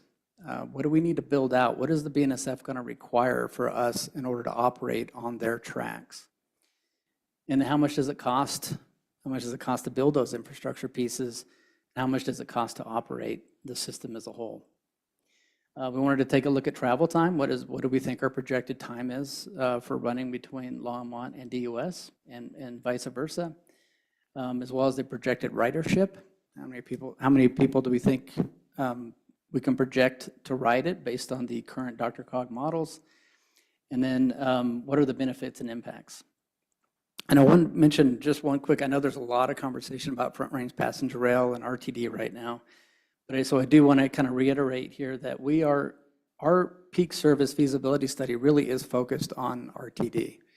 We need to understand what it would take for RTD to operate the Northwest Rail peak service. Now that being said, we're taking every opportunity we possibly can to coordinate with Front Range Passenger Rail District to look for some commonalities, look for win-win scenarios, and make sure that we are not designing in a way that precludes a potential partnership in the future. So looking at the common set of facts, one of the key pieces that we touched on already is the station accessibility compliance. What does that station configuration look like? And how much does that cost? What are the siding track implications and the high-level station implications? Track improvements and sidings, again, this goes to the BNSF infrastructure. What do we need to build out as far as the BNSF is concerned in order for them to allow us to operate peak service in our operational windows? Acquisition of the easement from the BNSF. So basically, when we operate in the BNSF, we have to, there's really kind of a real property component to the BNSF as well as track usage that we need to come in an agreement with the BNSF on what those costs are in order for us to function on their alignment. It is a private property, so there's a kind of a cost to us for us to use that. Operational cost, operating and maintaining trains and stations. So that's why we're looking at maintenance facilities and what it would take to provide the maintenance of those vehicles and the stations themselves. And then, of course, there's the train operations and maintenance components of the track. So right now, we don't know necessarily who the operator might be. It could be RTD. It could be BNSF. It could potentially be an approved third party. The dispatch is going to be by BNSF for their section of controlled track. The one thing that's unique to this particular corridor is we actually have another operator already on board, Denver Transit Operators. So there is a segment of track where they dispatch. And that's a similar scenario for the track maintenance as well. BNSF, we believe is most likely in our agreement going to be responsible for the maintenance away for the BNSF portion of the track. But the maintenance away for the segment that RTD owns, which is operated by DTO, would be by DTO. And then, of course, ridership projections as well. So some of the impacts and benefits, continuing on the common set of facts, environmental impacts, NEPA assessment factors. So I would like to reiterate, we are not in NEPA, which is the National Environmental Policy Act. But the information that we're getting out of our study is going to be linkage type documents. So we're going to be able to use those documents to bridge into a NEPA process if this were to move forward to the next phase. Environmental justice and equity. We are doing some preliminary equity Title VI analysis for the maintenance facility locations, as well as service changes potentially. But again, like to reiterate that those are preliminary because you can't actually finalize those documents until you are ready to do an actual service change and actually ready to acquire property. Land use impacts and transit-oriented development. Working with our stakeholders, we want to make sure that our stations are respectful of where they're going to be. We work with our stakeholders to make sure that they fit into the community properly, and that the community, we're trying to encourage them as best as possible to make sure that they consider land use planning in everything that they're doing around our stations as well to help support transit. I talked a little bit earlier, avoiding actions that preclude front range passenger rail requirements. Public stakeholder and identification of issues. We have done multiple outreach efforts with the community to try to understand what they're looking for and how peak service might serve their needs and what concerns they might have over peak service. And then touching on service characteristics, again, we talked about, what is the travel time? It needs to be competitive. And then required infrastructure, station parking and access, again, understanding what those components are and what the costs associated with those components is. So here's I want to touch a little bit on opportunities. This really touches a lot on the Front Range Passenger Rail and RTD conversations that are swirling around us. It seems like kind of all around us right now. Again, I want to say that we are working on our project, which is focused on Northwest Rail peak service feasibility. And they are working on their service development plan, which is really focused on Front Range Passenger Rail. So, but with that being said, realizing that we have two slightly different focuses between the two studies, there are some economies that we believe are possible. And while there's a lot of detail that needs to be worked out on each one of these things, these are kind of high level at this point, but we do think these might be opportunities that we can both tap into in order to make a potential partnership work if that's the direction that this goes. So probable joint operational efficiencies, you can imagine we could have the same operator, things of that nature. Potential synergies arising from common fleet type. We could be more strategic. We could be more efficient, and hopefully less expensive if we were to go in together to buy common fleet elements. As an example, we could be more competitive. Right now, we're looking at a pretty small fleet that would be needed to operate peak service, and frankly, we're not going to be super competitive given the fact that we're not buying a lot of train sets. Possible to share and reduce operations and maintenance costs. So we could potentially even, as an example, share a maintenance facility, maintenance personnel, maintenance equipment, as well as split the cost to run rail potentially on the BNSF corridor. Potential to share track improvement costs. So all the curve smoothing that we talked about earlier, which is to increase speed on the curves. Just the track improvements in general to make sure that it is in sufficient condition to run passenger rail.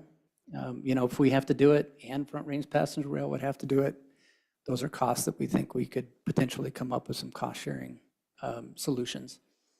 And then potential to share cost of safety systems and crossing upgrades. And the one that probably most of you have heard about is positive train control.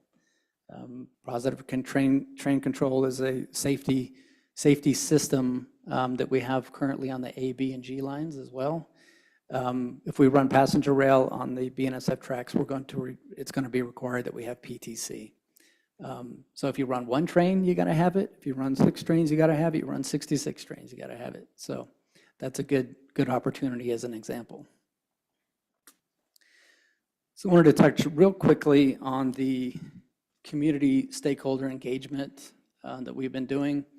2023 activities, so what we did last year, we had 2 corridor-wide open house events. One was in January and February in Boulder and Westminster. And then we had another major open house in November of last year as well in Longmont and Broomfield. In addition to that, we've had multiple local pop-up events. We've had about 14 community-based events where we set up a tent and just, people stopped by. We had conversations with them. We had about 900 or so visitors at those pop-up events, a little less than that. And then we have monthly study advisory team meetings. Our study advisory team is made up of stakeholders, jurisdiction representatives, and community advocacy groups throughout the Northwest area. So we update them monthly, get feedback from them on where the study is going. One-on-one concept design meetings. So this is really primarily around stations, meeting with the communities to kind of plan out and design where the station locations are going to be, how they fit within their surroundings and the planned community areas. And then we had a board committee update in April of 2023 and October 2023 to the Finance and Planning Committee. So I want to focus just a little bit on the efforts that we've had since the last board update, which was in October. So we had the November open house. That was our kind of major event that we had during that time period. We had about 30 attendees in Longmont and 100 attendees in Broomfield. The RTD study website comment form. This is basically people going onto the RTD website and signing up for distribution of email information and to provide comments. Is about a little less than 800 or so, 785 of those filled out in that time period. And then the self-guided online meeting, which is really mirrored exactly what was in the public in-person open houses. It ran for about a month. And so it really gave an opportunity to people that maybe didn't have time to fill out a form at those open events, or people that maybe couldn't make those open events to see the same content and be able to provide us with comments and information on the study. In that online meeting, we had about 6,000 views, and then 2,600 or so of what we call engaged sessions. So that means they actually got onto the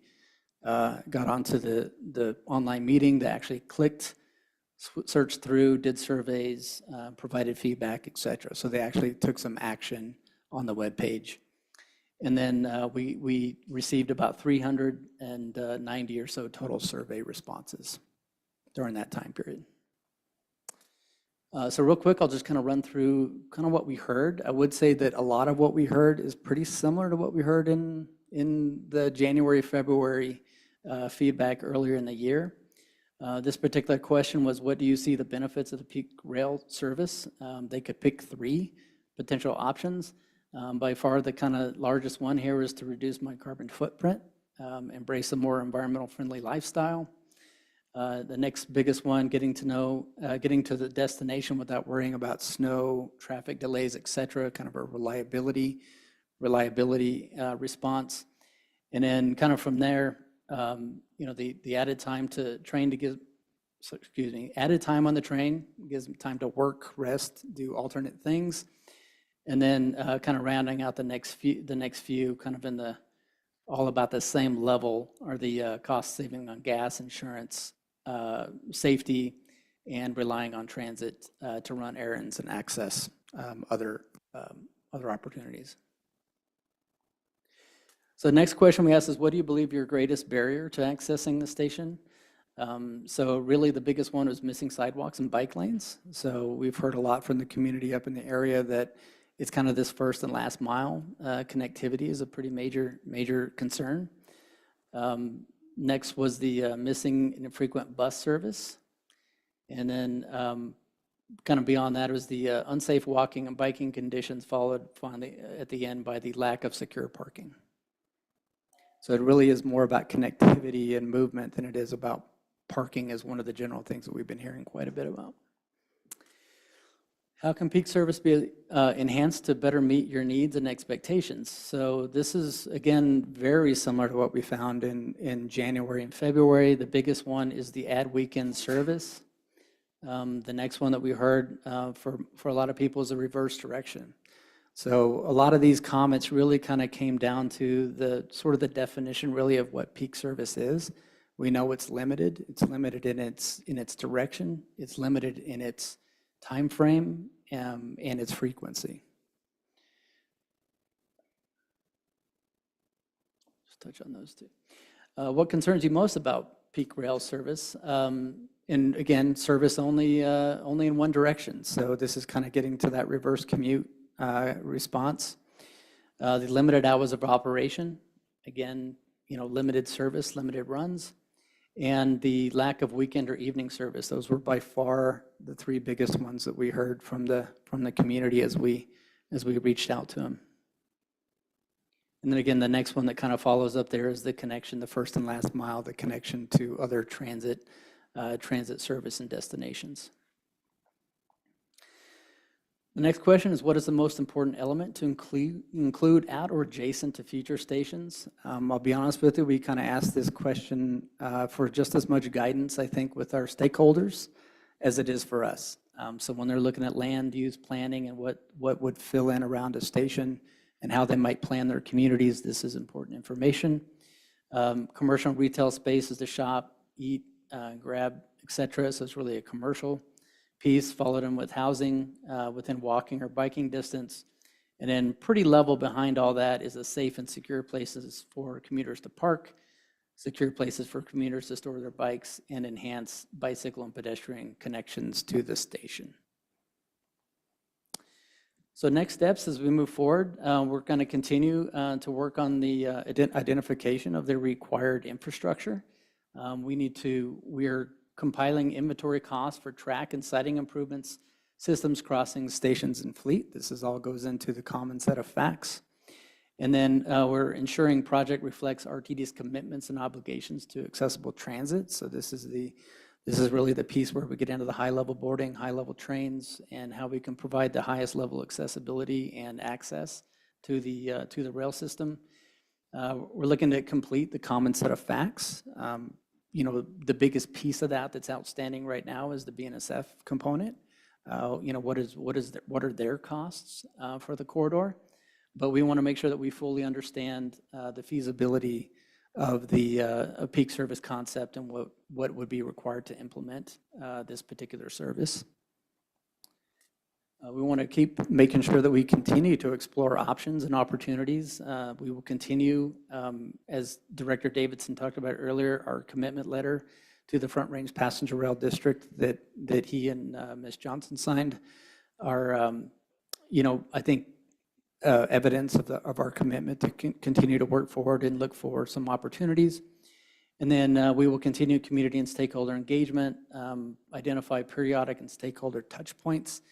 And really, our recommendation is that this continues really beyond the peak service portion here. So we think of the peak service, it's going to give us this common set of facts that really build a foundation for what we need. And it allows us to go in with our eyes open for any kind of potential partnership if that happens to be the direction that we choose to go. And with that concludes the presentation, and we'll answer any questions you have. Thank you very much, Mr. Stanley, for the presentation. General Manager, CEO Johnson, and Ms. Vishwakarma, thank you for joining us here. At this time, I will open up for questions, comments from directors. I will start with Director Broom, please. Thank you, Chair. What kind of information does the DRCOG model generate? And was that information available when Fast Tracks was put together? Mr. Stanley? Yes. DRCOG provides information on planning and growth in the region. So that information was available. It's different now. I mean, it's updated periodically. Right now, the latest DRCOG information that we have is actually pre-pandemic. It's 2019. And that's the only information that we actually have to base our ridership numbers on. But just because there is nothing else there right now, and we need a base accepted growth plan model that we can base our modeling on for our ridership. Okay, and finally, is BNSF, have they estimated how long they're going to be in the coal business? Good question. We don't know. The BNSF operations, they keep pretty tight to their chest on what it is. I would think if you would ask them that they would probably always keep that option open for whatever might potentially come down the pipe. That is, in general, what we found with the BNSF, is that they want as much flexibility as they possibly can have for operating in any manner that they see fit. And they're a private entity for profit, so it's hard to fault them for that. Thank you. Thank you, Director Broom. Thank you, Mr. Stanley. First Vice Chair Catlin, please. Thank you, Mr. Chair. I actually have a few questions that don't require long answers. Okay. And then I have one comment. The first one, you talked about the high-level boarding recommended for the Northwest Peak Rail Service Plan. but that there's low-level boarding at Denver Union Station. What is anticipated to mitigate that? Yes, ma'am. Thank you for the question. The low-level platforms at Union Station are tracks 4 and 5, which only serve Amtrak at the moment. So we would anticipate that we would probably utilize track 8, which is where the current B line comes in, and that is a high-level platform. Okay, thank you. Very simple. You talked about track improvements and you cited curves and that sort of thing. And actually, just to disclose, BNSF was my client. I worked on designs for BNSF for a number of years during my career. So when we went down to BNSF in 2020, right before COVID, they talked about also some adjustments to the grades. And I know that the siding lengths were pretty significant. You talked about 7.2 miles. That's quite a bit of track. But I was just wondering if that was factored into some of your estimates as well. So BNSF is actually preparing the cost estimate for all the infrastructure that's going to be required for track improvements. So they will estimate everything that's in their plans that they've identified. I don't recall in the 20% plan seeing any grade adjustments. It was mostly curve adjustments. Things that might change, as an example, a curve from maybe a 20-mile-per-hour curve to a 40-mile-per-hour curve. And so what we've given the BNSF is a travel time goal, and they're basically doing their engineering to try to hit that goal. Okay. Oh, and I think probably the grades had to do with grade separations. So the length of approach and approaches, that's really what made the difference in the grades. Okay. Ridership. Yeah, I know we're using the DRCOG model. It seems to me that depending on any kind of collaboration or cooperation with Front Range Passenger Rail, that if we were to combine certain sections, that ridership would change if you were adding on riders from the northern communities. Are you looking at both sets of ridership numbers or just for the peak service feasibility study? Do you want me to? I can jump in, it doesn't matter. Yeah, so right now we are looking at peak service. Our focus is for understanding what the common set of facts are for the peak service. What I would say is if we get to that point at some stage where we do have an agreement of some kind with Front Range Passenger Rail, and there might be a partnership there, then I believe that, yes, we would need to maybe take a look at that. Okay. If I may just add additional information relative to the Front Range Passenger Rail Service side of things, recognizing that DRCOG serves as the Metropolitan Planning Organization and their 2050, vision plan and things of the like, that's where all the data sources come from relative to planning. And so I just wanted to ensure that I stated that going forward, because when you look at Front Range Passenger Rail, they incorporate an additional MPO as well. So holistically, as you talk about the numbers, there could be different projections, but for all intents and purposes, those same numbers are coming from DRCOG within the auspices of where we provide service relative to the regional transportation district boundaries. I've done modeling in both MPOs, so yeah, I'm aware of where that comes across. And finally, just a statement. We are paying BNSF for their 30% design and for their cost estimating. Is that part of the $8 million that we allocated from the FISA account? Yes, ma'am, it is. We're still within budget. Yes, ma'am. Excellent. That's all I have. Thank you. Thank you, First Vice Chair Catlin. Director Busick, please. Thank you, Mr. Chair. I've got 5 questions. First, this is called the Northwest Rail Peak Service Feasibility Study. So my assumption has always been that HDR is not going to tell us whether it's feasible or not. You guys aren't going to tell us. We're going to get all the facts, and then we're going to make a determination whether we think it's feasible or not feasible. Is that kind of how it's envisioned? Mr. Chair, if I may, I would say that's absolutely correct. And one thing I do want to note, quite naturally, this feasibility study won't be complete until we get those numbers from BNSF, because we have yet to receive them as of late. We were anticipating having those having that information at the end of the calendar year 2023. We still have not received that information, so I wanted to daylight that for all of you, because I think that's, incredibly important to note, because we won't be able to ascertain the feasibility of it if we don't have those costs. Right, and that leads me to my second question, which is about projected ridership, because in my mind, that's a huge component of feasibility.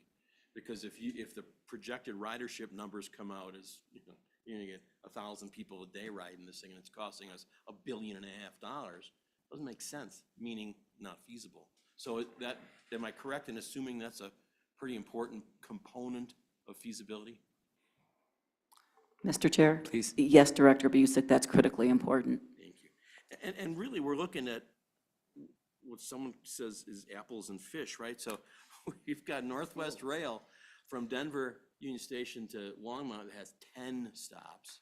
And we've got Front Range Passenger Rail from Denver Union Station to Longmont that has 3 stops, right? So really different animals, in a lot of ways, right?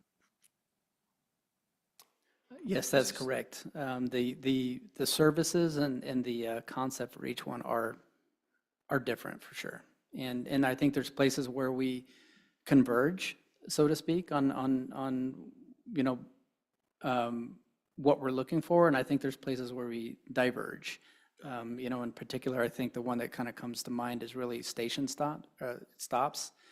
That is a astute of you to pick up on, because I think that is one of the big ones. Yeah, I think so. So another Front Range Passenger Rail, do we know whether they are anticipating using these high-level cars?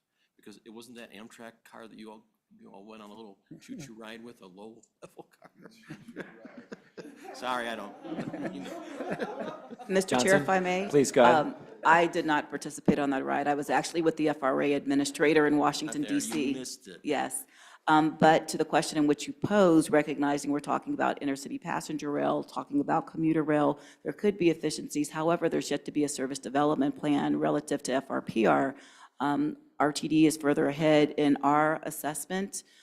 So we would just be conjecturing and speculating relative to what may be. Hence, Mr. Stanley did indicate some opportunities once we do have that information. But if we were to do it today, I would say that we would be looking at a cross-platform transfer somewhere along the alignment. Yeah, that leads me to my next question, which is, we've got this overhead catenary system currently in place. My understanding from way back was we were told that you can't take that up to Longmont because we've got problems with bridges and things that it can't get under. So, and then that kind of means we might be using those DMUs, those diesel multiple units. Would we just get rid of all the OC, if this gets built, would we get rid of all the current OCS from Denver Union Station to Westminster and just run DMUs the whole length? Mr. Stanley, please. Yeah, you're correct in that we would not be operating the overhead catenary powered trains on the BNSF portion of the alignment. There are clearance issues with existing bridges that go over the current BNSF. So we're not necessarily trying to select a specific vehicle for the purposes of this study. But there are a lot of different options. There are, you could do a diesel electric multiple units, you could do diesel multiple units. But I don't believe, we haven't contemplated removing the OCS, because even one that's not OCS powered, unless you get a large double decker, which is not something that we're looking at, we should be able to clear underneath the OCS lines without any issue. We just don't want that having to change trains somewhere. Sure. Jumping off one onto another. Yeah, for us, we're looking at a one-seat ride from Longmont into DUS. I'm so sorry, you used an acronym, OCS? I'm sorry. Overhead catenary system. Thank you. It's basically the overhead electrification that powers the trains. And my last question is that we've got a rescue train. Can we use it on this alignment as well? I love that rescue train. The tug. Yeah, that's great. We need a new one for this one, or is it get around? Because I know that was a whole big thing, where we're going to store it, where we're going to keep it. And We hadn't contemplated that necessarily. We can take a look. Thank more you. questions, thank you. Thank you, Director Busick. Thank you for the answers, Mr. Stanley. Director Deschel, please. Thank you. I wanted to just put a finer point on Director Catlin's question, which was, are we within budget? And my question is, are we on projected budget? I'm assuming if the costs are linear, we should be about 7/8 through, which means we should have a spend of 7 million. This last eighth could also be much more expensive than the first portion. How are we doing on target for the last segment that needs to be completed? We're on track to be under budget for the target. Our biggest components to the contract are the HDR contract and the BNSF piece. And do we have BNSF's design? I know we don't have their numbers, but have their design costs been billed normally such that we could track it on our budget? Yes, yes, we do. And then our RTD costs, which are for the extra outreach, et cetera, are those picked up in the 8 million or in our SG&A? Yeah, I'm sorry, go ahead. Sorry. Yes, we have staff included into the budget, and it is being charged against the budget. And Director Guzman, I don't know what the G stands for, but the S is salary and the A is administration, and it's an accounting line item. And if anyone knows what the G is, General? Doug McLeod? General? Thank you. So presumably with each of the five milestones, there have been deliverables. Are those available for the board at each milestone completion? And if they're in this month's board packet, I apologize, I did not have the opportunity to review it in full prior to tonight. I would say they're more phases the way they're doing it. It's not necessarily a specific deliverable for each one of them. So we have a lot of kind of individual reports. As an example, as you go through, there's a traffic analysis report, a transit analysis report, an environmental report, and go on and on. I think there's about 20 something. So basically, towards the end, those will be kind of really compiled into the executive summary and summarized. There's not necessarily a deliverable specific to each one of those components. Great. And I'm going to say this next question, recognizing that those in glass houses may not always want to throw stones, but BNSF has been in the news a lot lately with respect to derailments, including last night in New Mexico. When we're talking about design standards and rail, is that a universal design standard? Are we using their standards? Are we using our standards? How are we supposed to be squaring that, recognizing, are we taking on additional liability? Because we've seen what some of that standard rail looks like. Can you help me understand that component? So the standards that are being used are the BNSF standards. It is their track. Now, there is a difference between running freight rail and running passenger rail. There's different requirements associated with that. In general, you can say that freight track can slack a little more than passenger rail. So that's, in order to operate that, they would have to maintain the track at the levels appropriate to run the passenger rail. So hopefully that answers your question. I don't know that we're necessarily putting ourselves at any more risk. If I may, Mr. Chair? Please. And moreover, when Mr. Stanley made reference to positive train control, that's only required on passenger railways. And so to the point with Class 1s, that's why if RTD would go down this path, or if it's FRPR, that's why they would incur the cost of positive train control. And so that's an important factor to take into consideration as we go forward as well. And to Mr. Stanley's point, that Class 1 railroads that are carrying, freight as opposed to people, this agency would incur greater insurance premiums and things of the like. It's something that I and members of the team have been advocating for as we have looked to the federal government in reference to having some relief relative to being able to get insurance. Because right now our only options are abroad because of the high potential of risk and exposure with railroad networks here in the United States, because they're really lacking in reference to intercity passenger rail. They are tracks that are being, repurposed for all intents for freight. Okay. So, and maybe the 30% design phase isn't the appropriate phase, but if I'm hearing it correctly, it's BNSF standards, which may be, well, which are necessarily different and possibly lower than the standard RTD would be held to if RTD were to go out and build passenger track?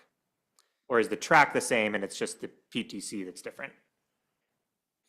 In general, what I would say is that even the BNSF standards and RTD standards actually have to comply with other regulations. ARIMA, as an example, is really the big one that would provide guidance for how they would design and maintain their tracks. Same with us. We actually use ARIMA as well.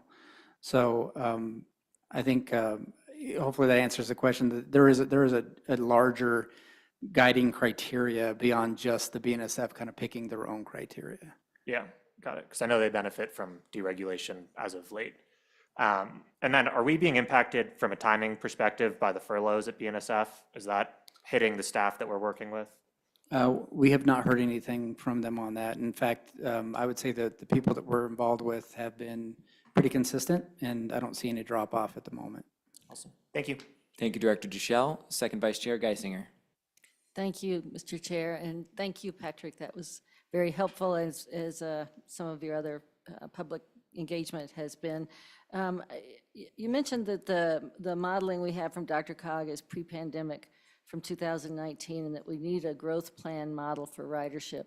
I'm assuming that that's one that looks at the growth in the region over the next 30, 50 years, whatever.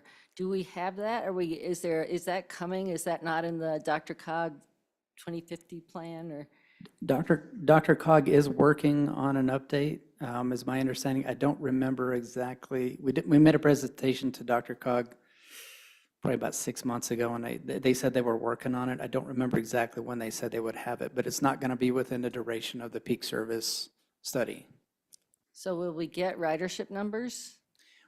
We will have ridership numbers. Unfortunately, they're going to be, based on 2019 data, which is as current as we have.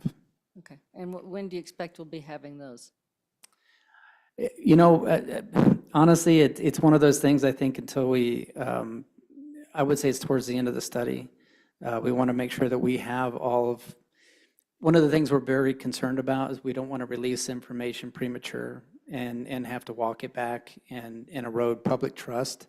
So we want to make sure that we have all of our ducks in a row before we release any of that. So I would say it's going to be towards the end of the study. Thank you. And what about travel time?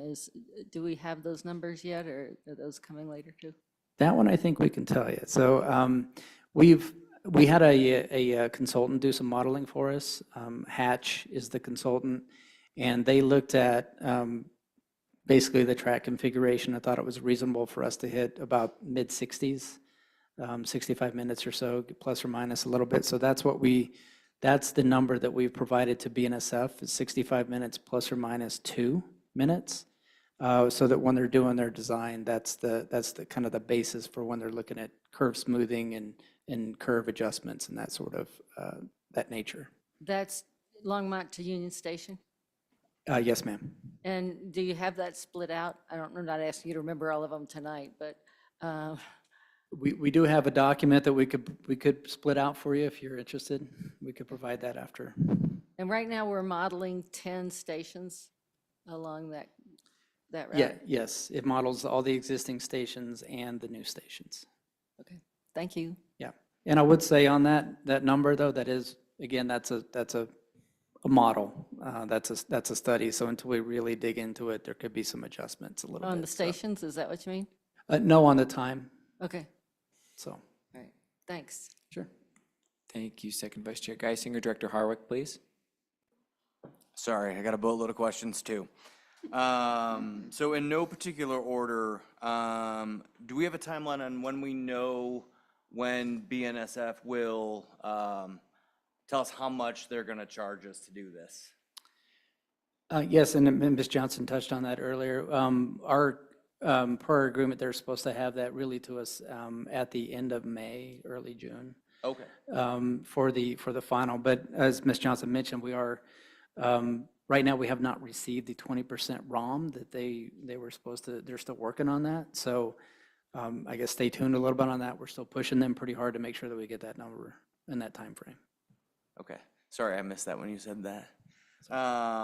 So as we're proceeding, hypothetically, as we're proceeding with this, and let's say it's either with Front Range Passenger Rail or without, if we do all these enhancements, and I think I already know the answer, but if we do this, is BNSF gonna, as they're going to benefit from all of these enhancements, are they going to share any of this cost? Are we fitting the whole bill? Even though they'll benefit from it, in theory. Sure. I think one thing that's important to keep in mind is but not for us, the BNSF would probably not be doing any of these improvements. They can run their operations currently as they are. So it's difficult, I think, for us to say that we're not the cause of these improvements. They can always do slow orders and run their trains slower and a bunch of other things operationally that don't necessarily work for us. So all the impacts, so yes, they will get benefit out of it. But I think the answer that we get from BNSF is we don't have to do any of this stuff, so why would we pay for any of this? It's really you guys are the ones causing us to make these improvements. I figured that was the case, but let's see here. That doesn't mean we'll just kind of give up and not, push back on them, but that's, I think, the nature of the beast. Sure. And so then I'll try to stay on this one. So then hypothetically, if we're doing 3 in the morning, 3 in the afternoon, like if we find that ridership is substantially higher than expected, how quickly can we scale up service if necessary? That's an interesting question, and I think it really depends on the nature of the service that we're scaling up. So if it's reverse commute, as an example, and say maybe we're able to get a large enough time window in our peak period, we might have enough room in that time window to run, like as an example, a return trip, potentially. There's an infrastructure component to that, and the fact that you're running two-way trains and you might have to do some infrastructure improvements to make sure that you can pass. So it just depends on what it is. If it's additional frequency, it's additional trips on the track. And our agreement with BNSF depends on how flexible we can make it, is going to be one of the key components as well. So anytime we change that agreement, that operational agreement with BNSF, we are potentially having to enter in a new negotiation for what that new service level might be. And I would say that is a fairly lengthy process. And again, just depending on what it is, if we have to build infrastructure, that's obviously going to take longer than if it's maybe just a dispatching and maintenance type questions for BNSF. Hopefully that answers your questions okay. It really just kind of depends on what it is a little bit. Okay, this is my last question, and may or may not be for you. So obviously, there's a few other lines that we've promised through Fast Tracks. This was probably answered before I was a board member. But why are we doing this one first, and why are we not looking at like the L line continuation or something else? Director Harwick, I think I can address your question on that. At the time, there had been the concept of looking at the peak service feasibility or the peak service plan had been proposed before COVID, before my time on the board, as an alternative path, given the high expense of the Northwest Rail. The cost numbers and ridership numbers had been roughly estimated, but not really refreshed. So one input was deciding to take a look at that peak service feasibility, since that had been proposed in 2019, but not had the cost looked at. And then also right around the time that the board authorized this study, there was the predecessor of the Front Range Passenger Rail District the Southwest Chief and Front Range Passenger Rail Commission was looking at and contemplating intercity passenger rail across the Front Range. The conclusion of the board at the time was really the only realistic path forward as it relates to Northwest Rail is to look at what partnership opportunities might present themselves. We did have some discussion about the hypothetical possibility that the operational model of the contemplated peak service feasibility or peak service could align with what a broader project would look like. So it was, I believe, actually simultaneous at the same meeting, or at least in the same month, that we authorized the MOU, the cooperation agreement between CDOT, RTD, and the Southwest Chief and Front Range Passenger Rail. At the same time, then we authorized proceeding with this study, which was really to look at what are the costs, what is the feasibility of our most expensive outstanding Fast Tracks corridor, and then be in a position down the road, and I think we're approaching that point, to look at whether or not there is the potential for aligning with partners. Thank you, Director Harwick. I'm going to go in the order I saw the hands. Director Ruscia, online, please.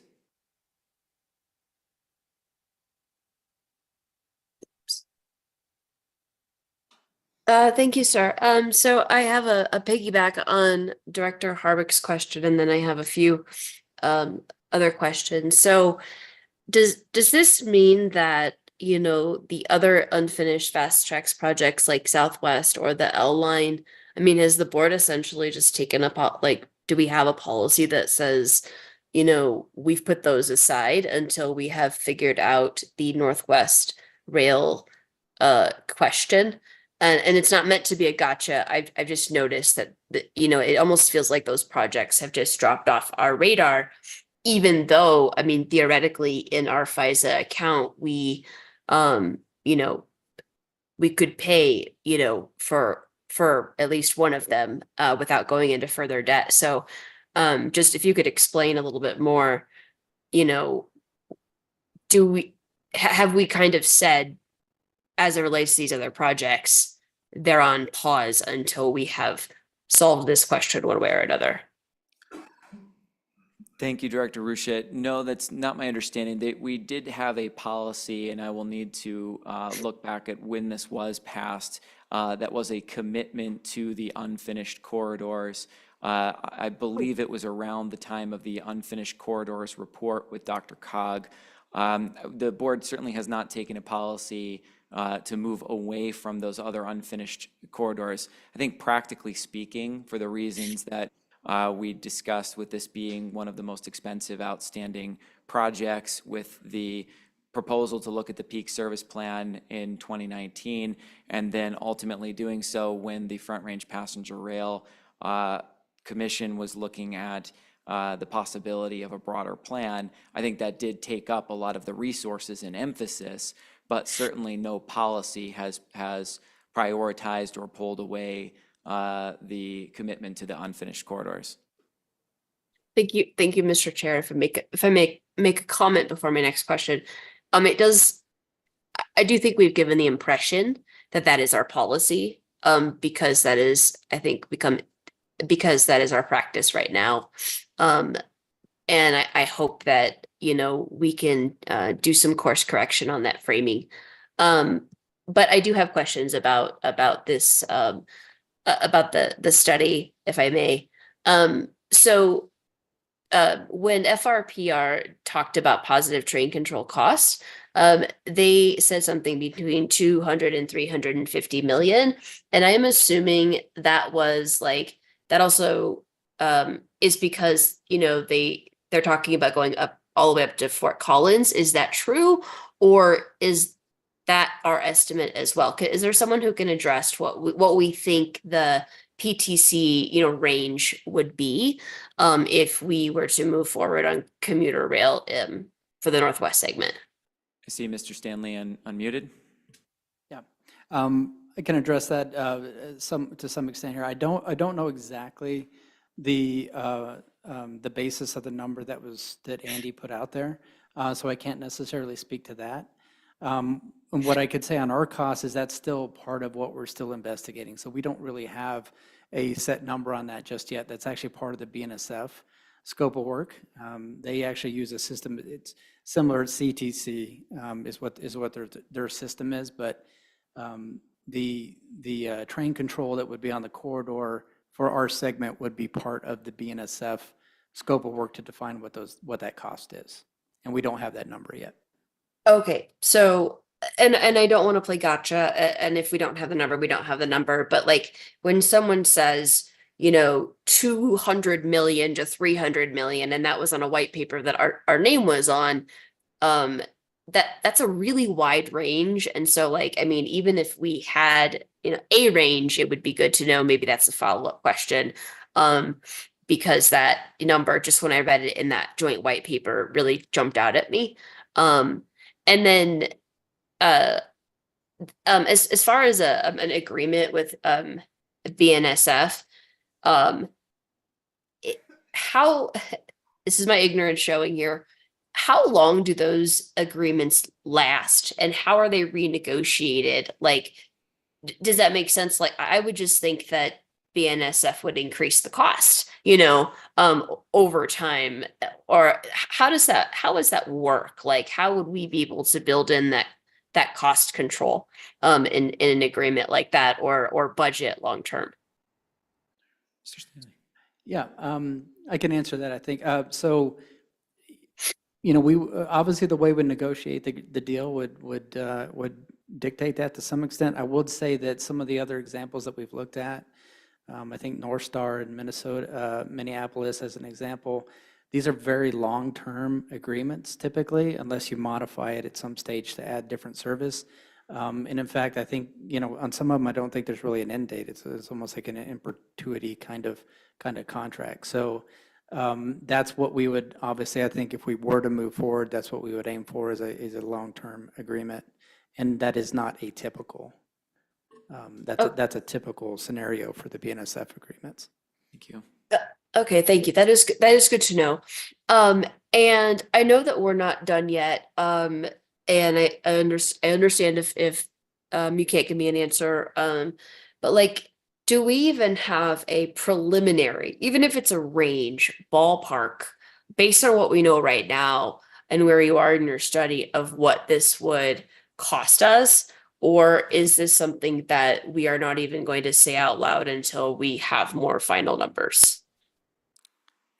And I also just want to apologize in advance. I'm not trying to get anyone in trouble, but you know, this far in, like, do we have a sense? Because, you know, previously, and, you know, just for context, you know, previously, we did have estimates, you know, we have done, you know what I mean? We've done a little bit of modeling, and I would just like to get a general sense of, even if it is a range, where we think, based on what we know, where we would end up. I would say in general, we kind of have a rough idea, but there's a lot of moving parts right now. Sure. So I think it's not ready for, it would be premature, I think, for us to even issue a range at this point. Because the BNSF is probably one of the major components of it. And without knowing what that number is from the BNSF, I would be very hesitant to actually put any kind of range out there right now, because that could be misconstrued by somebody. And you know, at that point, we would put another real number out at the end of the day. And now all of a sudden, we got multiple numbers kind of floating out there.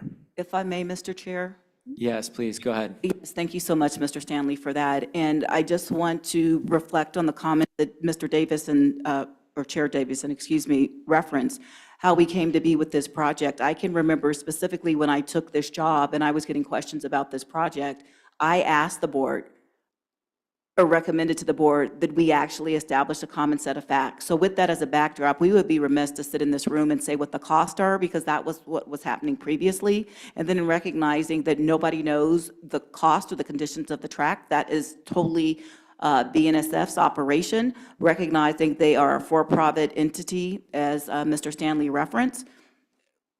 We can negotiate, but for all intents and purposes, he could sit here and give a number that basically would be not very conducive for this effort as we go forward, recognizing we have not received not one single cost from BNSF. So I just wanted to state that for the record. No one's trying to be cagey, but we would be, I would say, negligent to put forward a number in which we had no facts in which that's predicated upon. Thank you, General Manager and CEO. And then if I may just briefly, yeah, thank you. I think precision is the key here. This was one of the challenges with that unfinished corridor report, and our estimates at the point was a discussion region-wide about a potential lack of precision of ridership numbers and costs. So thank you for that. Director Ruscia, please, back to you for additional questions, comments. Thank you, sir. And also thank you, GM Johnson, for that comment. I'm in agreement that, it would be irresponsible to talk to, to speak to cost if we have these major variables that are just unknown, and it might almost feel like a repeat of 2004, and so I completely understand, and I respect that. I respect that answer. And I don't think that you were trying to be cagey at all. So I do appreciate that. And I would just say, I don't want to get too off topic, but I would just say that, I really hope this board also engages or goes back to that unfinished corridors report. I think it was 2019. And even if it has to be on a smaller scale, that we take a look at those other unfinished fast tracks projects and what those might cost. Because I think that is also our responsibility as well, to the taxpayer. This one here, because of the nature of the project, is maybe a little bit more complex. So I completely understand that answer. And this one is, this next one is, maybe we can't answer it, but do we have this, even based on old numbers, like in a long-term financial plan still? I know in the past we said maybe we can bring this in the 2040s or something, but I am worried that we're setting an expectation something is going to happen that ultimately we might not be able to pay for. And just, when we talk about our finances, short, medium, and long term, maybe I'm just too new here. I don't see where the money would come from, and so I guess I'm asking, we can't unlock a train to Boulder with this simple trick called the FISA, do we even have any kind of preliminary modeling that suggests that we could cover, some of these costs, or is that just not, so are we not there yet? I guess is that question. And I hope I didn't ask a leading question, and I'm not trying to ask a gotcha question. But if there's anyone that could address that, I would appreciate. And then kind of in addition to that, maybe in the answer, is it reasonable to expect that if we were to move forward with this, with or without Front Range Passenger Rail, knowing what we know, will we have to take on extra debt, additional fast track debt? Thank you, Director Ruscia. I think just a short answer is we're not quite there yet with this, but I do see General Manager and CEO Johnson is unmuted, and we'll yield the floor. Yes, thank you very much, Chair Davidson, and thank you, Director Ruscia, for the question. So recognizing where we are, for all intents and purposes, why the general populace is unpleased with RTD is because we stated that we couldn't fund this project until 2045 or 2050. I've asked Mr. McLeod to address this more specifically relative to our current budget forecasting. Mr. McLeod? Thank you, Doug McLeod, Chief Financial Officer. We do not have any of the capital costs or the operating costs forecasted in our plans of these additional unfinished corridors. The statement at the time that we stopped building was that until we have identified funding, we will not include any of those additional expansionary projects in our forecast. Currently, the most recent 30-year forecast was completed in 2019 with DRCOG, and we have not updated that since that time, with the exception of the Reimagine forecast, where there's certain certain assumptions made with population growth, et cetera. But I don't believe in that one there's any additional expansionary rail lines necessarily contemplated. It's more for expansion of overall system-wide service for population growth. Thank you, Mr. McLeod. Thank you, General Manager Johnson. Director Ruscia? Thank you so much. And just one more question. We received an email in general, or excuse me, in our comments suggesting that we could partner with FRPR and kind of combine resources and get both of these studies done within the timeframe of Senate Bill 184. And I don't want to bring that conversation to this conversation, but it is related. And not being familiar with how these studies go, I'm going to defer to staff on this one. And I was just wondering if there's anyone who could address that. Like, does that make sense? Like, is it really that simple that we could maybe do a change order, knock our heads together more than we already have, speed this up, and providing BNSF, provides costs and such, we could get this done within a couple month time frame? Is that a reasonable expectation? Thank you, Director Ruscia. I'll turn to General Manager and CEO Johnson with respect to the peak service. Yes, if I heard the question correctly, you were referencing what was stated in the bill regarding the timeline to have a report about a path forward. Is that correct in what I heard? Yes, ma'am. And we also did receive written public comment suggesting that that to move forward with our study as is, the way it's scoped, is almost a waste of taxpayer dollars, because the expectation of what we're studying might change, and that it might, and it is actually feasible to change course and meet those expectations. So And if I this is may, a- Mr. Chair, thank you very much, Director Ruscia, for the clarification. I believe Mr. Stanley stated it very well, that the undertaking we have here is totally within the auspices of RTD to determine the feasibility of the Northwest Rail Peak feasibility service. That's the intent. As it relates to the bill in and of itself, recognizing that we do have a scope that we put out for bid via public solicitation. This is what we're obligated to do relative to the commitment and the delegation that you all provided to me, and I in turn provided to staff as we move forward with this feasibility study. In relationship to what's cited in the bill, I think if anything, the intent is to look at what might be most fruitful relative to capitalizing on operational efficiencies.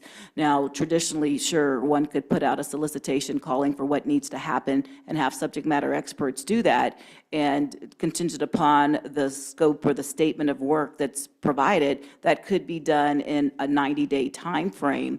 If in fact you have already done the solicitation, you have proposers, and you've issued a notice to proceed. I do think that is very unlikely that that could come to fruition in such a short period of time. That is my experience as a professional being in this space for 32 years. I can't basically opine on what the drafters are thinking, but I have been clear and have shared that with the chair and members of the team, that while we're looking at what might be feasible, that's with all the other legwork being done, and a study could be done in 90 days, but you have to do the front end and the back end as well. Thanks.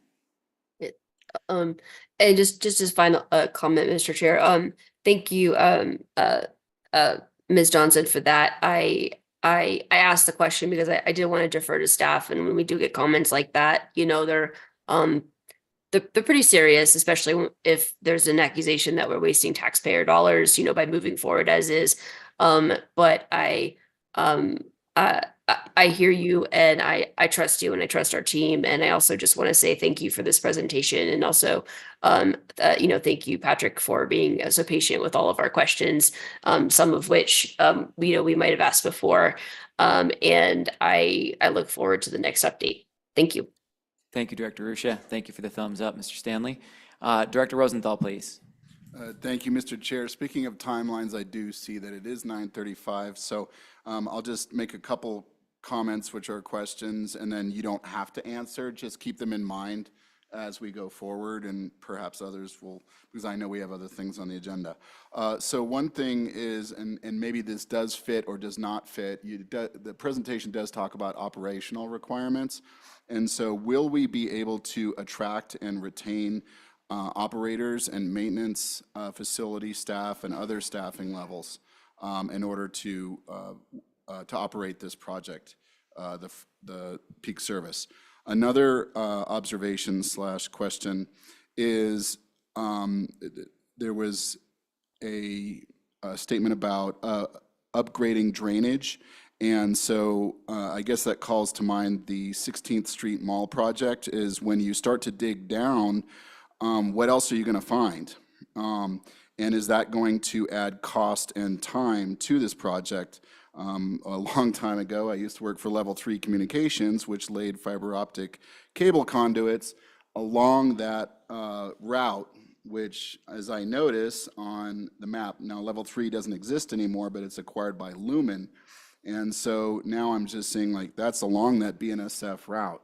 And so I guess that is a major concern that I have. And then finally, is it also part of your study how this would impact the Flatiron Flyer, and would, in terms of ridership, would it take ridership away from the Flatiron Flyer at a time when there's an expectation we will increase service on the Flatiron Flyer? And so would we be creating this new service? Will we be elevating the Flatiron Flyer? So how do those impact each other? Thank you. Thank you, Director Rosenthal, and thank you for the willingness to kind of table some of those questions. Just to summarize, to make sure I have that, you're asking about the staffing levels for operation as a consideration of potential unforeseen costs related to drainage, and a question around impact of ridership on other services, in this case, particularly the Flatiron Flyer. If it's okay with you, given that the first two are some considerations, I would open the floor just to Mr. Stanley, or if General Manager and CEO Johnson wants to comment on whether there's been any consideration of alternative routes and any impact. I'll take that question because I see that being overarching as we're talking about people power and service delivery and things of the like. So recognizing that Mr. Stanley did talk about our existing B line, and we do have a concessionaire agreement, it's quite likely that we would be engaging in discussions with the Denver Transit operators. We do have a 30-year concessionaire agreement with them, and we're in like year 5 or 6. I believe. And so as we talk about where we are collectively, that's something else that we'd have to go to the table to negotiate as we look for any other options relative to service delivery along the corridor that would expand the B line.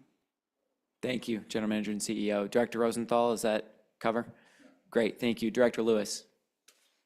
Yeah, just quickly, train riders have to be subsidized. It's not a question of if, it's how much. So I'm curious, in your report, when you start getting your numbers, will you be giving us subsidizing numbers and compared to other projects that are similar size? I think you had mentioned Minnesota. So, we would need to know how much we'll be subsidizing each rider and compared to other cities of like size. So thank you. Mr. Stanley. Yeah, thank you for the question. I don't know that we've necessarily considered specifically breaking it down in that manner, but we can take a look at that. Thank you, Mr. Stanley. Thank you, Director Lewis. Secretary Guzman, please. I'll be quick. It's a comment. Thank you for all of the hard work.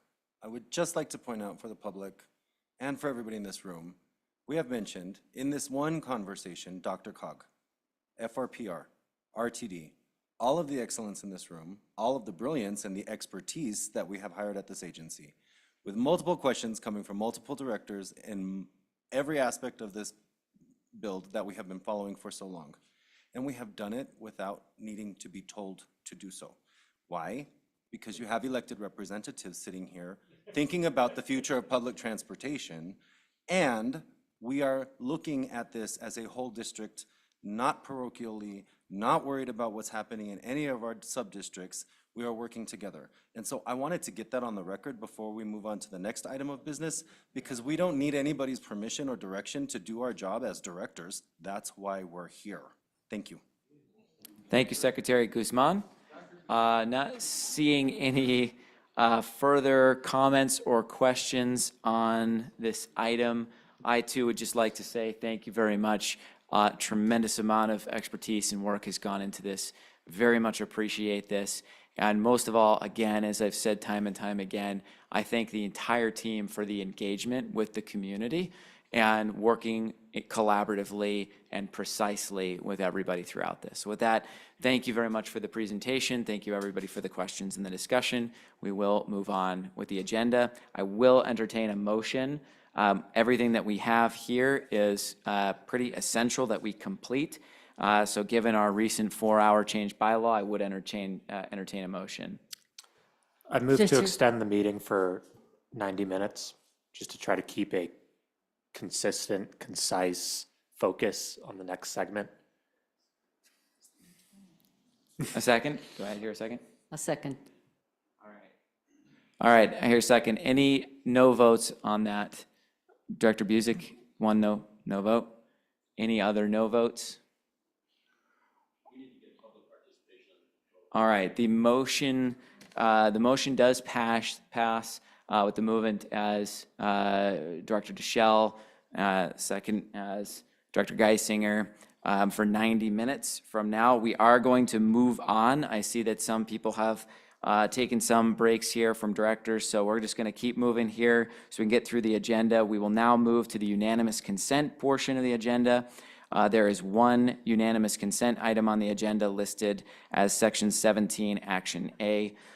This is for the General Manager and CEO Total Compensation Market Analysis and Annual 360 Performance Assessment Tool Contract Solicitation. Do I have a motion? So moved. Second. I have Catlin as the movant, second as Bouquet. Do I have any discussion on this? All right, are there any, oh, sorry, if we need to pull from the unanimous consent if we're going to discuss. Director Ruscia, please. You know what, it's fine. In the interest of time, we can keep going. Thank you. Are there any no votes? All right, seeing none, the motion will pass with 15 aye votes, 0 no votes, and 0 abstentions.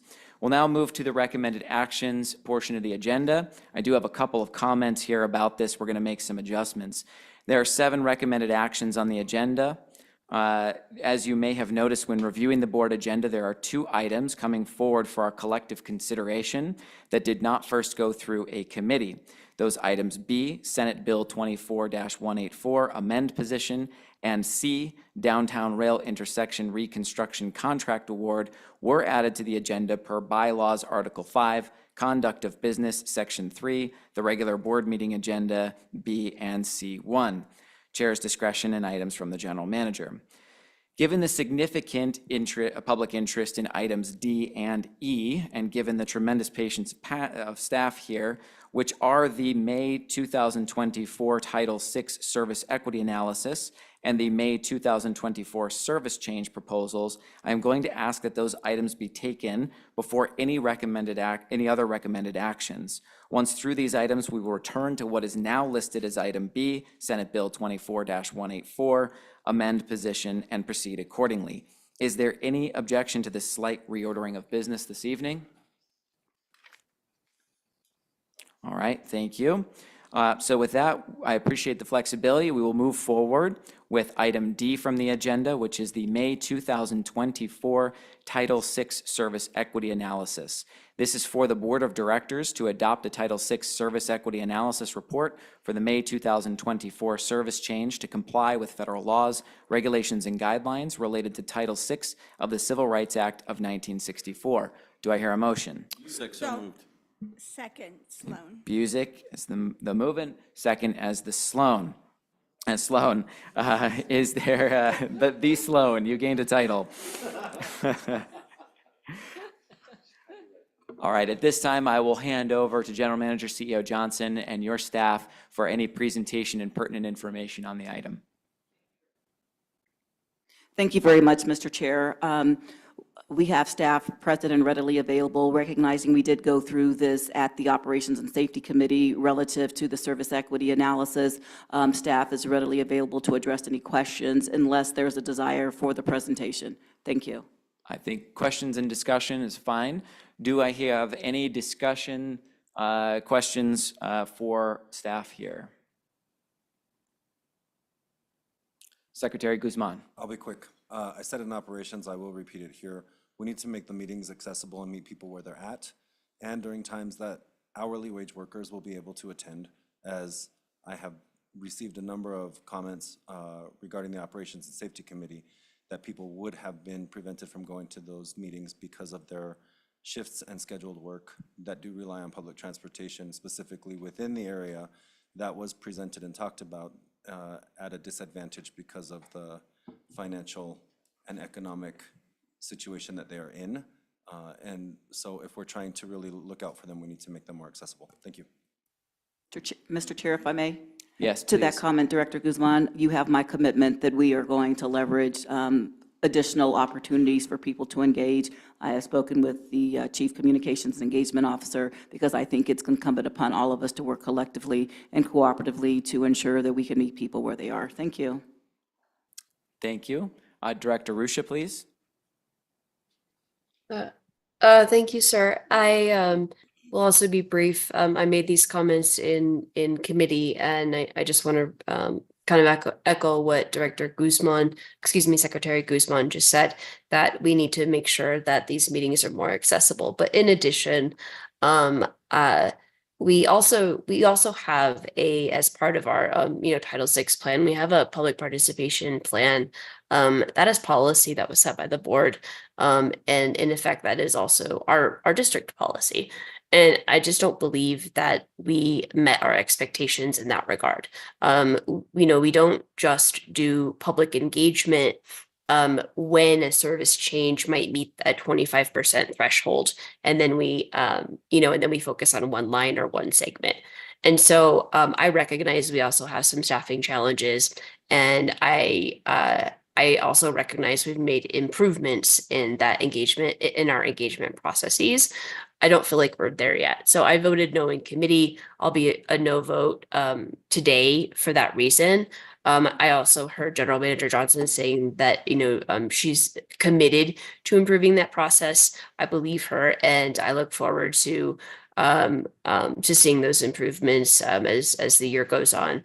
And I would just, finally state, as it relates to doing that district-wide engagement. I did also receive a lot of comments from my constituents and constituent groups and elected officials that they were not notified that we were going through a service change process and that they were able to make comments. And so again, there's always time for change and always time for improvement, but I did feel like I had to explain my no vote tonight, and that no vote is not to say I don't think that we can't improve, but I just can't get comfortable with the performance that we had for this service change relative to community participation. It's not a knock on staff. Ultimately, it's leadership, and that includes the board. It's our responsibility. So thank you very much for allowing me to make a comment. Thank you, Director Ruscia. Any questions for staff? Seeing none, I will, Director Harwick, please. I'm just quick question. There's sort of been this kind of like implied, like from outside, that these service changes were going to be made permanent. Were they going to be permanent? Just a point of order. I think that'll be on the next item. Oh, Director next item? Harwick. Okay, Yes, yeah, sorry. thank you. Any other questions regarding the Title VI service equity analysis for the May 2024 service change? Director Deschel? Yeah, thank you. Just one quick question.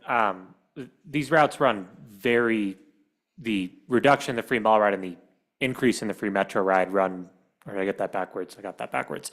Run very, very close together, but there's a 2,000 job, roughly 2,000 job delta in the reduced access to jobs versus increased access to jobs. I don't need a response now, but it would just be good to understand the methodology of why that delta exists, given the buses run 2.5 blocks apart, 3 blocks apart?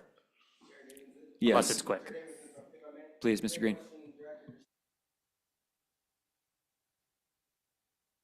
Excited. Carl Green Jr., Civil Rights Director. That is a great question, and the way that we do that assessment is really looking at the centroid of the bus route for the free mall ride and the free metro ride. So using that 1/4 mile threshold buffer around the route is how we come up with the assessment for the key public activity centers. Thank you very much, Mr. Green, for the answer. Thank you, Director Deschel. Any further questions? All right. With that, I will call for the vote. I will do it as, are there any no votes? Please raise your hand or virtual hand if you are a no. All right, I see 2 no votes. Those are the no votes being Directors Rusha and Guzman, with 2 no votes and 13 aye votes, 0 abstentions. The motion will pass. Thank you sincerely for being here and taking the time, waiting to be available for a question there. Thank you. We'll now move on to our May 2024 service change proposals. This is for the Board of Directors to approve the May 2024 service changes as revised and summarized in Attachment A, and to authorize the General Manager and CEO or her designee to execute contract amendments as necessary for private operators impacted by these changes. Do I hear a motion? So moved. Second. Here's Sloan as the movant, second Whitmore. That I would entertain a motion to accept for an amendment before we enter into discussion. I move to accept the amendment offered by staff, and I look forward to the explanation. Okay, I hear a motion from Director Sloan to accept staff's recommended amendment. Do I hear a second? Second. Second. I heard the second as Guzman.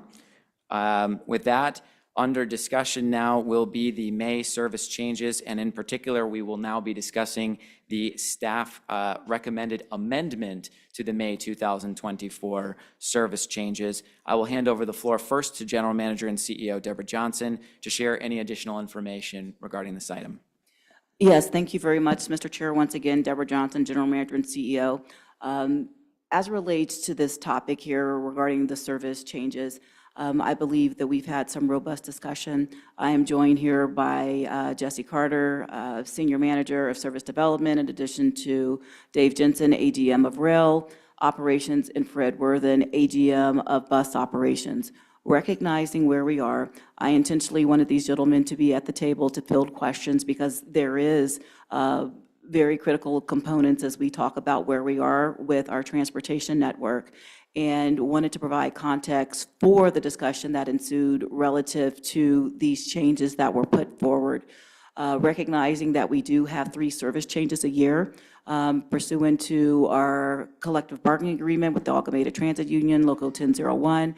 It's not just about altering service, but also giving our employees an opportunity to pick their shifts as we go forward. Recognizing that it's critically important that we maintain our assets in a state of good repair while we do have the near-term downtown rail reconstruction project and the coping panel project. I'd be remiss not to state that we were looking at the schedule through the lens of ensuring that we could adhere to our safety management systems, our public transit agency safety plan, by just doing typical maintenance work that oftentimes we didn't have the opportunity to do because of the limited maintenance window that we have. We also know that we need to provide service, but there is a trade-off.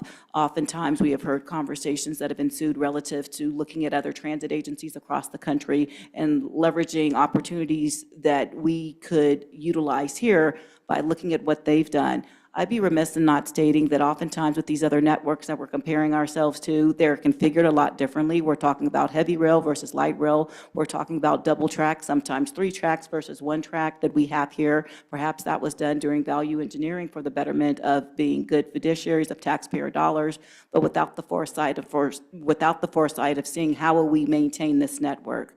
Our downtown rail is now 30 years old, but we do have to ensure that we're doing regular inspections. So with that context, recognizing that we are trying to serve two masters here, we went back. I had staff lean in, recognizing the conversations that ensued, and to a question that Director Harwood made on the previous item, when we talk about our changes permanent, I believe what Mr. Carter said, that permanent is as permanent can be as we went forward with the service change. So each service change could be different relative to what we're actually assessing. And that's why it was critically important to me, being the leader of the organization, to go back and actually roll up our sleeves to discern what's happening.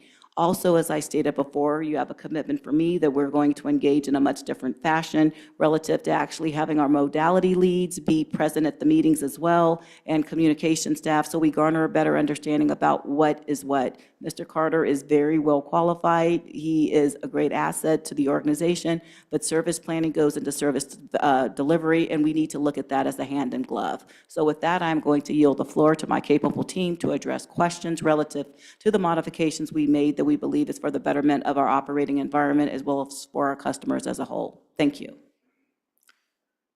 Thank you, General Manager and CEO Johnson. Mr. Carter, Mr. Worthen, we thank you very much for being here, Mr. Jensen, to be available for questions. I'll open up the floor for questions from directors.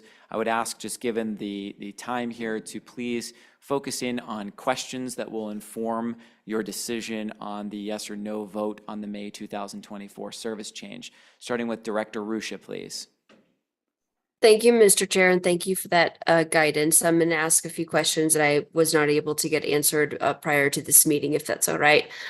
So as it relates to the 45 rerouting, the maps that we were given referenced 2 stops, and those stops already had numbers assigned to them. And I think I know the answer, but I just want to be clear. Are we moving stops and keeping the same numbers, or are those just the same stops and they were referenced in a map and that just might not have been clear?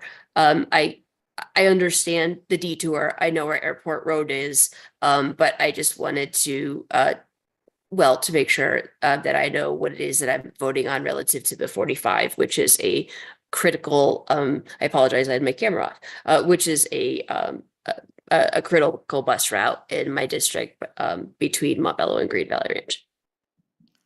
Chair, if I may. Mr. Carter, please. It's Jesse Carter, Senior Manager of Service Development. Thank you, Director Ruscia. That's a great question. It was contained on the map that was a part of the board report, but it wasn't clear that we are adding 2 stops onto Airport Way. So those new stops will provide access to a Costco that's been recently located at that location or in the vicinity. And we are moving the route off of Pena Boulevard, which we experienced quite a bit of congestion and therefore delay in time. I do want to mention that this was a change that was brought about by conversations with bus operators, letting us know that there was both the opportunity to use a different roadway and a way of solving congestion problems that they experience day to day. So I hope that answers your question. Yes, I think it does. Just moving forward, if we could just be just a little bit more clear, particularly, when folks in the community see stuff like that, there's going to be a question of, are there winners and losers? And I think my confusion was simply that the stops noted already had numbers that we're using right now. And then I was wondering, is there a stop I don't know that exists? But thank you for that explanation. And I also do appreciate that operators brought that suggestion to us. And I do think that will be an improvement in that route.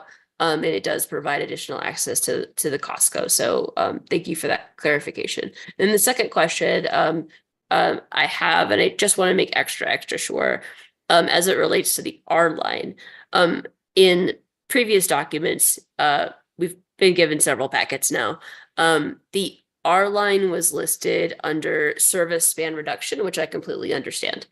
It was also listed under just general reduction, whereas the other light rail, our other light rails that only had the service span reduction you know what I mean? Like they weren't listed twice. And there was also a comment about, like some minor changes to account for, some necessary slowing in the corridor.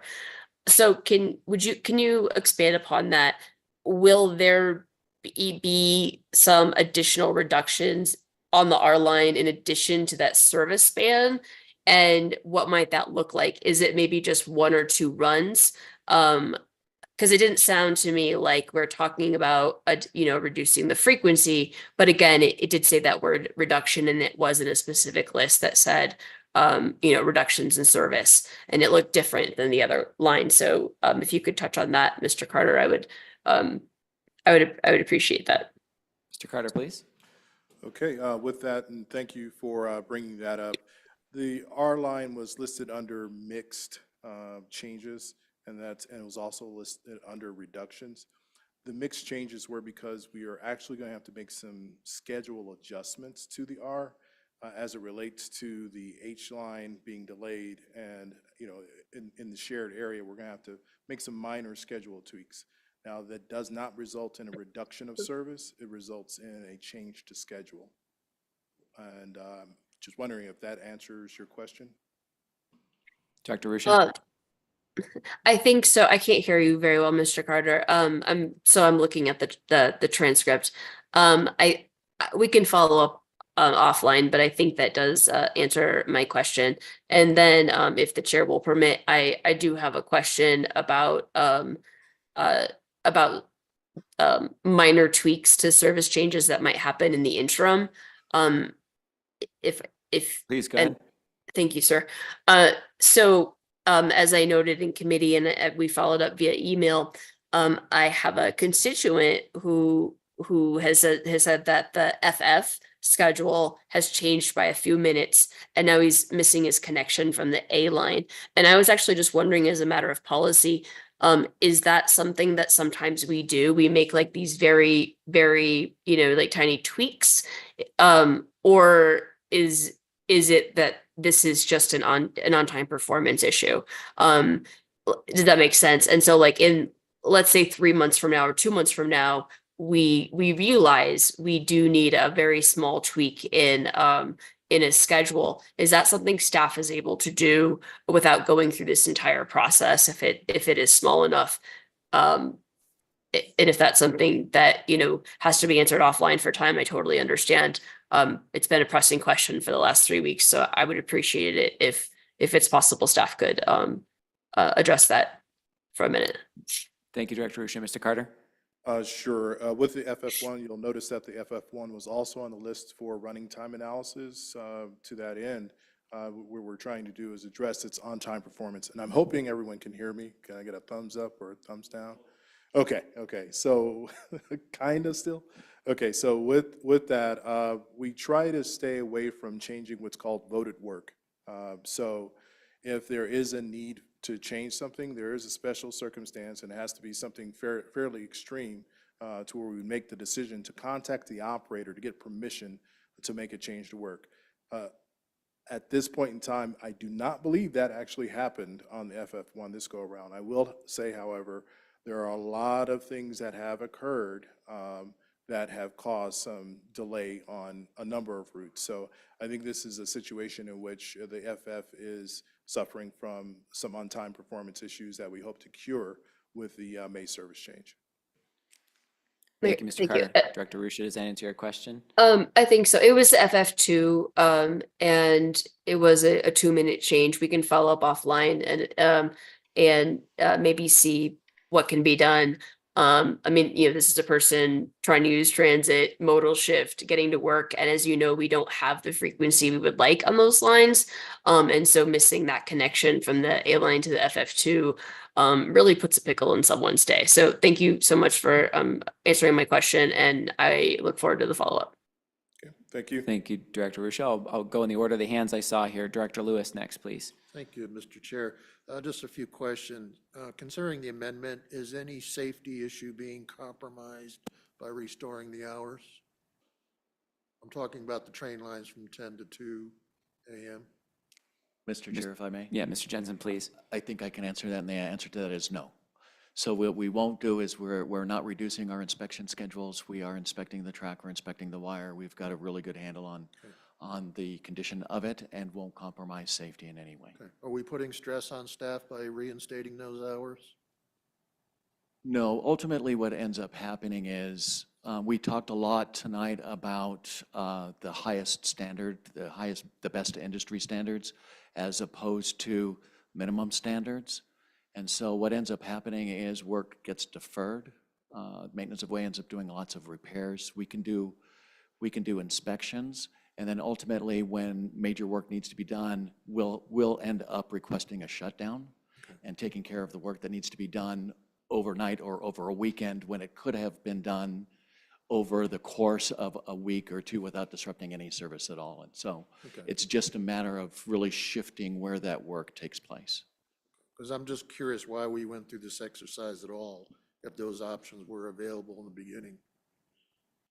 Mr. Chair, if I may? Please, General Manager. So I will own this. As we talked earlier, I said we're going to do a better job, hence that's why you see the modality lead sitting at the table, because oftentimes Mr. Carter is doing work, and he's doing a very good job at that, but we need to bring in all the pieces to the puzzle so we understand what the right hand is doing and the left hand is doing. So while we were trying to give adequate work time, and I reference this, and I'll just repeat it really quickly because I stated this during the executive session. When we talk about we need a maintenance window, service planning staff was affording that to our modality partners. But in doing so, broader conversations needed to ensue because we talk about how we have to mobilize units to get out the track, to de-energize power and things of the like. And Mr. Jensen's team, after we went back and talked about it, realized that we could do it in the manner in which he just specified over a course of a couple of days by having that maintenance window, as opposed to having that window in a more forward-facing fashion with the impact to the customer base. Okay. May I, Mr. Chair? Yes, Yeah, please, I thank just, you. I don't, it's kind of like with Director Ruska, it's not a gotcha question. It's just, I hope we learn from it so we don't run into this again, because it sounded with a little adjustment that we could have avoided a lot of heartache that people had to go through the last week thinking that their train was going to be taken away. So I commend you, and let's make sure we learn from this. Thank you. Thank you, Director Lewis. We'll go next to Director Tisdale. Thank you very much, Mr. Chairman. I appreciate that. And I just want, because I know the hour is late, it's even later where I am, I just want to state for the record so that we have a clear picture for the benefit of those who might be watching or who might be in the room, that the effect of the amendment is to adjust the service hours from the original proposal on the D, the E, and the H lines to run from 5 a.m. until midnight on school nights, Sunday through Thursday, and from 5 a.m. until 2 a.m. on the weekends, Friday through Saturday. I think with all the discussion, we may have lost the clarity of just that's what we are doing by virtue of this amendment. That is my question. I just like a simple yes or no. Thank you. Mr. Chair, Yes. Director Tisdale, yes. Thank you, ma'am.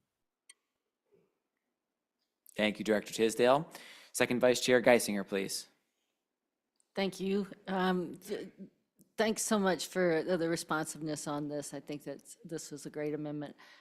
It does start things later in the morning, and a number of groups and people submitted questions about bus alternatives. I know, we have workforce issues there, but they mentioned specifically 10th and Osage to Auraria, where we have students going. Are we able to put in place bus alternatives?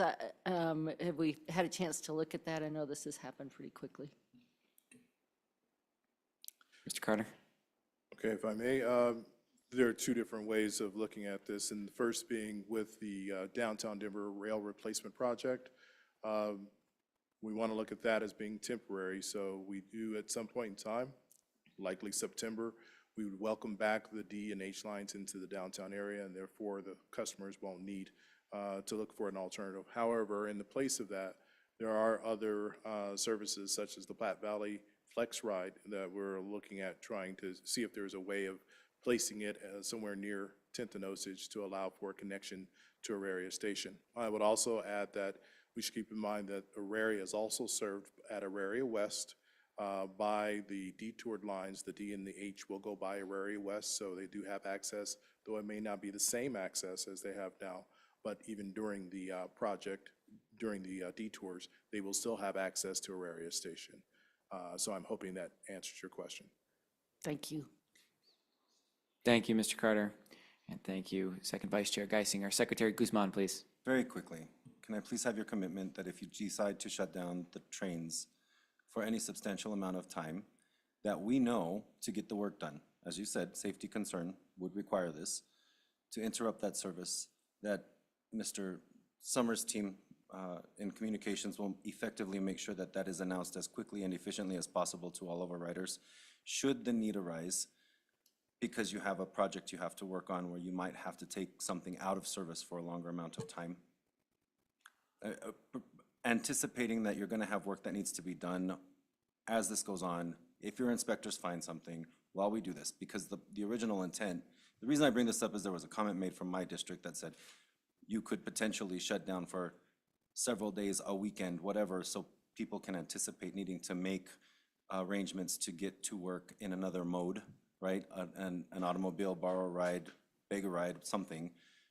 But we need to communicate that out well in advance so that that planning can be done. That's all I'm asking for. And then you will have my commitment that I can move forward with this. If I may, Mr. Chair. Please, go ahead. Sorry, I didn't mean to jump the gun there. But yes, Secretary Guzman, as I stated before, you have my commitment relative to what we're doing here. And as I said during executive committee, if in fact anything's of a safety nature outside of having something that needs to be shut down immediately, we will be communicating that out in advance. Thank you. Thank you. Director Ruscia, please. Thank you, sir. And I wasn't going to do this because of time, but I do feel like I owe my constituents this. I received many letters to this effect, and I am very appreciative that we did make some changes, relative to the service span in the evening on the light rail.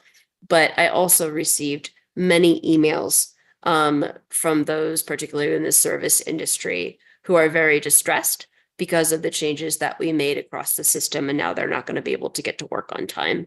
And so I'm going to be a no today, and I understand that this was very challenging, and I am just asking, if not begging, that the next time we do this, that we try something different. Like to Director Guzman's point, maybe there are just certain times in which we have to shut down for repairs. But, I do represent a district that is very highly transit dependent and has a lot of working class folks. And I had folks in near tears over this. So I recognize we do have to make tough decisions. This will be the first time I vote against a service change. I'm a no vote tonight.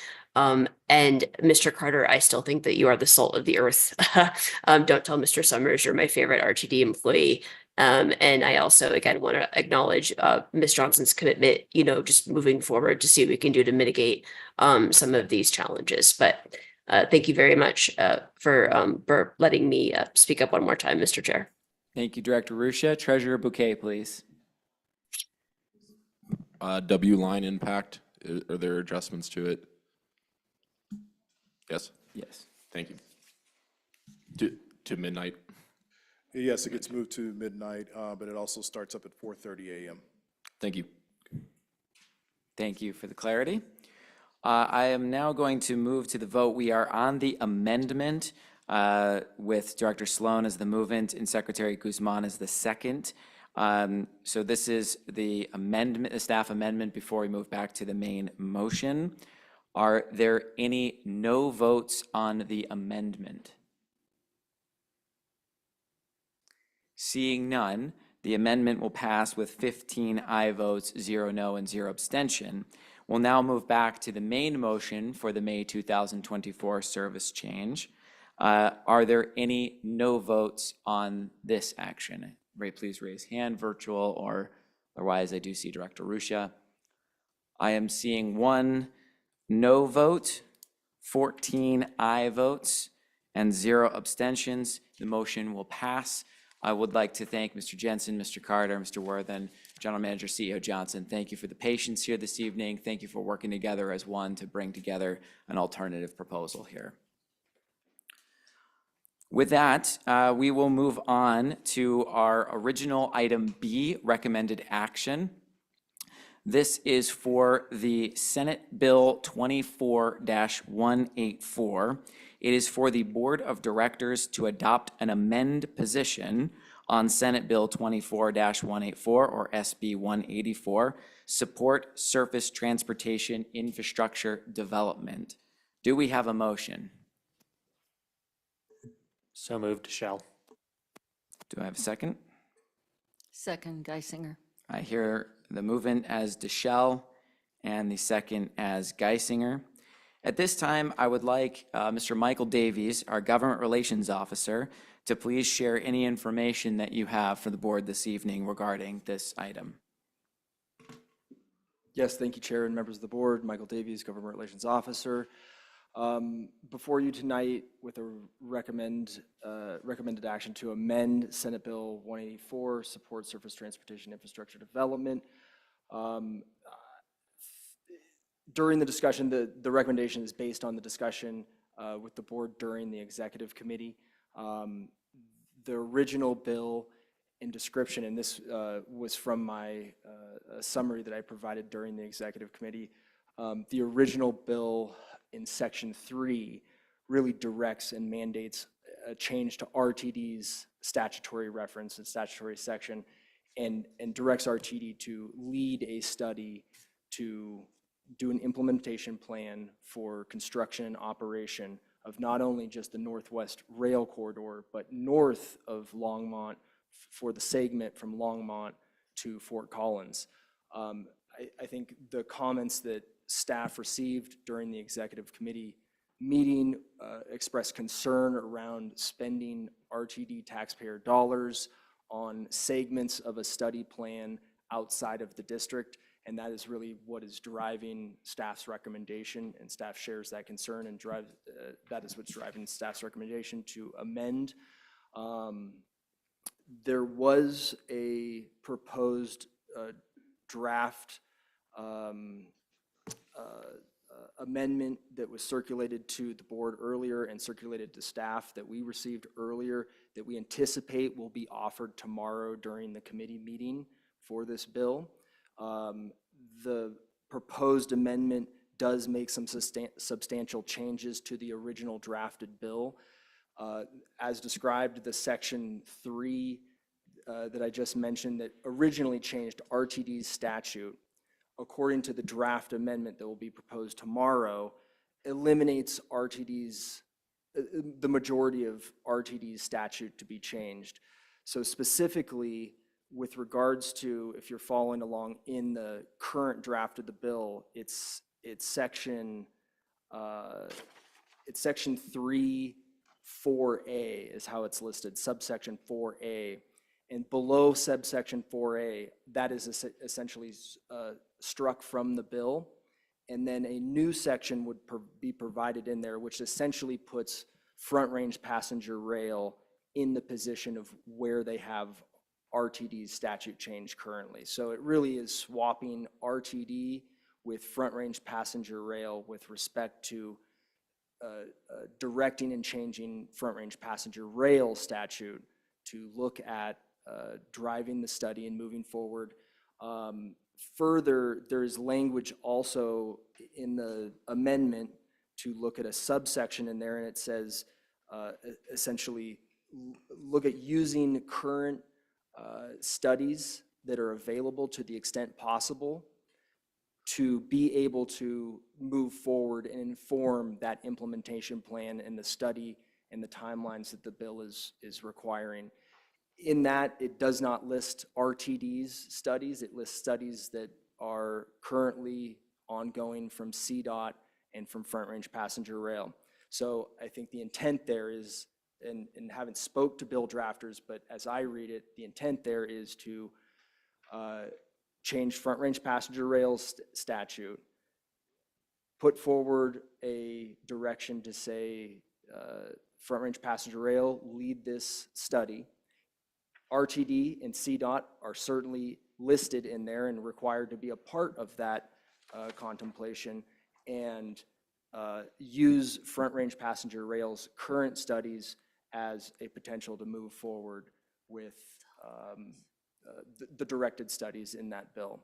So that's just my brief worded summary. I think it's important to say that nothing in this bill takes away the authority from the RTD board to approve funding for any potential study that may come about as a result of this bill. And it's also important to say that that RTD is absolutely a part of the study. We are listed in that potential study, and that RTD would be expected to participate in participation with Front Range Passenger Rail and CDOT should this bill move forward. And with that, for the sake of time, happy to answer any questions. Thank you, Mr. Davies. I appreciate it, and thank you for your patience in the waiting to this point here.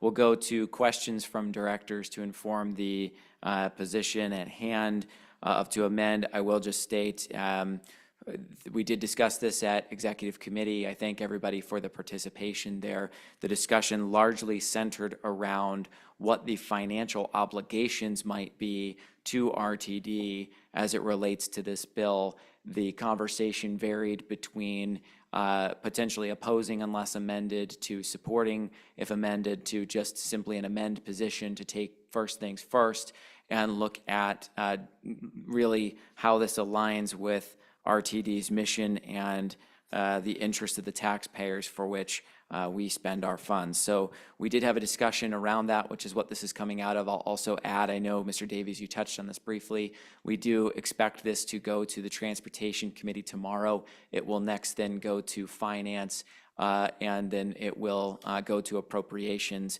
It is my understanding at this time that a number of regional stakeholders throughout the region are taking variations on amend positions, many of them aligned with the concerns with respect of the RTD being given the mission by Section 3 to complete the study that ultimately would focus outside of our district rather than Front Range Passenger Rail. So with that being said about the discussion at Executive Committee, I'll move to questions now from directors, starting with Secretary Guzman. Particularly with the information that was provided today that you referenced, lines 7 through 11, Section 3, subsection 3, that we may extend construction and operations of the Northwest Rail Fixed Guideway Corridor beyond the boundaries of RTD. So again, it's cute that it's allowing that, but I don't believe for 1 second that we should be providing any services outside of the district. We need to take care of things within the district, and it would be faulty to allow that to continue to go forward. So I would still say, given what we have accomplished this far, which is great work, we still need to fix that piece. And I don't know that I want to take an amend position on this. I would almost suggest that until all of that is removed, and it's very clear we have a boundary, that we take an oppose. And I am going to be the stick in the mud on this one, y'all, but I think we need to think about it in terms of that. Suggesting that we amend may look like we're just kicking up dust and making a fuss over some language in a bill. But opposing something does send a different message. And I have heard many different sides, and I'm okay to be out here on my own, but I want to make that clear. That's where I stand on this. So if the motion remains to just amend, I am not inclined to vote that way. And it's not because I don't support making the changes, it's because I want to see the change before I can get to neutral. And it is not my job to seek the change, it is the drafter's job to get me there. I want to be clear on that. So what we heard at our executive meeting was that we would not support this bill as it was drafted. We would want to see amendments, and we're getting closer. But I think the drafters still have more work to do, and we know that we're going to see other amendments coming forward. So I'm hesitant to even move towards neutral until we see the draft of the bill that we are appreciative of, and that is their job. Mr. Chair, if I may. Please, Mr. Davies. Director Guzman, thank you for that. Understand your concern, and just want to make sure that it is just permissive language in there, does not require RTD to operate that service, does not mandate RTD to operate that service. It is simply to say, if by chance a viable plan were to ever come together, RTD does have the ability to do that. That's what that language in that section is saying, but understand your concern and look forward to the conversation. But to my fellow directors, if I may, I'm sorry. Please, go ahead. I would just remind you, we already have the ability to do that in our enacting legislation. So again, we don't need to be told to do this. It seems superfluous to me to even be discussing letting that go without addressing it. And to seek an amendment directly to this bill to remove that language is important. I do have another question. You said we are still committed for cost purposes in doing studies, right? Being part of a study may imply that we have a cost that we have to deal with. Mr. Davies. That is not a definitive. I think the implication of the original current bill language, when you're changing RTD statute and saying, RTD, you are charged with driving this study in cooperation with the others, the implication is much more likely that it's on us to go ahead and say, we would need to move forward with a potential study to construct and operate this segment. With changes, I think there is always that potential, but it does not require RTD to move forward with any funding for any of the studies necessarily in here. Now, if, again, a hypothetical, if Front Range Passenger Rail were to say, well, we're putting together and moving forward with this study, and we don't have enough funding, RTD, would you contribute? Again, that would be a decision for the board to make if that hypothetical scenario were to play out. But nothing in the bill or the amendment mandates or takes away the authority from the board to make that financial decision for RTD. Thank you. Thank you, Secretary. Thank you, Mr. Davies. Director Busick, please. Thanks, Mr. Chair. You know, just an observation, and maybe I'm wrong, but it used to be the sausage making, a lot of it happened behind closed doors and not just out, throw it out there and let's talk about it. We seem to be getting more and more things that come our way that are just like the bad first draft of something that hasn't been refined. And I'm like, wow. And before we even talk about it, there have been 19 changes already. So it's at least it's just an observation on my part. So I share some of Director Guzman's concerns, but the problem for me in taking an opposed position is that it kind of locks us out to being involved in and participating in the fixes that might come about, right? If we come out and say, we're opposed, okay, RTD's opposed, see you guys later. We're gonna go do our own thing. We need to be involved in making the recommendations of improvements. And it is a lot of the heavy lifting should be on the bill drafters' shoulders, but to the extent it impacts us, that's, I think, our job to recommend those things to them. Say, listen, how would you consider this? And not just say, we're opposed, go fix it. And they might not fix it in any way we think is useful. So I will be supporting the amend position begrudgingly. I think there's a lot of things that need to be amended. Thanks.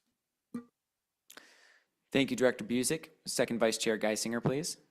Thank you, and thank you, Mr. Davies. I know you've been working hard on this. The changes here, rather than putting it on Front Range Passenger Rail, they really put it on all four entities, right? That the reports need to come from the district, the Department of Transportation, the High Performance Transportation Enterprise, and RTD, just to be clear. Yes, it doesn't change RTD's statute as currently drafted. It changes Front Range Passengers Rail statute, but yes, the language does say we're changing Front Range Passenger Rail's statute language and as a part of that, RTD, Front Range Passenger Rail, and CDOT, CTIO are charged with producing the reports listed in the bill. And you know, I think that this is the critical piece, and Front Range Passenger Rail, I think, and we would prefer to see Front Range Passenger Rail. They were created for this purpose. But, you know, there are other issues that I think we probably would want to look at in terms of some of the dates. And I still think that there's some confusion, maybe not so much now that RTD it won't be listed as the lead, but whether we're being asked to build Northwest Rail, which wouldn't qualify for federal funding, or intercity passenger rail. So I guess I'm agreeing with Director Busick that pretty quick here we should do some redlining or something to suggest the amendments we specifically want. Does that make sense? Yes. So, and I guess tomorrow, you know, if somebody testifies, are we just asking for a change to this one provision? Or I'm not quite sure what this means, the amend position, if we're just supporting what they're doing. Mr. Davies, please. Yes, thank you. So again, based on the discussion at Executive Committee, my understanding is, at least from an amend position, we'd certainly want to make sure that RTD is not expected to be spending RTD money on a potential study on a project outside of the district. And so I think that is certainly a point that would want to be made in terms of amending the bill. Beyond that, I think that's what I look to for direction from the board tonight, to see if there's other potential pieces of this that are a part of that overall amend discussion. But as of now, the only amendment that I've actually seen that I think will be entertained tomorrow does what I described, is that it doesn't necessarily change our statute in that it changes Front Range Passenger Rail, but obviously we are still expected to participate in that process of producing these reports. And it strikes most of the RTD statute language, except for the part about us being able to work outside the district, right? Correct, the permissive language to say if a project was to come together and if RTD agreed to be a part of that project, that we would have the ability to operate outside of the district. Okay, I'm not sure we do have that now, so I think, yeah, you're right, that's being added. I guess, you know, and my reaction to what it is now is that we shouldn't be the lead on building intercity passenger rail, if that's what they're wanting, even in our district, that's what Front Range Passenger Rail was built for. But again, it's very ambiguous to me what's in here, what we're being required, but it sounds like it's being changed. So thanks, I'll support this. Thank you, Director Geisinger. I'll just note, since Mr. Davies, you touched upon seeking direction here. So as we go through the discussion, I will do my best here to summarize some of the common themes that I hear that can inform the amend position and any testimony at committee. I think it is very clear, given the timeline and the number of stakeholders, there will be a number of changes to this. I would expect that the board will need to revisit as this is amended, and revisit the position as it happens. So, Mr. Davies, I will do my best to summarize some of the themes that I hear here. With that, I'll go next to Director Deschel. Thank you. A couple quick notes. One, just for the benefit of everyone, just raising what I raised to Executive Committee, which is, you know, seeking an amendment wherever it may be, that these obligations do not require us to sacrifice service, right? And that that's still within RTD's jurisdiction.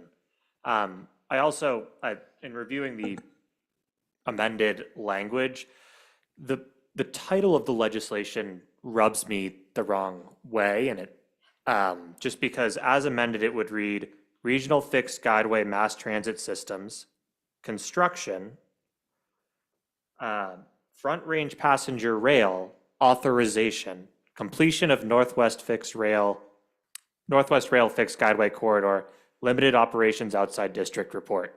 Now, to to a reasonable plain person, that would mean that RTD by statute is being stated to have regional fixed guideway mass transit systems, construction of front range passenger rail.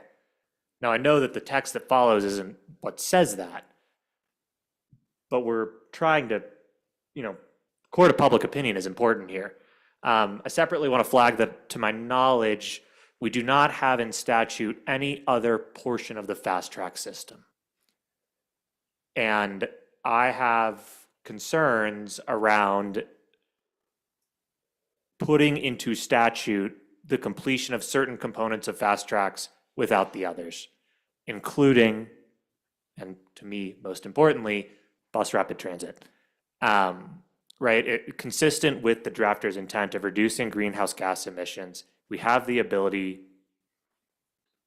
caveated, one day we may have the ability to fully electrify buses, more likely than we can fully electrify diesel rail, which was just presented to us. And so I have concerns about codifying that, especially as we're quite literally discussing the feasibility of Northwest Rail, to then have a statute that says you're going to build Northwest Rail effectively isn't great. It puts it, sort of backs us into a corner. So I'm supportive of amend for sort of bringing forward the thrust of the amendments. I just would encourage us to be a bit broader. And if we want to talk about the rest of the fast tracks improvements, that's great. But I think, I just want us to be careful and mindful of the way that this reads after you do amend and you're reading it on two different screens. That, as a statute, really rubs me the wrong way, especially even putting front range passenger rail ahead of Northwest, assuming both of them go through. Thanks. Thank you, Director Deschel. And just for clarity's sake, when you're referring to statute, you're referring to the changes to RTD statute? Yeah, so 32.9.107.7, which I believe is ours. The title of that statute as amended, so looking at Senate Bill 24184,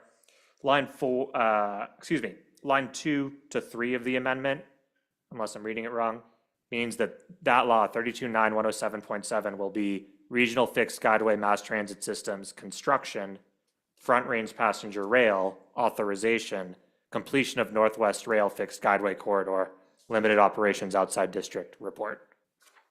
Yeah. So, I'm tracking with what you're saying. and that's problematic to me.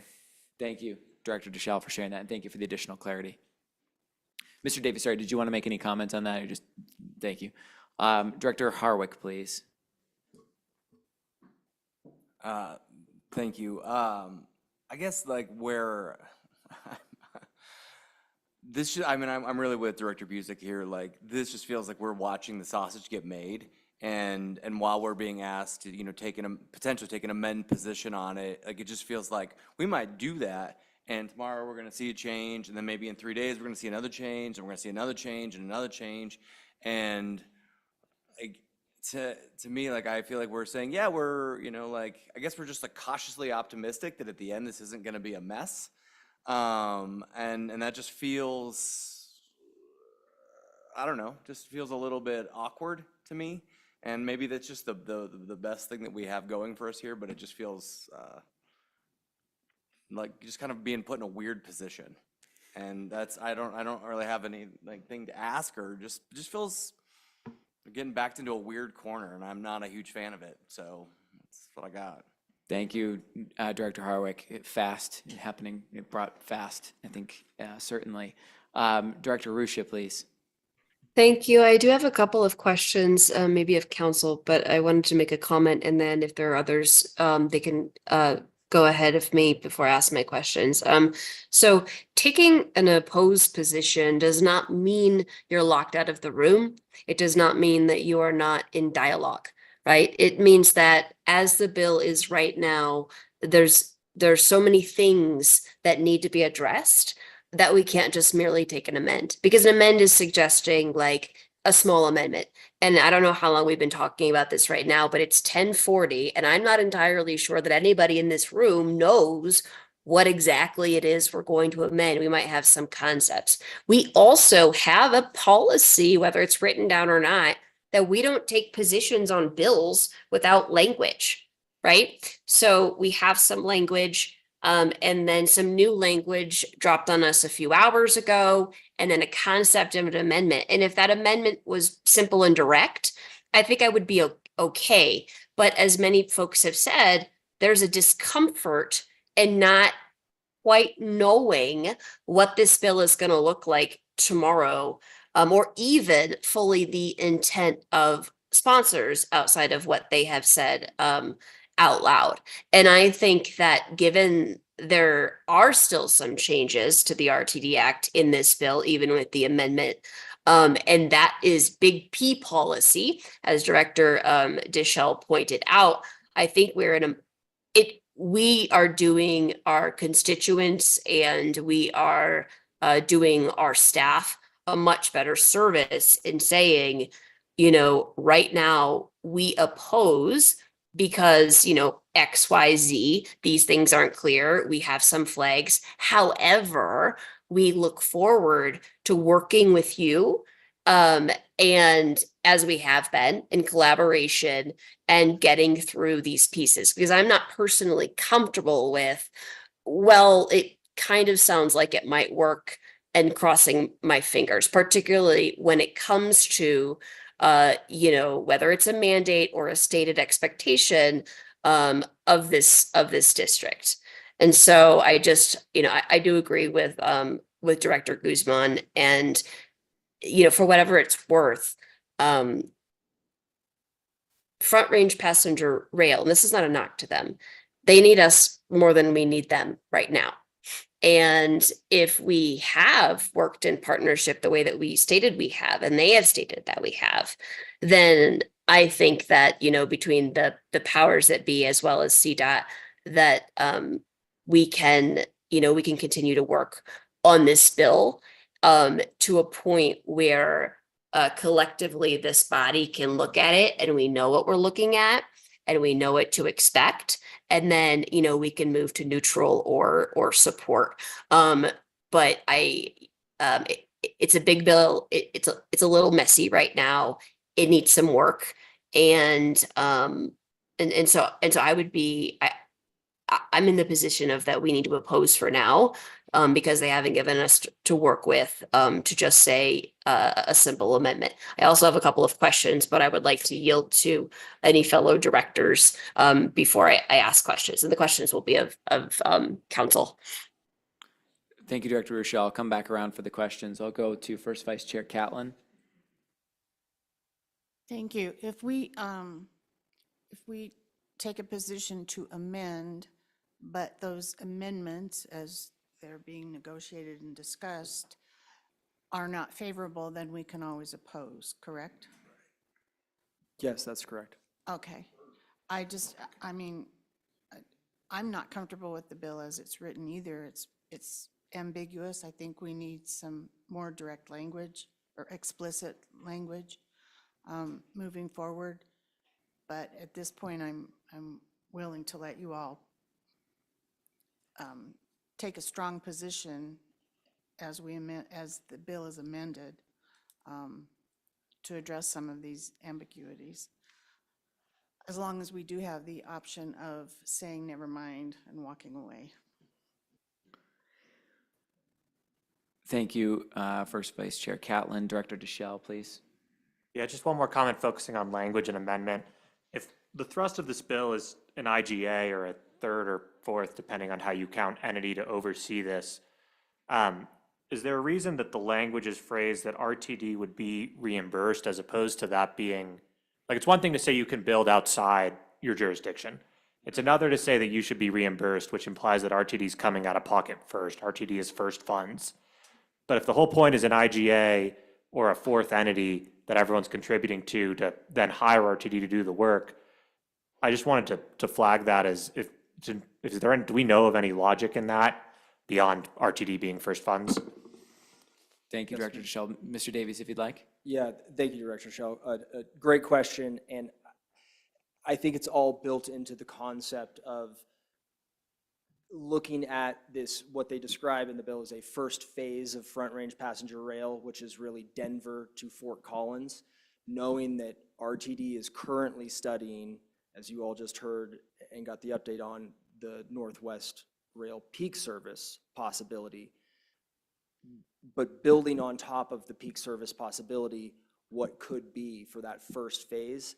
And so that's why it's in there, is to essentially provide that option to say, if RTD were the operator and there was money to be identified outside of the district, knowing that RTD wouldn't be able to use our taxpayer dollars dedicated to, say, fast tracks on a new segment outside of the district, that if RTD was reimbursed for those funds, it would have the ability to go ahead and operate that service if fully reimbursed. So it's more on the O&M side than it is on the capital initial investment side, sort of. Could be both. Could be both. Okay. Thank you, Director Deschel. Thank you, Mr. Davies, for touching upon that. Secretary Guzman, please. So, thank you for the response, but I think that's an awfully hopeful interpretation of what the drafters are intending here. And if I've learned nothing- I'm sorry, Mr. Chair. I'm unable to hear Secretary Guzman. Is the mic, could you get closer to the mic, Secretary? Thank you for the interpretation that you've provided, but I think it's awfully hopeful of the bill drafters at this stage. If I've learned anything over the last year from my fellow directors, it's that we are a transit agency. We are not a bank.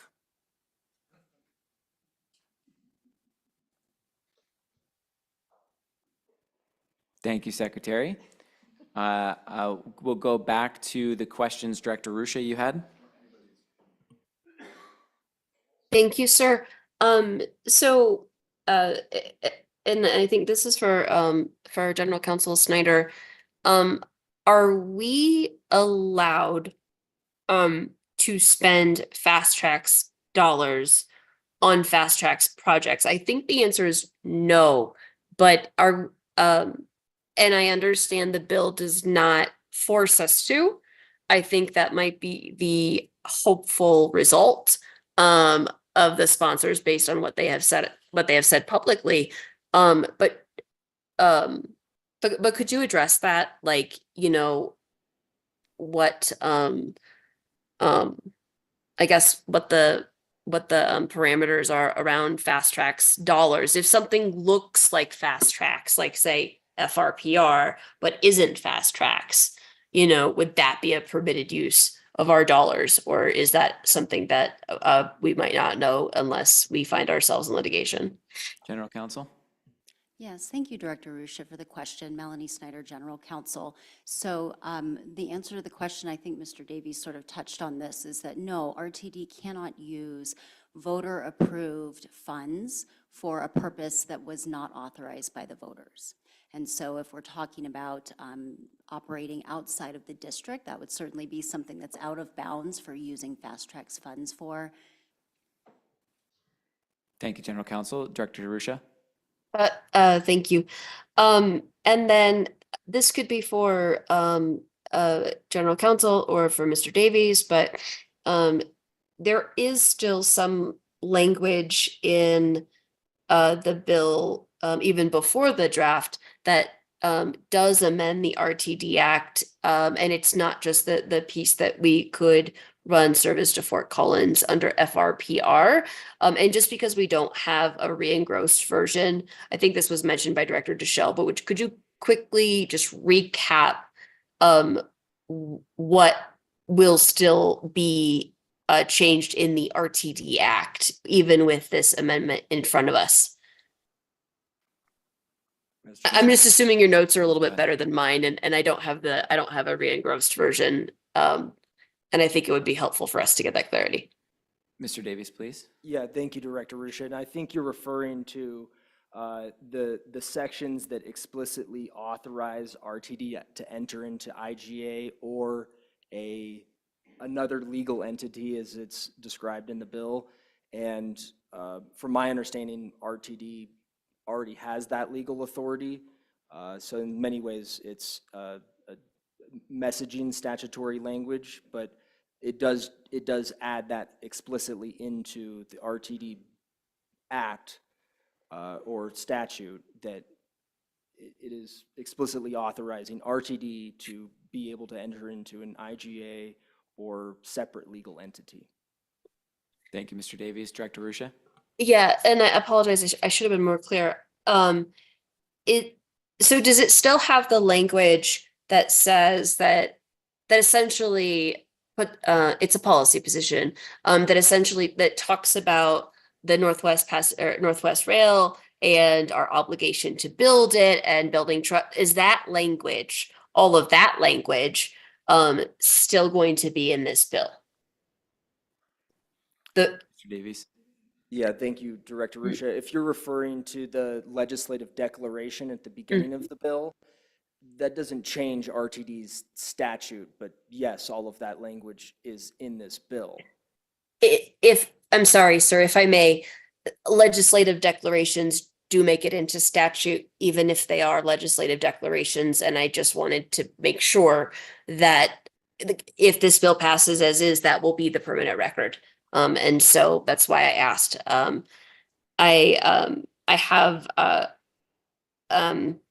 don't know if it's a direct question, but I think there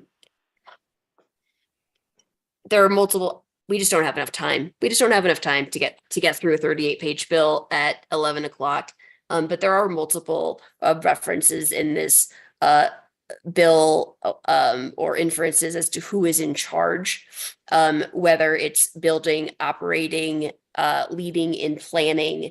And I worry, sometimes it says FRPR, sometimes it says CTIO, sometimes it says RTD, sometimes it says CTIO where it probably should say FRPR. And again, I worry that our proposed amendment doesn't go far enough, because even if we took care of that, that one aspect in terms of who's going to pay for the, service development plan, I worry that we will be,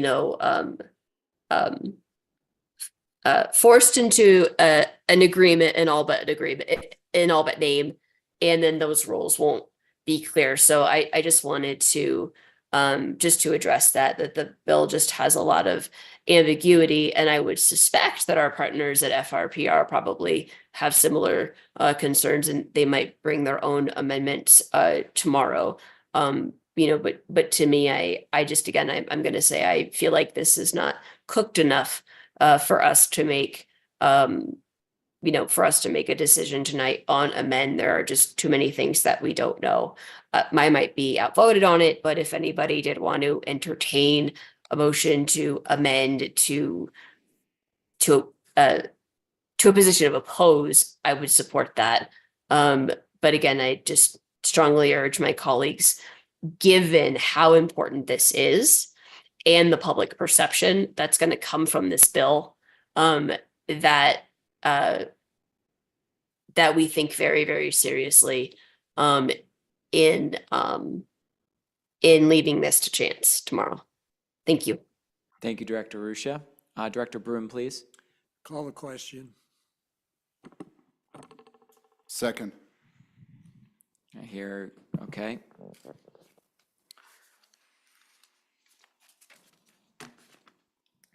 So I hear call the question from Director Broom. Second was Director Rosenthal. I'll go ahead and call for the vote. I'll do this by roll.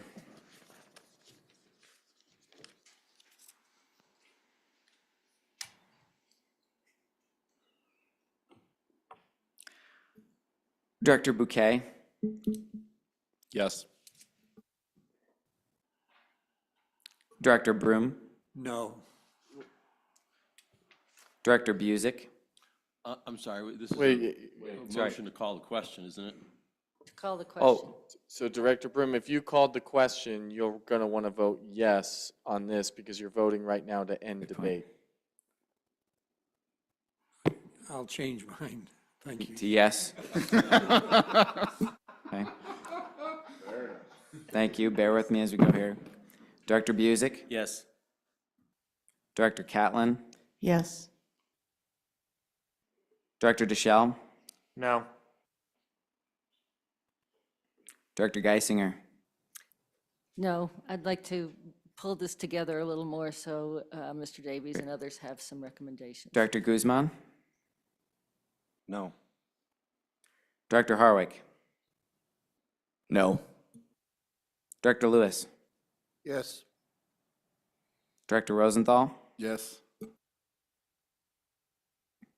Director Rusha, No. Director Sloan, No. Director Tisdale, Yes. Director Whitmore. Yes. I am a no.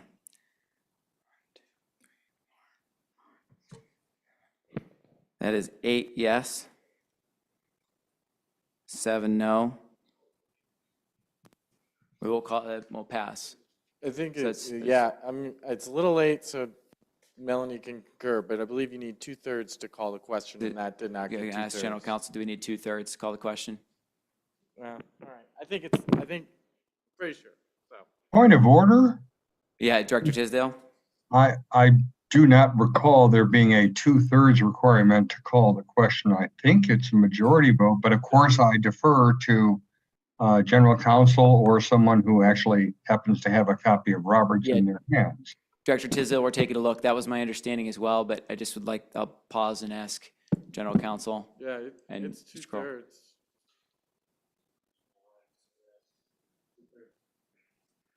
Mr. Kroll has confirmed, Director Tisdale and Director Rusha, who are online, that it is 2/3.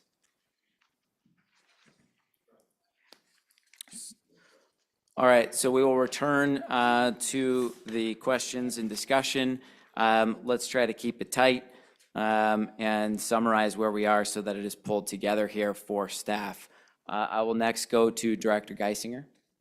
Thank you. I agree. Let's wind this up, but I do think pulling it together a little bit, and so I'm going to take a quick stab at it. I agree with Director Rusha that there's a lot of questions here. I don't agree that we need to come out with an amend, but an oppose but amend.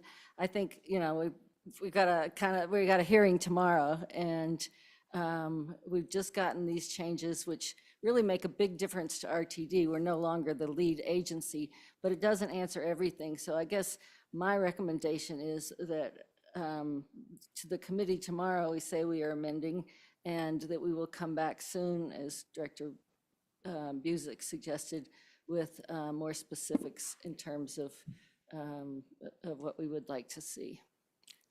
Thank you. Director Whitmore? If you're not at the table, sometimes you're on the table, and I think we need to be in the amend position. We're going to see a litany of amendments, as Director Rusha mentioned, and this bill could morph 5 or 6 more times in the original House. I just think that going in with the opposition movement with so much more work to do on the bill locks us into a corner, and to our detriment to future legislation that we all know is coming. So I urge a vote to go into the hearing tomorrow in an amend position. Thank you, Director Whitmore. Director Rusha, I see your hand. I haven't commented yet, and I'd like to make a few comments just to summarize where we are. So we're discussing where we sort of disagree around this right now, but there's some things that are very, very clear from an RTD perspective. And we are here to represent RTD and RTD's taxpayers and its customers. That's the task at hand. Some things that are clear: we cannot operate or spend taxpayer dollars that have been collected by RTD taxpayers outside of the district. Additionally, taxes that have been raised on the 0.4% for fast tracks are to the benefit of fast tracks projects as per the ballot language in 2004. We cannot pursue, therefore, and fund and develop or study intercity passenger rail, since that does not align with the plan that we have. Let's just take Northwest Rail here. We looked at, I believe it's packet page 55, showing the economies and the collaboration between Front Range Passenger Rail and RTD, that there may be possibilities we can collaborate, but we're dealing with 10 stations. There are far fewer for Front Range Passenger Rail. I think that there are some general things that we agree on there. Director Deschelle's comments seem to have a lot of head nodding. I don't want to speak for everybody around ensuring that whatever we support does not pull away from the service of our riders and our taxpayers. It certainly is my opinion that based on everything I've heard, and I agree that this bill feels early and there's a lot that's likely to change, there will be a litany of amendments, and sort of regardless of the position we take, we will need to revisit this because it will be amended. I would like to just express my support for the idea that we just take the amend position, that we convey some of these tenets, unless anybody speaks up in disagreement of some of those tenets that I stated, when we are at committee tomorrow around where our concerns lie, and then take the amend position. I believe we will need, and I am committed to working with staff, our board office, and this board, I believe we will need a special board meeting in order to revisit and review once this bill is amended and we have had more time to look through all of it. So thank you for allowing me to capture where we are. Please raise your hand if there's anything I've mischaracterized that any of you have shared before we end up taking the vote for an amend position. But at this point, I will go ahead and call on Director Ruscia. Thank you, sir. And please tell me if I'm out of order. It is late and even I'm forgetting Robert's rules, but just so I understand, we only have one amendment we are asking for. Is that what we are voting on?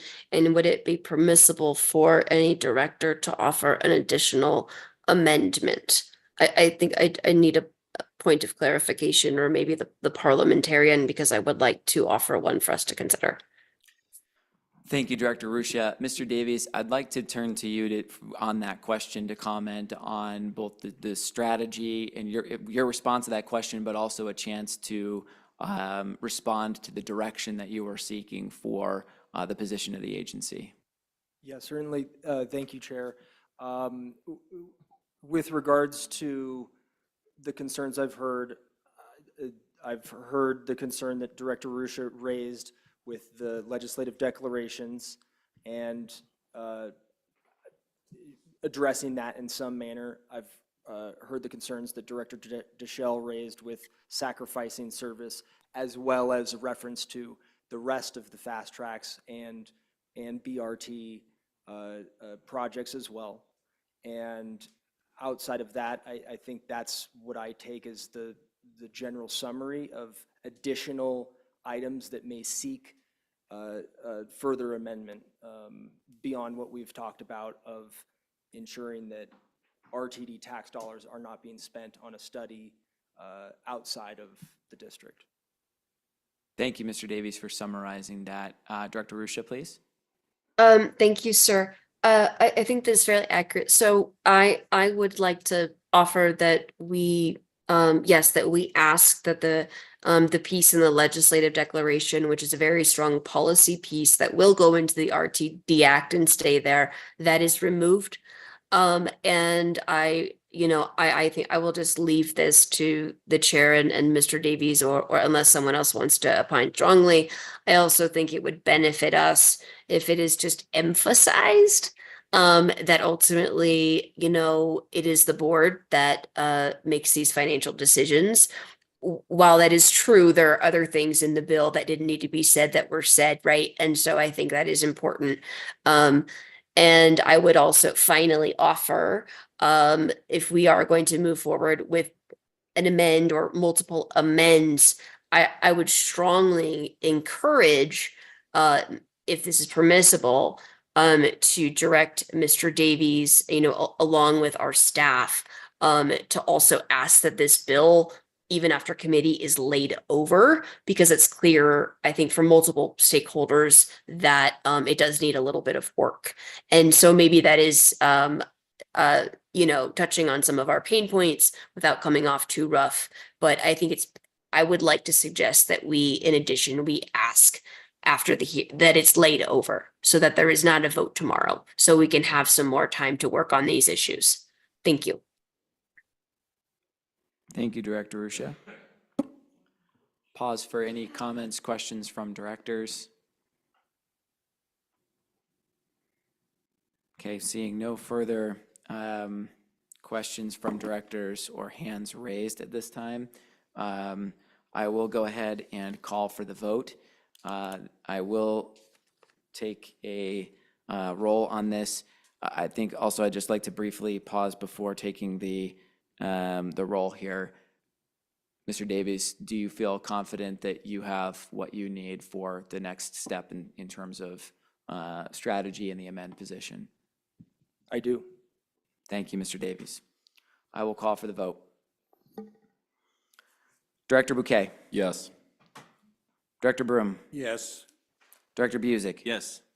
Director Catlin, Yes. Director Deschel, Yes. Director Geisinger, Yes. Director Guzman, Yes. Director Harwick, Yes. Director Lewis, Yes. Director Rosenthal, Yes. Director Rusha, Yes. Director Sloan, Yes. Director Tisdale, Yes. Director Whitmore, Yes. and I am a yes. That is 15 yes, with 0 no and 0 absent. The motion will pass.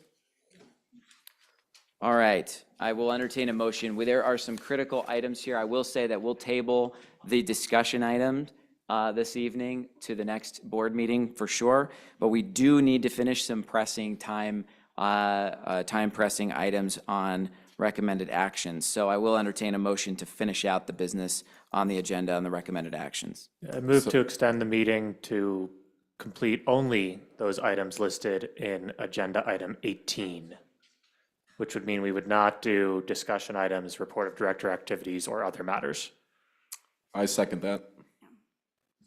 Any no votes?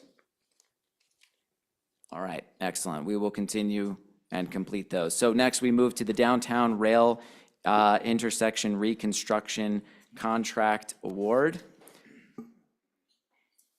This is for the Board of Directors to authorize the general manager and, oh, I'm sorry, was there a comment on the? Yes, I am so sorry, sir, and I might just be very tired. I forgot. Have we appointed Director Lewis to his committee yet? That will be in the recommended action. We will complete that. Okay, so we will complete. We're not skipping that one. That's not being tabled. Okay, thank you. Correct. I couldn't hear Director Deschel clearly, and I apologize for. No problem. Thank you. So we're on the recommended action C, Downtown Rail Intersection Reconstruction Contract Award. This is for the Board of Directors to authorize the general manager and CEO or her designee to enter into a contract with Krish Construction Incorporated for the full-depth reconstruction of 5 rail intersections in downtown Denver in an amount not to exceed $4,320,384. Do we have a motion? Busick, so moved. I beat you that time. I heard Busick as the movant. I heard Broom as the second. General Manager and CEO Johnson, do you have any additional information that you would like to share with the board at this time? Thank you very much, Mr. Chair. Deborah Johnson, General Manager and CEO. Following up on the discussion that we had at the board meeting last month relative to an overview of the near-term rail reconstruction project, this is one of the first items relative to initiating the actual mobilization and construction going forward if this board is so inclined to provide authorization to enter into a contract. Staff is readily available to answer any questions, but primarily it's overseeing the 5 intersections that are critically important as we look at the state of good repair for our downtown rail alignment. Thanks. Thank you, General Manager and CEO. Thank you for bringing this forward for board authorization and consideration. Is there any discussion on this motion? Seeing none, I will call for the vote. Are there any no votes on this motion? Director Rusha, is it no? Can you just clarify? Sorry, sir. Yes, I'm a no vote. Thank you. Any other no votes? Seeing none, we'll have 14 aye votes, 1 no vote, and 0. I'm sorry, we have 13, 1 absent. Thank you for that. 13 aye votes, 1 no vote, and 1 absent. Thank you very much for staying for this. Thank you for staying. Appreciate this, appreciate the patience. The next action, F, is for the Project Management Support Consultant Contract Award. This is for the Board of Directors to authorize the General Manager and CEO or her designee to award a work order contract to Tri-Unity Incorporated for Project Management Support Consultant Services. The contract is for 3 base years with 2 additional 1-year options exercisable at RTD's discretion. The total not to exceed amount for the first 3 years is $20,500,000 US. Do I hear a motion? So moved, Bouquet. So moved, Rush. I have Bouquet as the motion, as the movant, and I have Ruscia as the second. General Manager, CEO Johnson, would you like to address this item? Yes, thank you very much, Mr. Chair. Deborah Johnson, General Manager and CEO. This item came before the Operations and Safety Committee and basically was put forward on this recommended action. As you heard from staff, this is for project management consulting services for a broad range of services to supplement our capital program staff with routine activities in addition to aspects of our near-term rail reconstruction program. Staff is available. We had a robust discussion just last week or the week before. I'm losing my mind right now. But there you have it, Mr. Chair. I yield the floor. Thank you, General Manager and CEO. And again, thank you to staff for remaining here this entire time with us. I'll go to questions from directors concerning the recommended action. Director Deschel, please. Yeah, thank you. And this may just be a cross-industry question, but my understanding in the construction space is that a work order is typically a thinner contract than a more robust, right? It's usually issued under a master services agreement or a different type of contract where you have a bit more protections, a bit more robust contracting. Is there a reason that we're pursuing this under a work order, or is my understanding of a work order in this context incorrect? So we are taking the work order approach because this is for a myriad of activities. So we will issue like just what it says, a work order for specific work relative to an umbrella contract that we have with Tri-Unity to supplement staff. So we do have an umbrella contract with Tri-Unity. I guess Yes. this is the Yes, that's what more it is. direct question. Yes, thank you. Thank you. Thank you. Director Catlin, please. Thank you. Kevin, maybe you can answer this, that we had a similar overarching project management or project oversight, whatever, for Fast Tracks, for the overall Fast Tracks program. And can you tell me order of magnitude what that dollar amount was over the several years that spanned the oversight of all the Fast Tracks corridors? Talking about the Jacobs contract? Yes. That was close to 200 million over 18 years, I think. Okay, thank you. I just wanted to put it in perspective because 20 million is quite a bit of money, but I mean, the scope of work is obviously smaller. I just wanted to kind of gauge it from that perspective. So thank you. Thank you. Any further questions? All right. Seeing none, I will call for the vote. Are there any no votes on this recommended action? Seeing none, this will pass with 15 aye votes, 0 no votes, and 0 abstention. Thank you once again for the patience. The next recommended action will be for the adoption of the board operating guideline amendments. This is for the board to adopt the amendments to the board's operating guidelines. Do I have a motion? So moved, Sloan. Second, Tisdale. I heard Sloan as the movant, Tisdale as the second. I will just comment that there has been good discussion at executive committee around this. I thank all the directors who have weighed in on this. I thank Mr. Kroll for your work in making adjustments. Is there any discussion on the amendments to the board operating guidelines? Are there any no votes on this action? It will pass with 15 ayes, 0 noes, and 0 abstentions. Finally, and very importantly, the final recommended action will be for the appointment of Director Lewis to the Operations and Safety Committee, for the Board of Directors to ratify Director Lewis's appointment to the Operations and Safety Committee. Do I hear a motion? So So moved. moved. Oh, can I have it, please? I heard Guzman as the motion and Rusha as the second. Is there any discussion on this? Are there any no votes?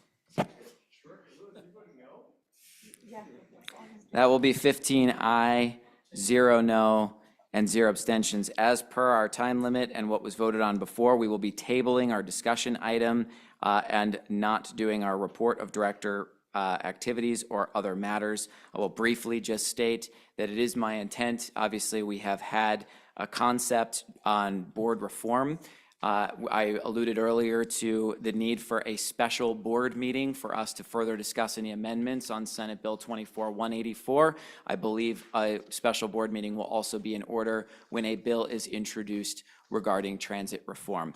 So with that, the meeting will be adjourned at 11:15 p.m. Thank you for joining us. Thank you for everybody's patience. Have a good night.